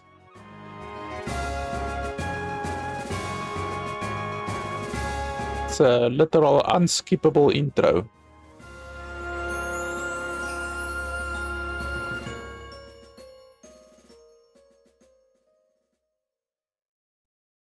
Okay, well, it's not so long, fortunately. Are we healed? No, we are not healed.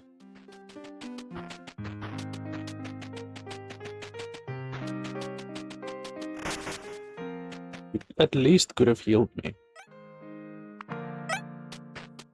Are you gonna say anything? I mean, she did say 3 words at the funeral, which I'm surprised at.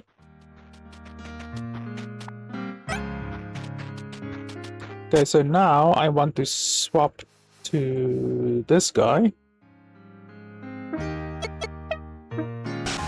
He's a big boy, a big fat boy.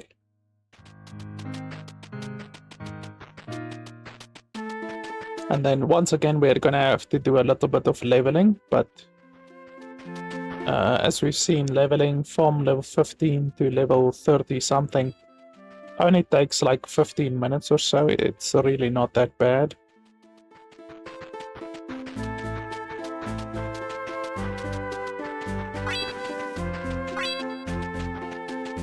And we can collect all of the chests again.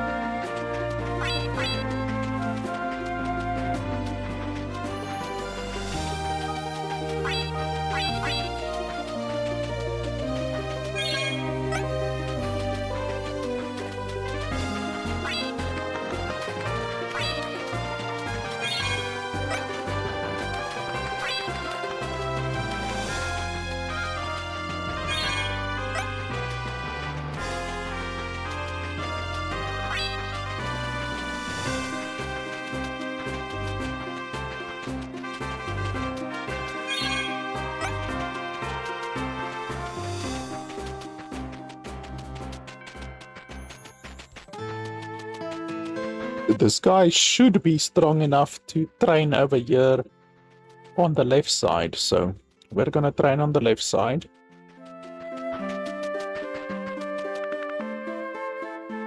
Ah, our egg is gonna hatch.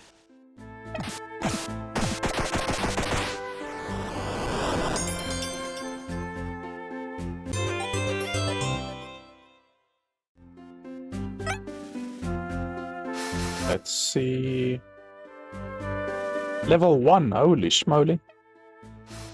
And then the growth stats is 15.1, which is only a little bit stronger than the strongest one. That I think it was what, 14. Wasn't it something like 14.1 or 14.6, something like that? So the breeding seems to not be very strong, to be honest. I mean, it does create something that is stronger than the original parents, I guess, but not nearly as strong as fusion is. You know, the fusion creates something that is like dramatically more powerful. So fusion definitely is. What the fuck is this thing? And it's another question mark thing. So I don't want to kill this one. That's super effective. That's super effective.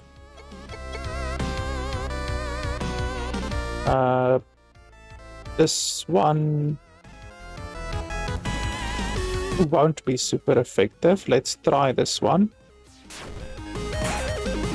Okay, that's fine. I should be able to capture this one.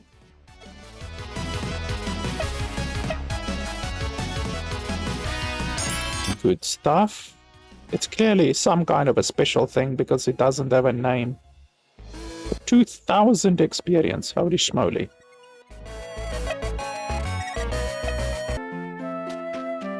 And there's a dude down here, so let's save before we fight this dude because he might be very powerful. Oh, level 25. Yeah, that's gonna be difficult.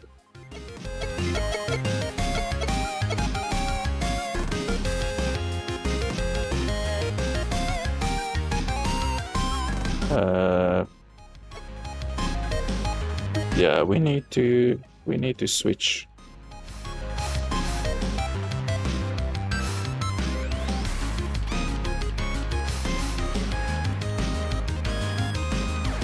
In order to avoid a single hit, let's switch to this one. I guess we can switch to this one.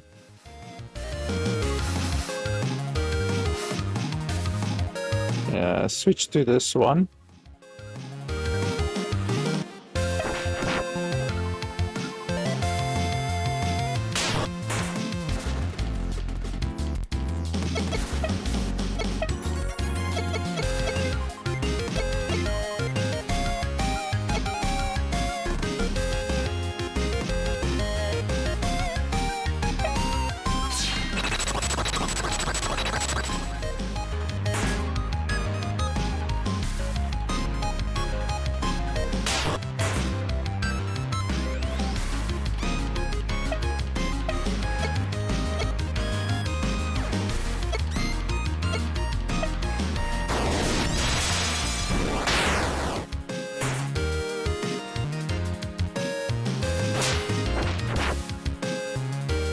Okay, level 17.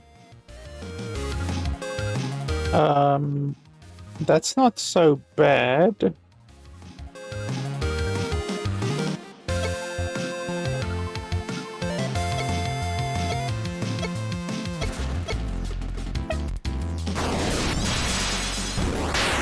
Let's see if I kill him. Okay, yeah, I kill him. That's fine. Level 26. Yeah, this one is rough.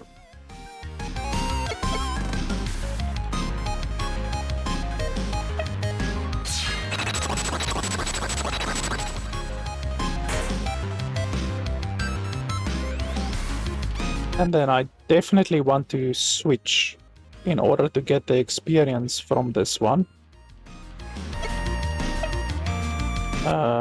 I don't want this one to take a direct hit, so let's switch to this one.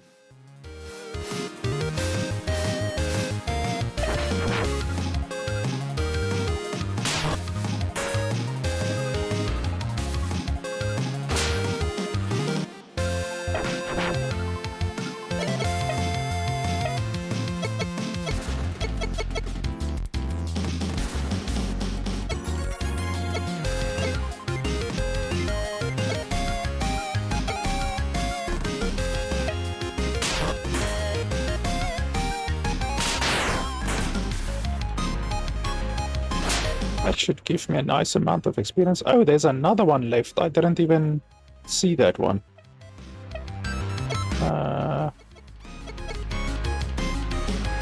Well, this one is super effective.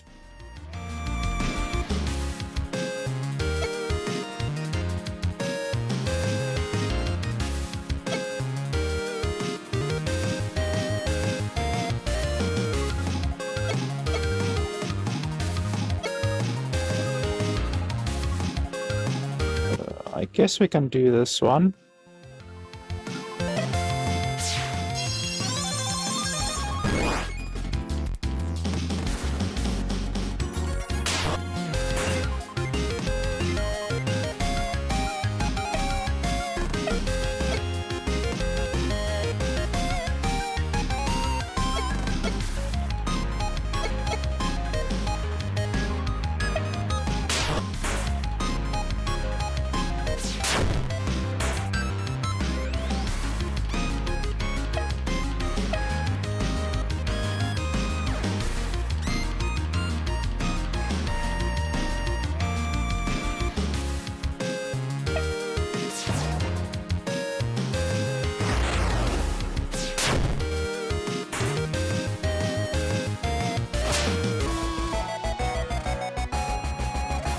Hmm, 2,800 experience, nice. Gives me 3 levels. Unfortunately, this guy doesn't have any healing. But yeah, maybe eventually we will get some form of healing.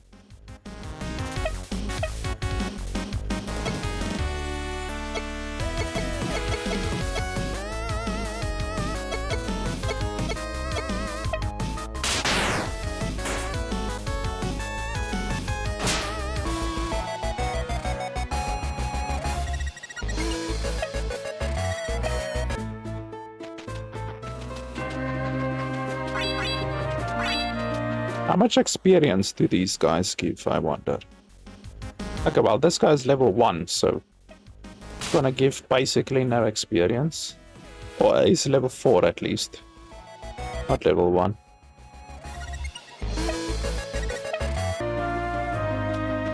Where did I do all of that farming previously? I think it was down here. But I don't know if I will be super effective against these guys.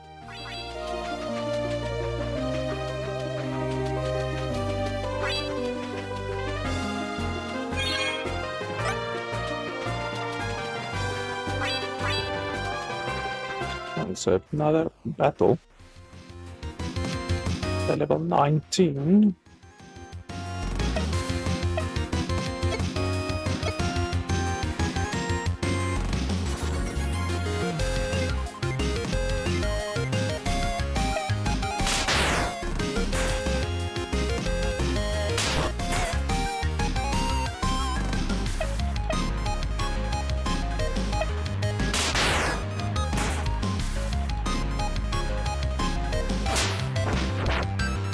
Oh, level 27.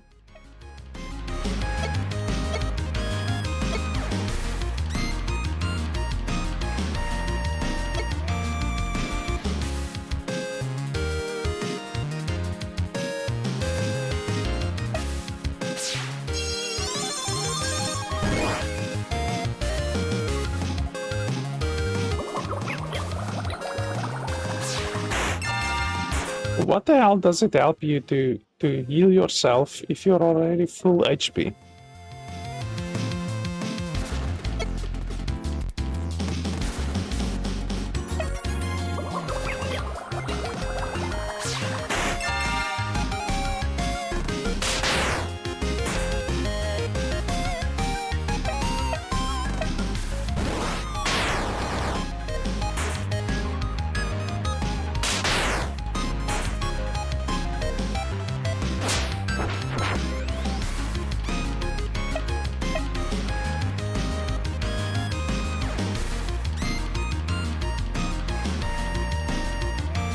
This thing is way more HP than what I have, so it's a little bit difficult.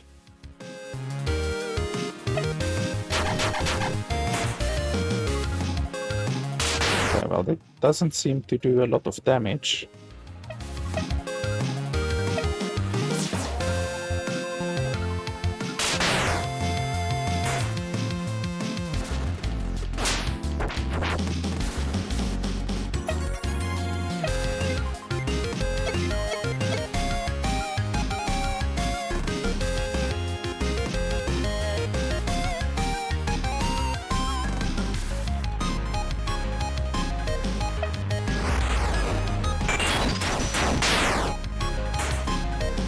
Obliterated.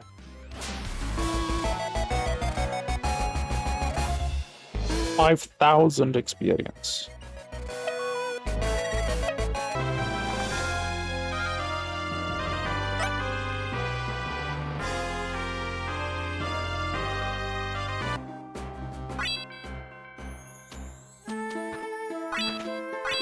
Let's see. I'm not sure how I will do against these guys.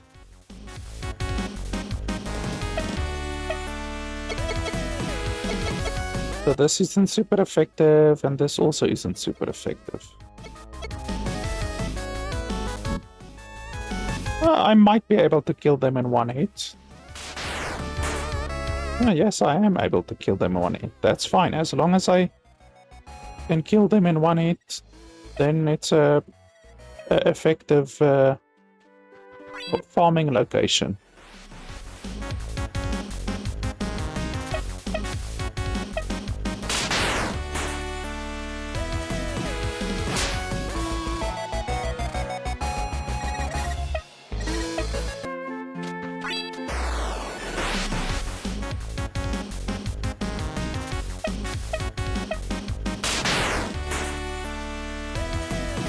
I barely survived that one.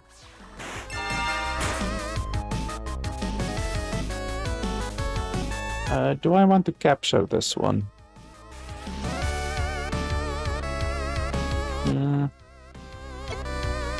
I can. I can maybe sell it. I can capture it to sell it.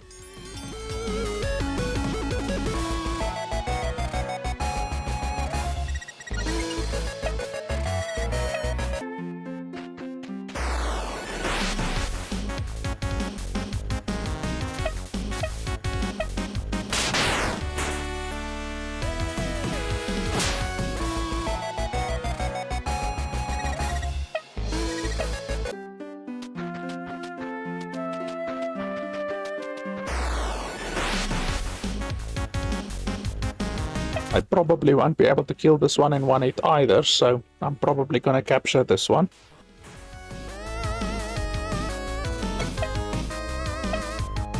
It might be a nice way to make money by just selling a bunch of these guys. Because if the ball costs me 50 or 75, I can't remember. but then I can sell the ball with these guys in it for like a few hundred, then that's a very, very good way to make money. These guys, I'm not sure if I will be super effective against them. Oh, yes, I am.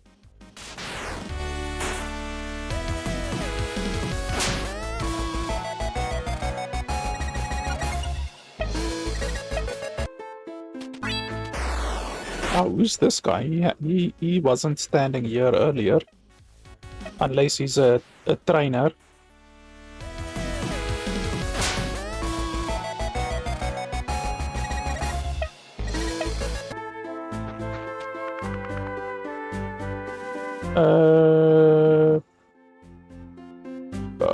I want to save. And I'm not yield right now.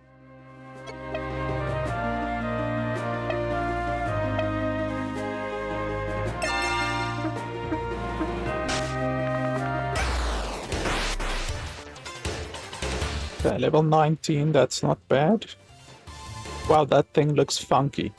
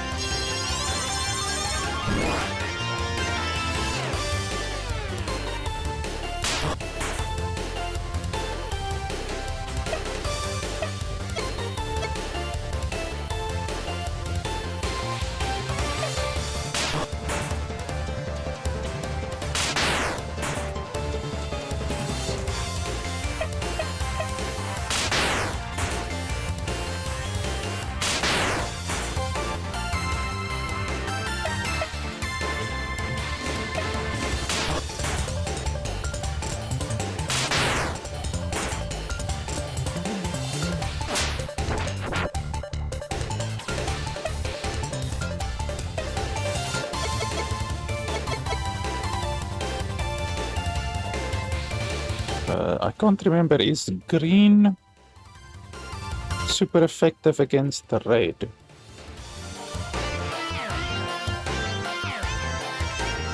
No. Blue is super effective against the red. Okay, so that's fine. Shouldn't be a problem.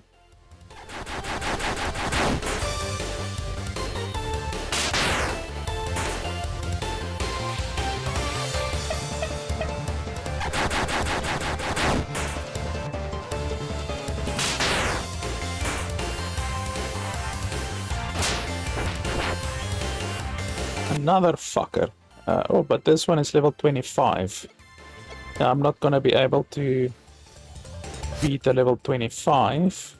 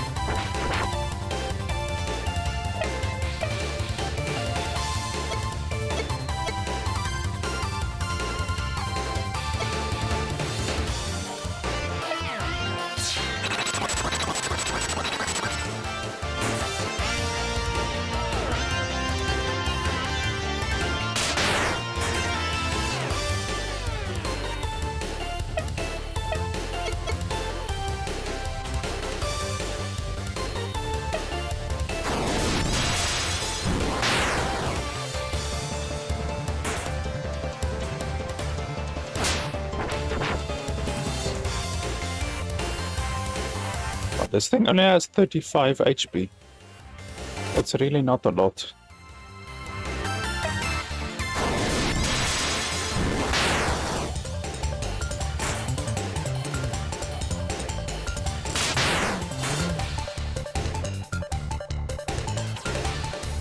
If I want to get experience from this thing,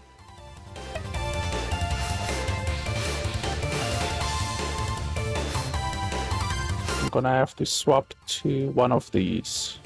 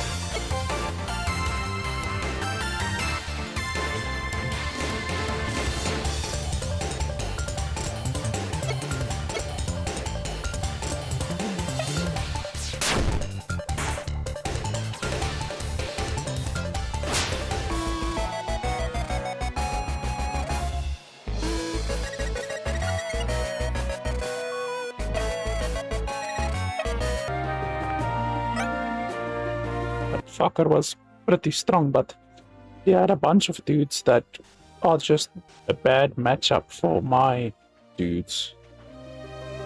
There's a blue dude.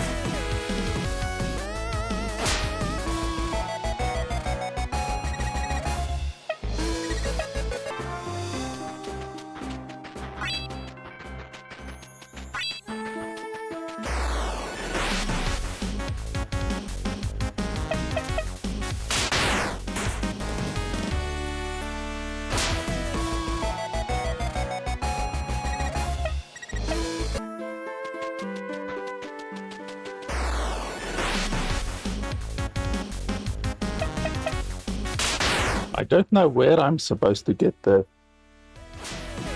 swimming. Maybe I need to go back to the town and have a wander around there.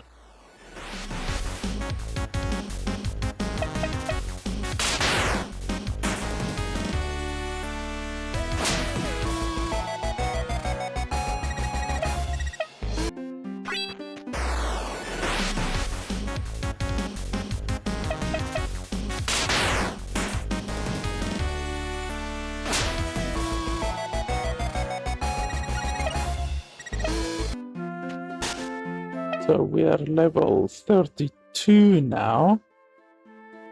This guy's level 39, which is actually a significant difference. Well, this one is more on level with this one. So this one's total stats, and this one is really powerful. Like the growth of 18.1, that's a very good growth. His total stats is 377. This one's total stats is 451. So you can see what a huge difference the growth makes, you know. Because this one, we said, this one is like the most powerful, by far, more powerful than this one, or than this one that we were using. Way more powerful, but the only drawback on this one was the fact that the speed gets reduced to 0.1. Well, this one is already more powerful than this one by a significant margin, you know, 377 versus 451, and this one doesn't have the negative stuff with the 0.1 speed. So it's more powerful and it doesn't have that negative thing. So this one is a beast. Like this one is actually a legendary, and yet this one is more powerful than this one by a significant margin.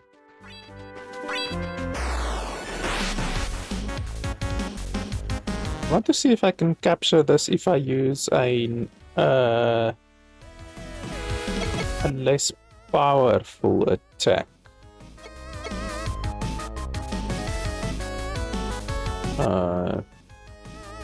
Let's try this one. Okay, so that it kills a level 9, so I should try a little bit of a less attack.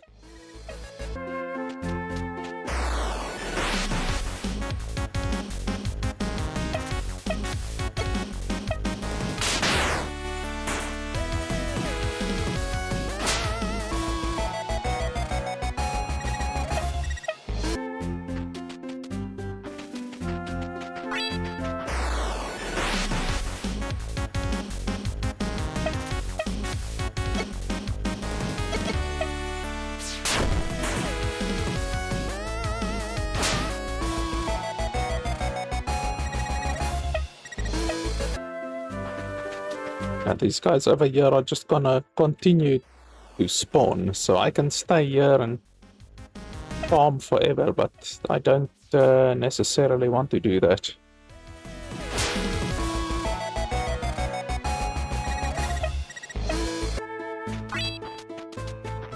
I think we can go to the city. Come over here.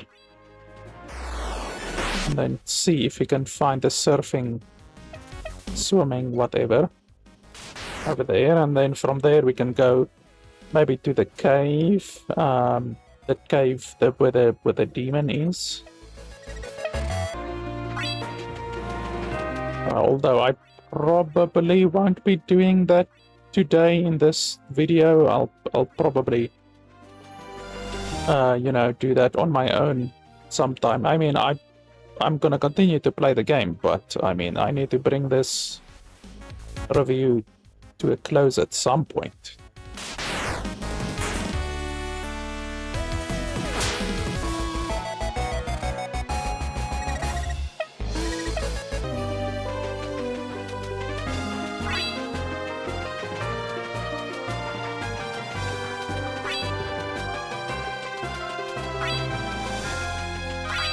There might be a trainer standing over here because there's usually a trainer, although I'm not sure. I think the trainers might respawn once per day or something like that.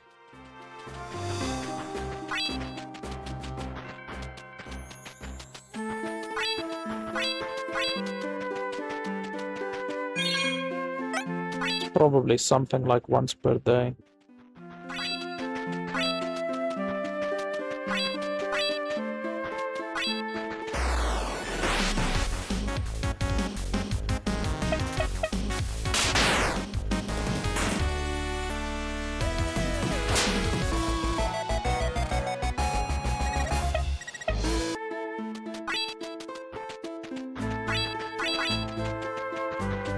think there was also a chest around here somewhere. Oh, this guy should actually give me an item. Okay, life elixir, I guess. That's fine.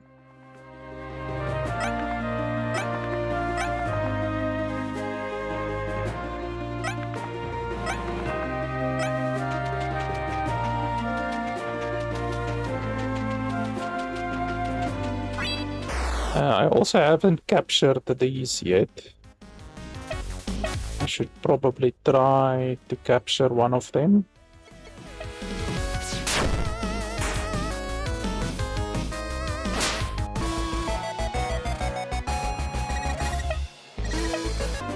$600 experience is a nice amount of experience. Holy shit, that thing is flying. That's the first one that I have seen that actually flies.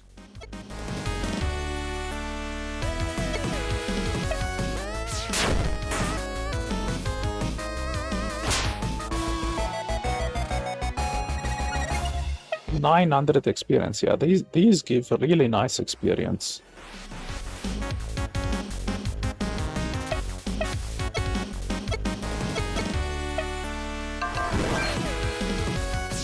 Yeah, that's fine. You can steal yourself because that just makes you so much easier to capture.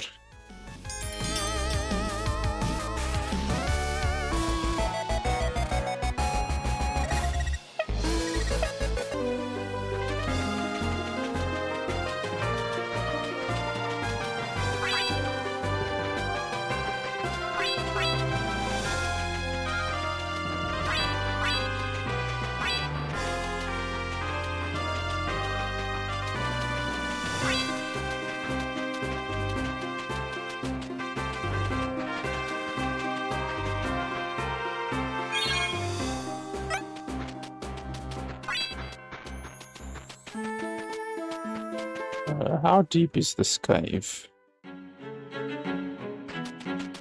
It's probably not gonna be a small cave.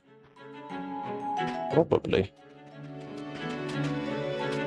Ah, but there's some new dudes in here. Level 22, not bad.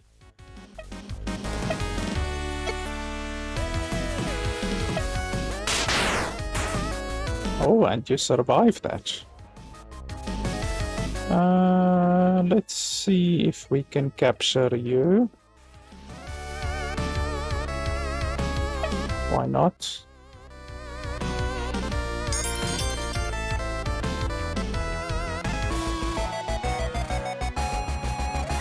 Oh, 1100 experience.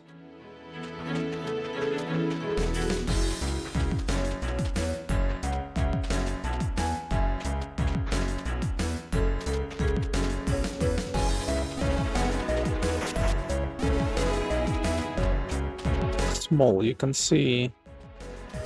I don't know if you want to fuck around in this cave right now.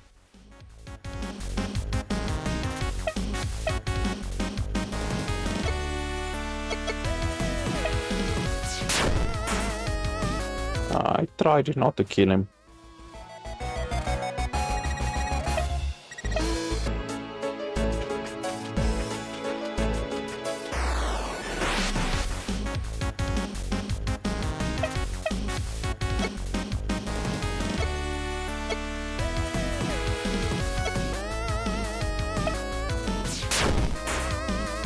Ah, 1 XP or 1 HP. That's perfect.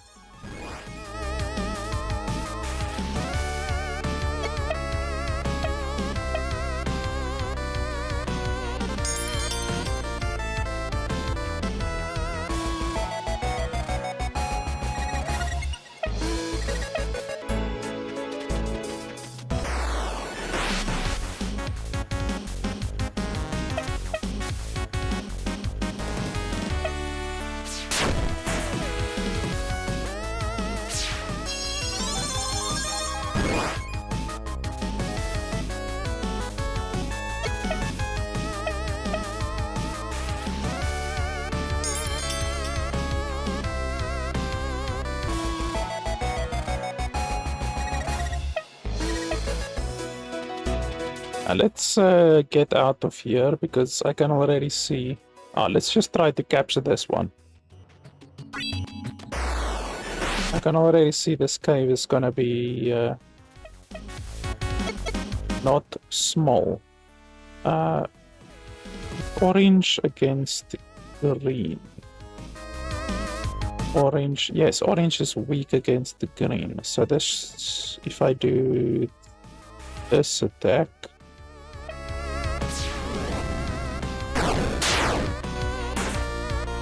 that should be fine.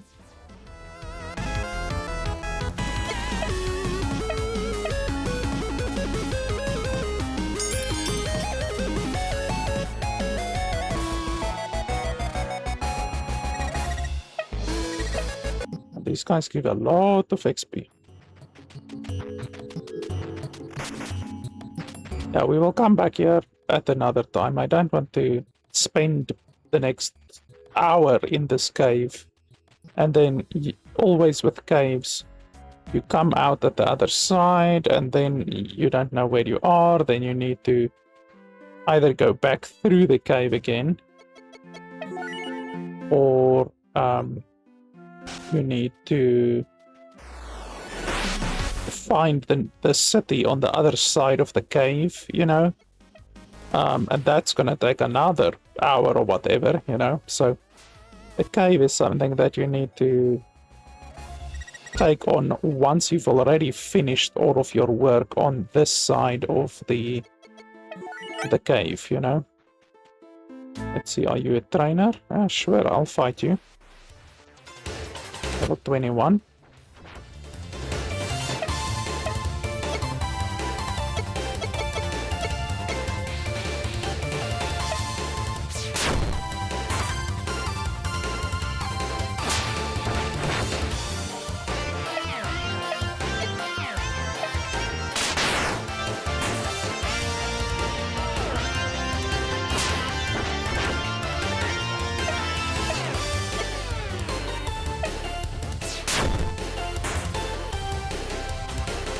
Yeah, unfortunately for this guy, I'm super effective against all of his stuff.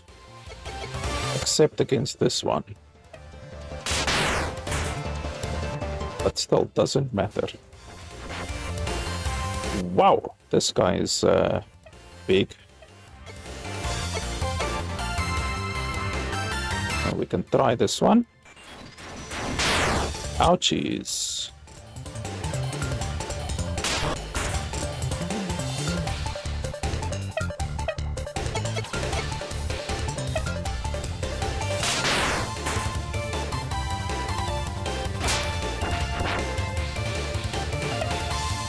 He's got a few new ones that I haven't seen before.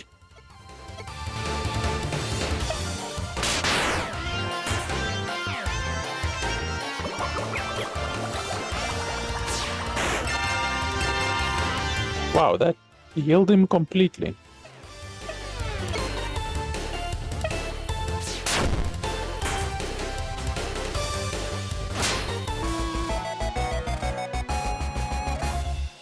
$6,700 XP.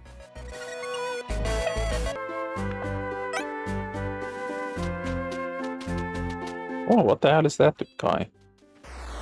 Hello. 34 HP. It's probably gonna be dead.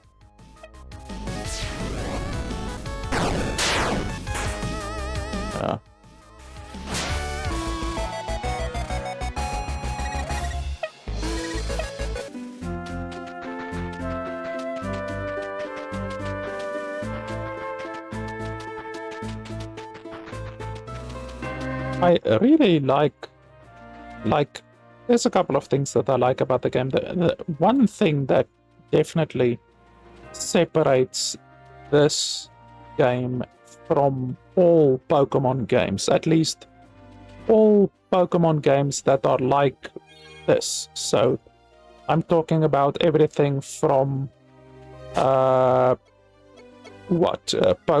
Yellow or Pokemon Red, all the way up to Pokemon What? Pokemon Crystal, Pokemon Black and White, Pokemon... Basically all of the top-down Pokemon games, you know, the Pokemon games before the new style of Pokemon games that are like, you know, third person and stuff like that, you know. All of those Pokemon games are very linear, extremely linear.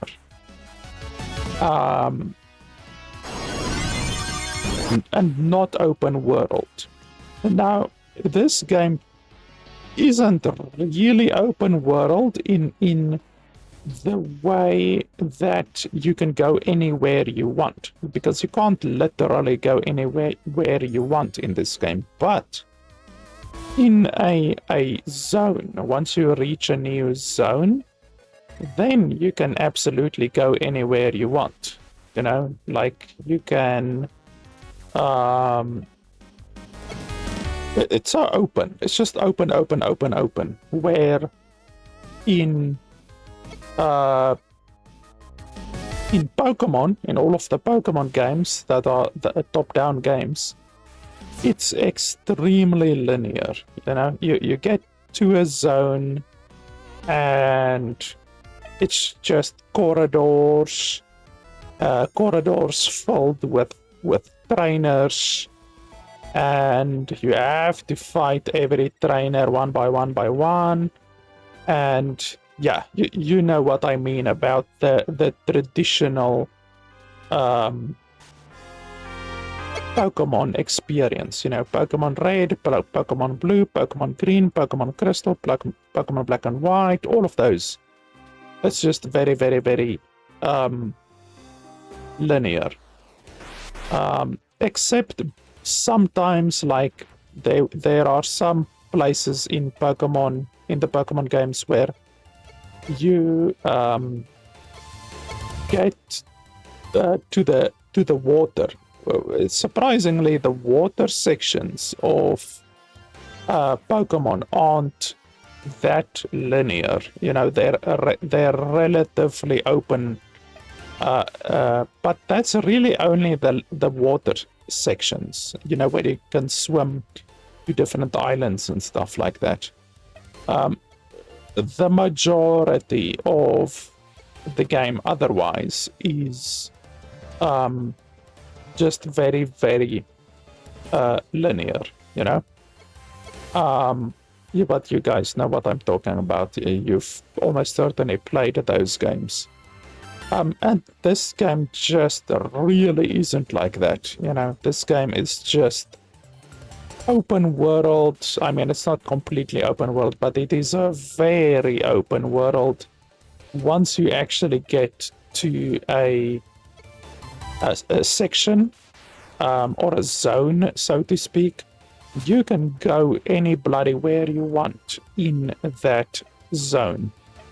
And I really like that. It's really, really open.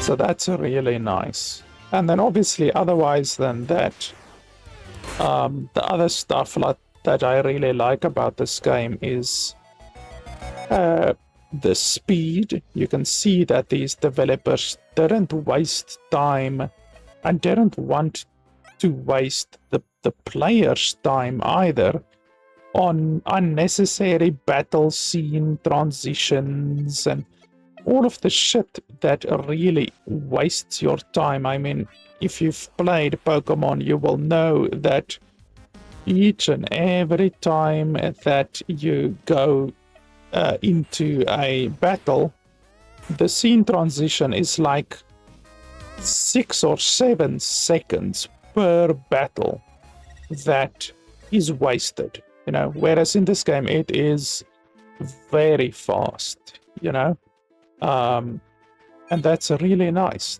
That shows that the developers probably also got pissed off by that type of long, tedious, unnecessarily long battle scene transitions and stuff like that.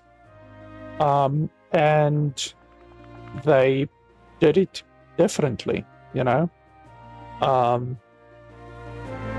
So yeah, that's really nice. It really, if you consider, already today I did probably like several hundred battles, I would say.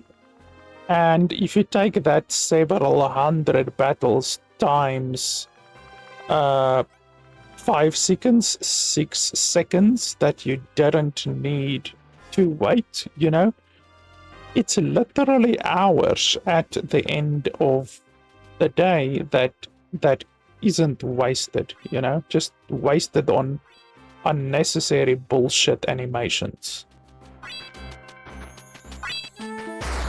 Pokemon, Nintendo's Pokemon has been doing that, or I should say Game Freak's Pokemon has been doing that for eternity, and they just do not learn, you know.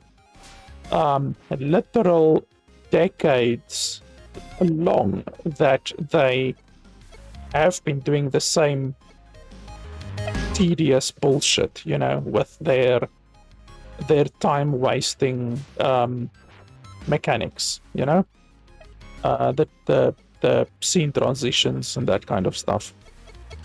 So it's really nice to play a game like that that doesn't have that really idiotic time wasting issue built into the game. You know, everything's very fast, very smooth, and it's just really it's very streamlined. You can see that these developers have thought about the small stuff like scene transitions and stuff like that. Once I get to the city, I will look at my notes that I have been making throughout the video today. But yeah, like smaller stuff, I like the design of the I keep calling them Pokemon, of the monsters. So far, there's a lot of different monsters and a lot of uniqueness. I honestly haven't yet felt that any of the monsters look similar. Like, all of them look unique. It's quite unique. All of them have a theme, like this bee type honey. It looks like it has honey on its back almost. It's a unique look, you know, this beetle type thing. And also the fusion. I mean, the fusion that I did earlier was also really interesting. You take two different looking bug Pokemon, and then you fuse them together and you get this thing, you know. It's cool. I like the fusion mechanic. It's something that Pokemon doesn't have, you know. So there's obviously going to be people who say that this game or many other games is just a clone, you know. Obviously, people have been saying for years and years and years that a lot of games is a World of Warcraft clone, you know, a WoW clone. Or they say it's a Diablo clone, you know, stuff like that. But there are many games that have cloned World of Warcraft or have cloned Diablo, and yet they are better. Those other games are better than the thing that they have cloned, you know. And this is one of those games, definitely. The developers have cloned, either knowingly or unknowingly, cloned Pokemon, cloned the the look of Pokemon. I wouldn't necessarily say the art style, because there were games that used this type of kind of pixel sprite graphics before Pokemon, but the general look and feel of the game, definitely, if you put the previous Pokemons like Pokemon Blue, Pokemon Yellow, all of those games next to this game, like they look very, very, very similar. But that's fine. I mean, you're not gonna. There's a lot of games that look similar to this. You know, a top-down sprite type game. You know, it's 2D. It's like a 2D thing. You can't rotate the camera or anything like that. Even the monster following you around, Pokemon probably was the first one to do that, but it's fine. It's not as if they can copyright a creature following you around, although apparently, for some fucking reason, the Copyright Office have given Nintendo the copyright rights to balls, literally balls. That is why Pal World and all of the other monster capturing games can't use balls. They use squares, or they use cubes, or they use paper and stuff like that.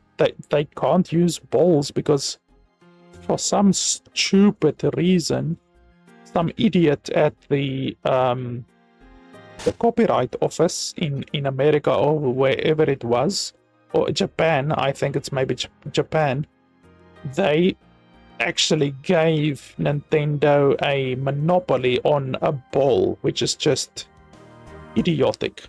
But then anyway, so the game can be considered a clone, but the fusion system is completely unique, and I really like it. I really like the fusion system. You know, it's really cool. The monster design, as I said, really good monster design. Honestly, I like a lot of stuff about the game. Honestly, I don't have many criticisms. My biggest criticism, I think, is definitely the save system. The fact that you only have one save, literally one save, that's not good. I really don't like that. So if you go out, you go to the title screen, and the fact also that the game constantly goes into windowed mode, that's also not good. But the fact that you only have a single save, that's not good. Like, you have multiple, how can I say, you can start a new game. So if I now go new game, I can do a new game. I have a new game. But the saves, you only have a single save. So that's not good. That's really not good at all, you know. Also, while we are here in the menu, like I said, the fact that you can't select full screen or windowed mode, or borderless full screen or borderless windowed mode, is not good. The difficulty changes between story mode, challenge mode, and monster mode. They don't give you any information regarding the changes, which is not good. Rebinding keys is really bad, really not good. They don't allow you to rebind a single key. You have to rebind all of the keys when you want to do any rebinding, which is not good. The game also doesn't have mouse support, and there we go back into windowed mode once again. Fantastic. The game also doesn't have mouse support, which is not fun. Yeah, what else? The single save is an issue. The tutorial is not good. The tutorial doesn't actually tell you what synergy is. It doesn't tell you that you can run in the game. It doesn't tell you what the run key is in the game. It doesn't explain what the different status ailments are. Like, it's only after the fact, I think like probably 2 hours into the game, I did a little bit of exploration and I saw the notebook. So in the notebook you can go and then you can go to timer notes, and over here you can see the weaknesses and they explain what synergy is and the different damage types and the status conditions and stuff like that. But you have to go and dig for it. You have to go and search for it. The tutorial doesn't tell you any of the stuff. Literally none of the stuff is explained in the tutorial. So that's definitely not good. I wonder how many monsters the game has. I know that on the Steam page they said there's over 1,000 monsters, or over 1,000 different combinations. So I don't know, like, how do I mean, this can't be all of the monsters that I've seen. Definitely not. So I wonder how the system works. You can see that there's this one goes up to 123, so there's at least 123 unique monsters in the game. And then there's D01, D02, F12, which I'm assuming the F stands for fusion, since this atlas was a fusion. So I'm not sure, but on the Steam page they say there's 1,000 different monsters. So that will include the fusions and the evolutions. So this one is an evolution of this one. So there's Apo, and then there's Apo SG. And like I already stated, the game's the game's level up system, or the evolution system, you can't get the evolution just by leveling up a monster. There's certain items in the game that you have to use on a monster in order to evolve it. So that's how the evolution works. And also the fusion is technically like a evolution, I guess. But yeah. So there's a very nice variety of monsters in the game, apparently over 1,000, which is more than what I can say for Pokemon, because they don't even include all of the Pokemon in the games anymore. The latest Pokemon game had something useless like 180 Pokemon. Like, I don't understand why Nintendo don't include all of the Pokemon in the game. That surely the fantasy of collecting them all, catch them all, is why most people play Pokemon. But they only include 180 Pokemon in the latest games, despite the fact that throughout all of the different generations, I think there's now something like 1,300 or something like that Pokemon. I'm speaking under correction because I really haven't played Pokemon in many years. I think Pokemon Arceus, Pokemon Legend Arceus is the last one that I played. And that was probably like 4 or 5 years ago. So that's how long ago I played Pokemon. And even in that game, they didn't put anywhere close to all of the Pokemon in the game. I think that game had something like 300 Pokemon in it, which is fucking useless. So this game already has more Pokemon in it, or more monsters in it, than what Pokemon has. So that already is really good. So yeah, the monster variety is really nice. I like the looks of the monsters, the monster looks, the monster designs are really nice. I like that. I like the monster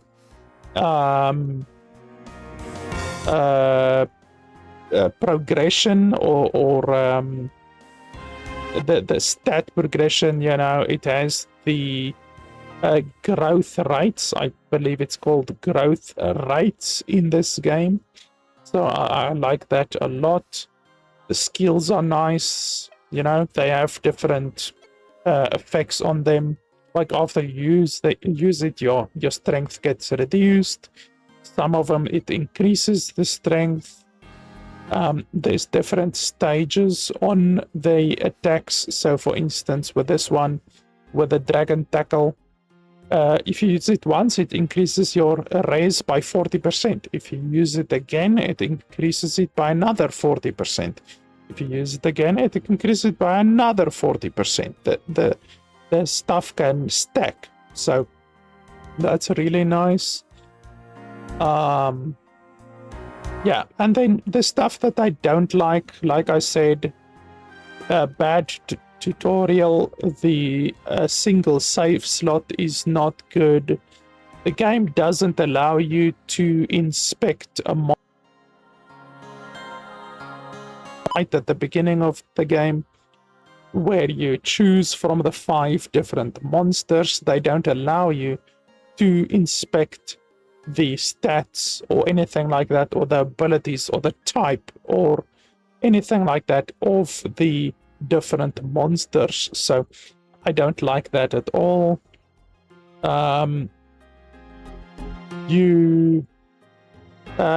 When you send a monster to the box, so I actually have a bunch of monsters in the box now.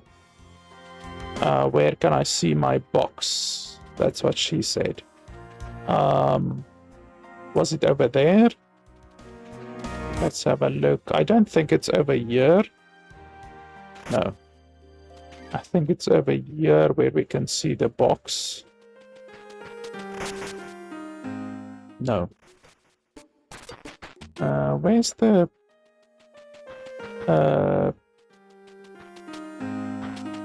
that lab? Over here. I don't want to speak to you. I want to bring this video to a conclusion. Read, blah, blah, blah, blah, blah. I already did fusing and all of that kind of stuff. Why do you tell me that again? You already told me that. So when you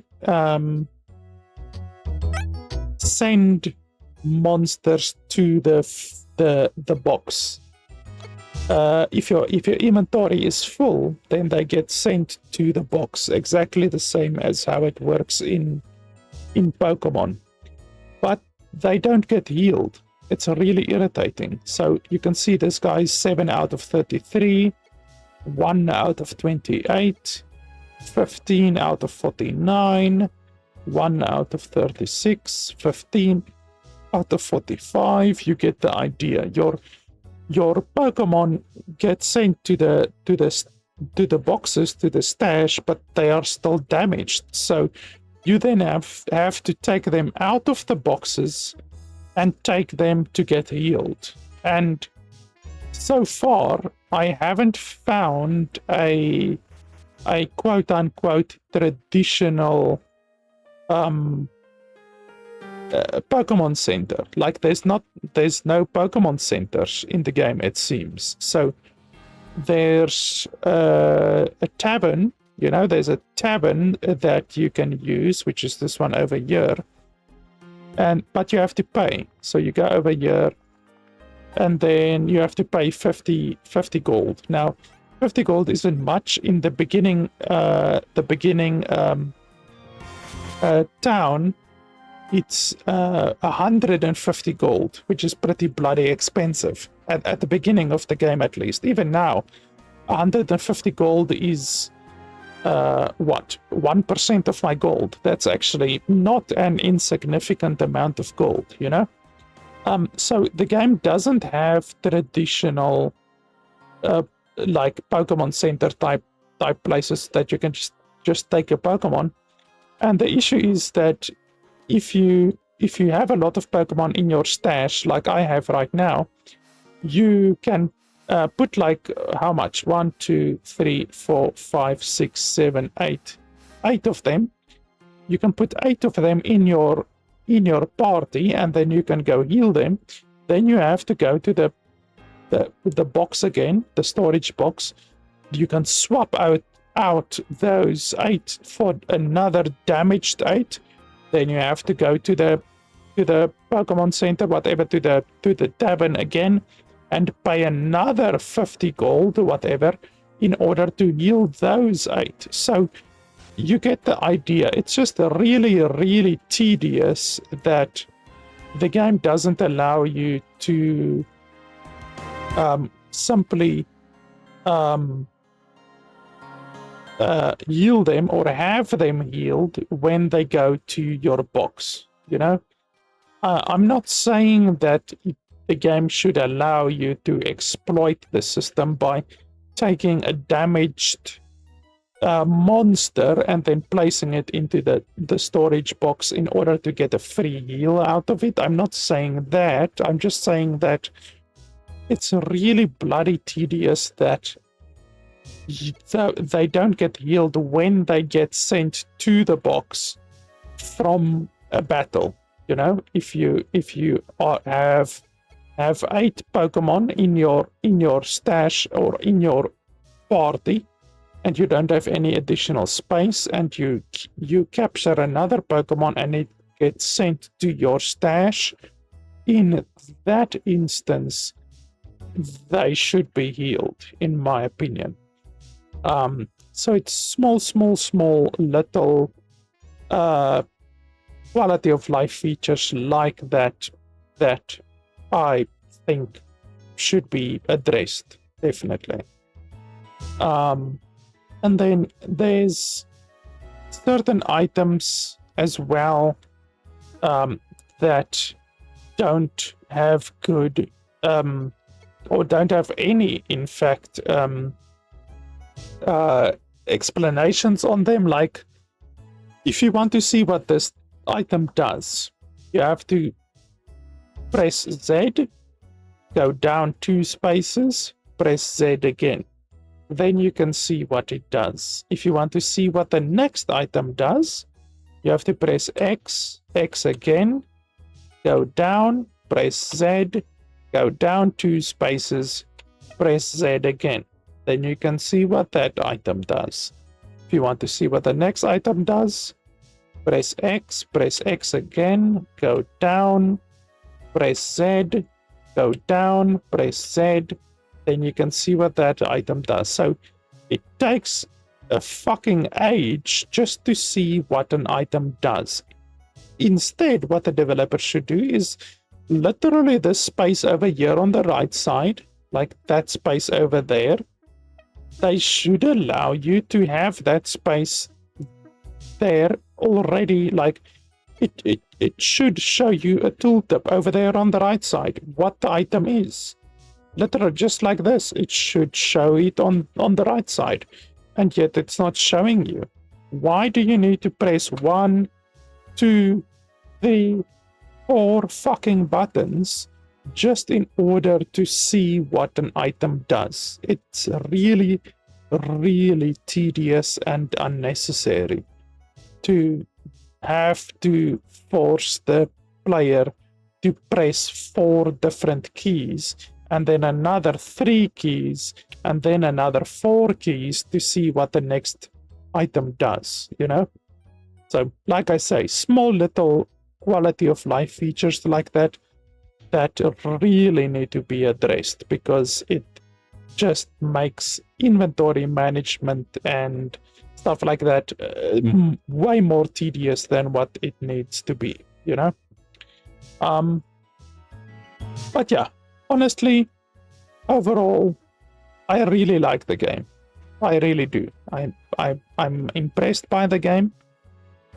This game comes from a developer which this is their first game that I can see on Steam.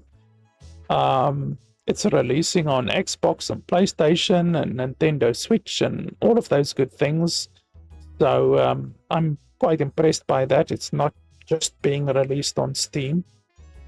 And yeah, I like the game. It's Pokemon. It's literally Pokemon, except it's better than Pokemon. Quite honestly, it is better than Pokemon. It's more open world. There's different mechanics in this game that you don't find in Pokemon, like the fusion system. I really like the fusion system. The fact that you can experiment and take just random fucking Pokemon and smash them together and get something like this. I really like that. Even the mechanic with the hero. You literally have a hero that has stats and has abilities, and you can actually battle with your hero. Those are things that you don't get in Pokemon. So that's just one more thing that Pokemon simply doesn't offer, which this game does offer.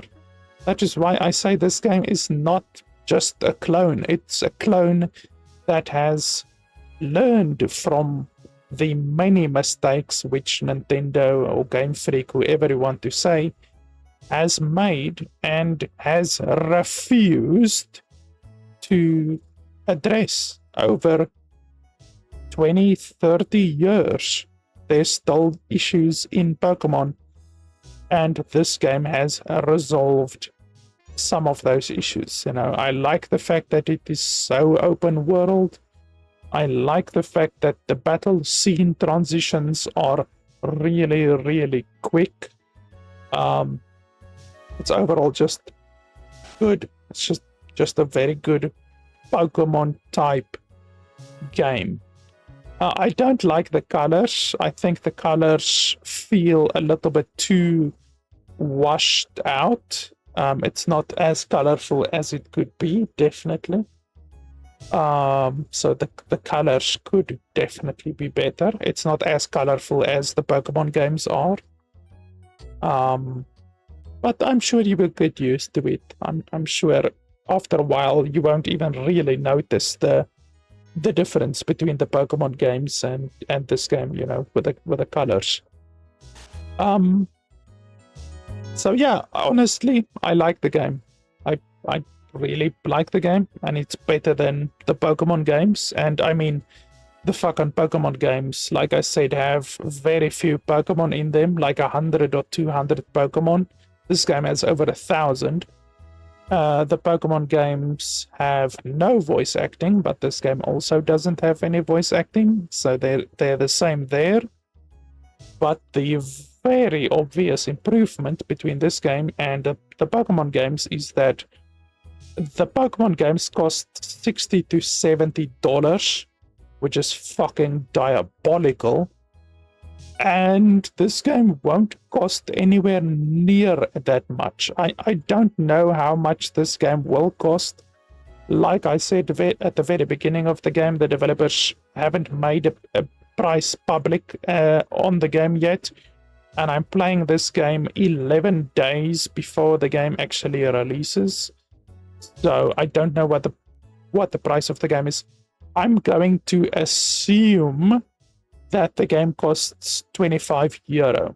If the game costs €25, then I can absolutely recommend the game. I think this game is very, very good for 25 euro. I don't know how much content, how much playtime the game will have, but judging from the monster list, I currently have seen about 20 or 25 Pokemon in the game, and there's 1,000.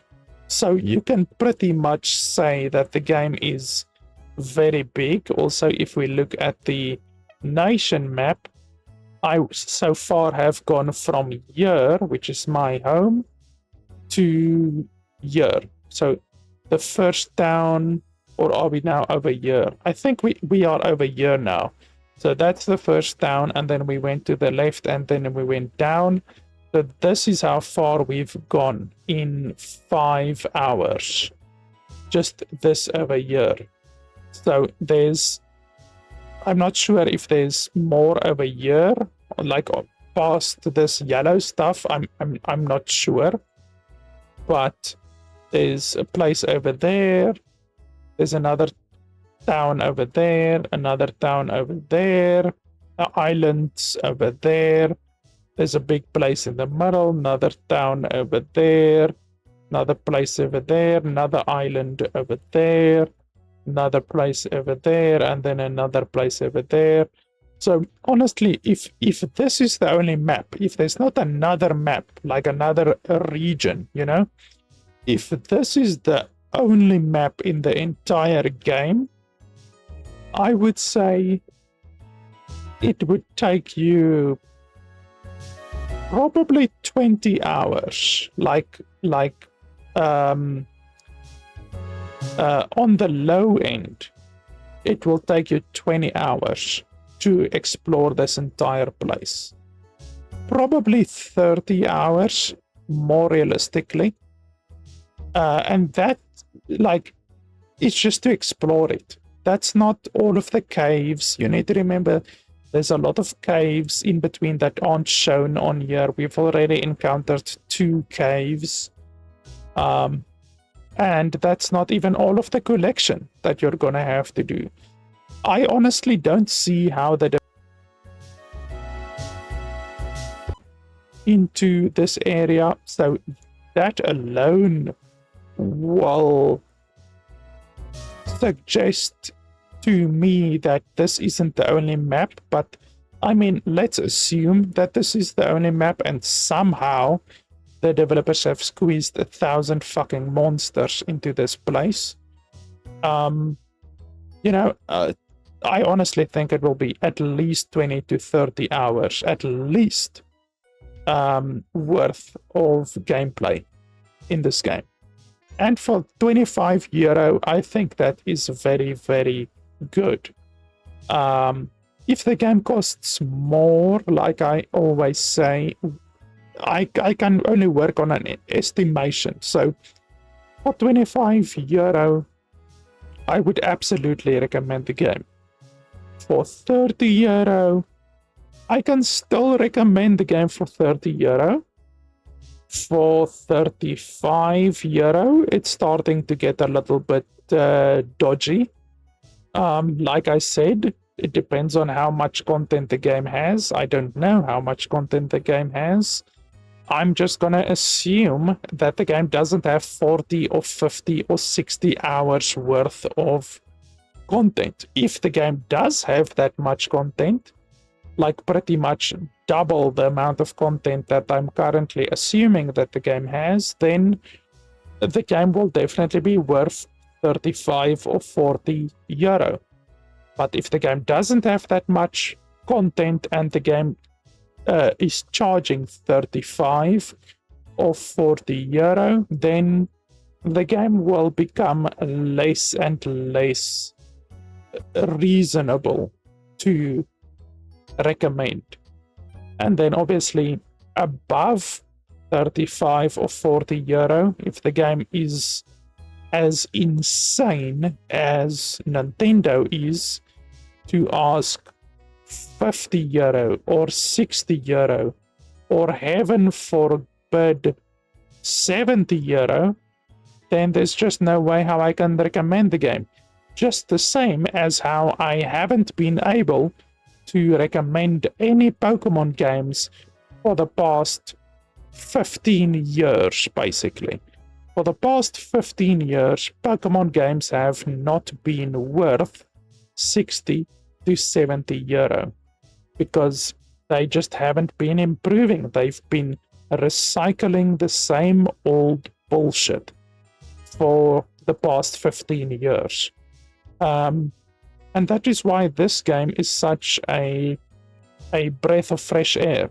New mechanics that Pokemon has never had, more Pokemon in the game than what Pokemon actually has, a more open world system, a quicker battle system, more streamlined gameplay.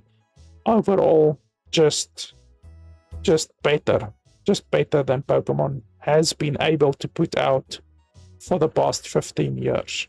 So yeah, I like the game, and it really will just depend on the price. I will, once I know the price, I will probably leave a comment down below just saying my final thoughts on the game, because I am going to play the game more, definitely, in the next 11 days before the game releases, before I publish this video. I might complete the game. I don't know. I have a lot of other games that I also want to play, and I have a backlog of games that I still need to review. But I might have finished the game by the time that you see this video. In that case, I will just leave a comment down below giving you my overall thoughts on the game. And also in my Steam review, I will also write if I finish the game, or if I've played 20 hours or 30 hours and realized, okay, there's a lot more to this game than what I initially thought, then I will obviously adjust my price estimation value on the game. Then I might say, okay, this game has fucking 80 hours of gameplay so far. I can recommend the game for 40 or 50 euro, you know? But yeah, for right now, with the content that I can see here, definitely for 25 euro, I think this game is a good buy. For anything more than that, it would really depend on how much content the game has. So yeah, guys, that's pretty much it. I like the game. I'm surprised by the game, actually.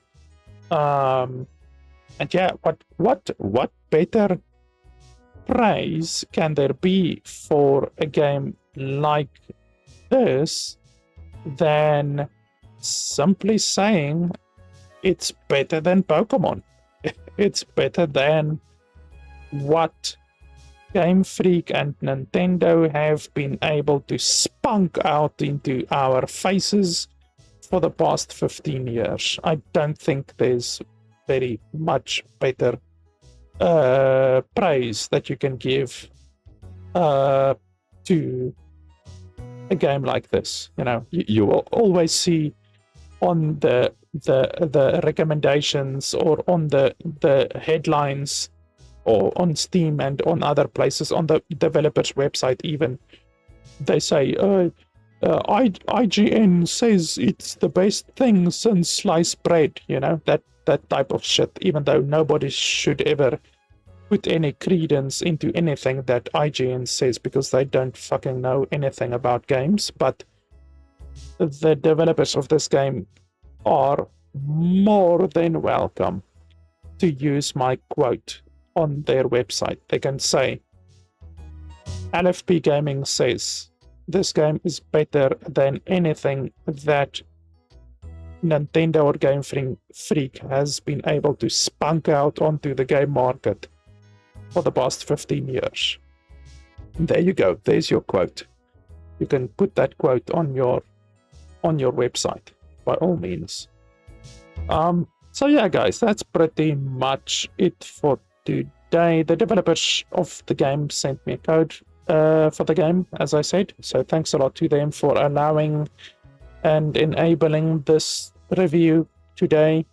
For the instances where a developer does not send me a code for a game, I very much rely on you guys and your support on patreon.com/LFP to allow me and enable me to do more reviews. So if you want to see more reviews or even reviews of a specific game, you can go ahead and make a recommendation. If you are a Patreon supporter, go on Patreon, leave a comment or anything like that, and I will certainly take that under advisement for the future of any game that I'm going to review. So yeah, guys, that's pretty much it. As always, be good to yourself and to those who deserve goodness. Thanks a lot for watching, and I'll see you guys next time. I also like the music, to be honest. Music is it's pretty good.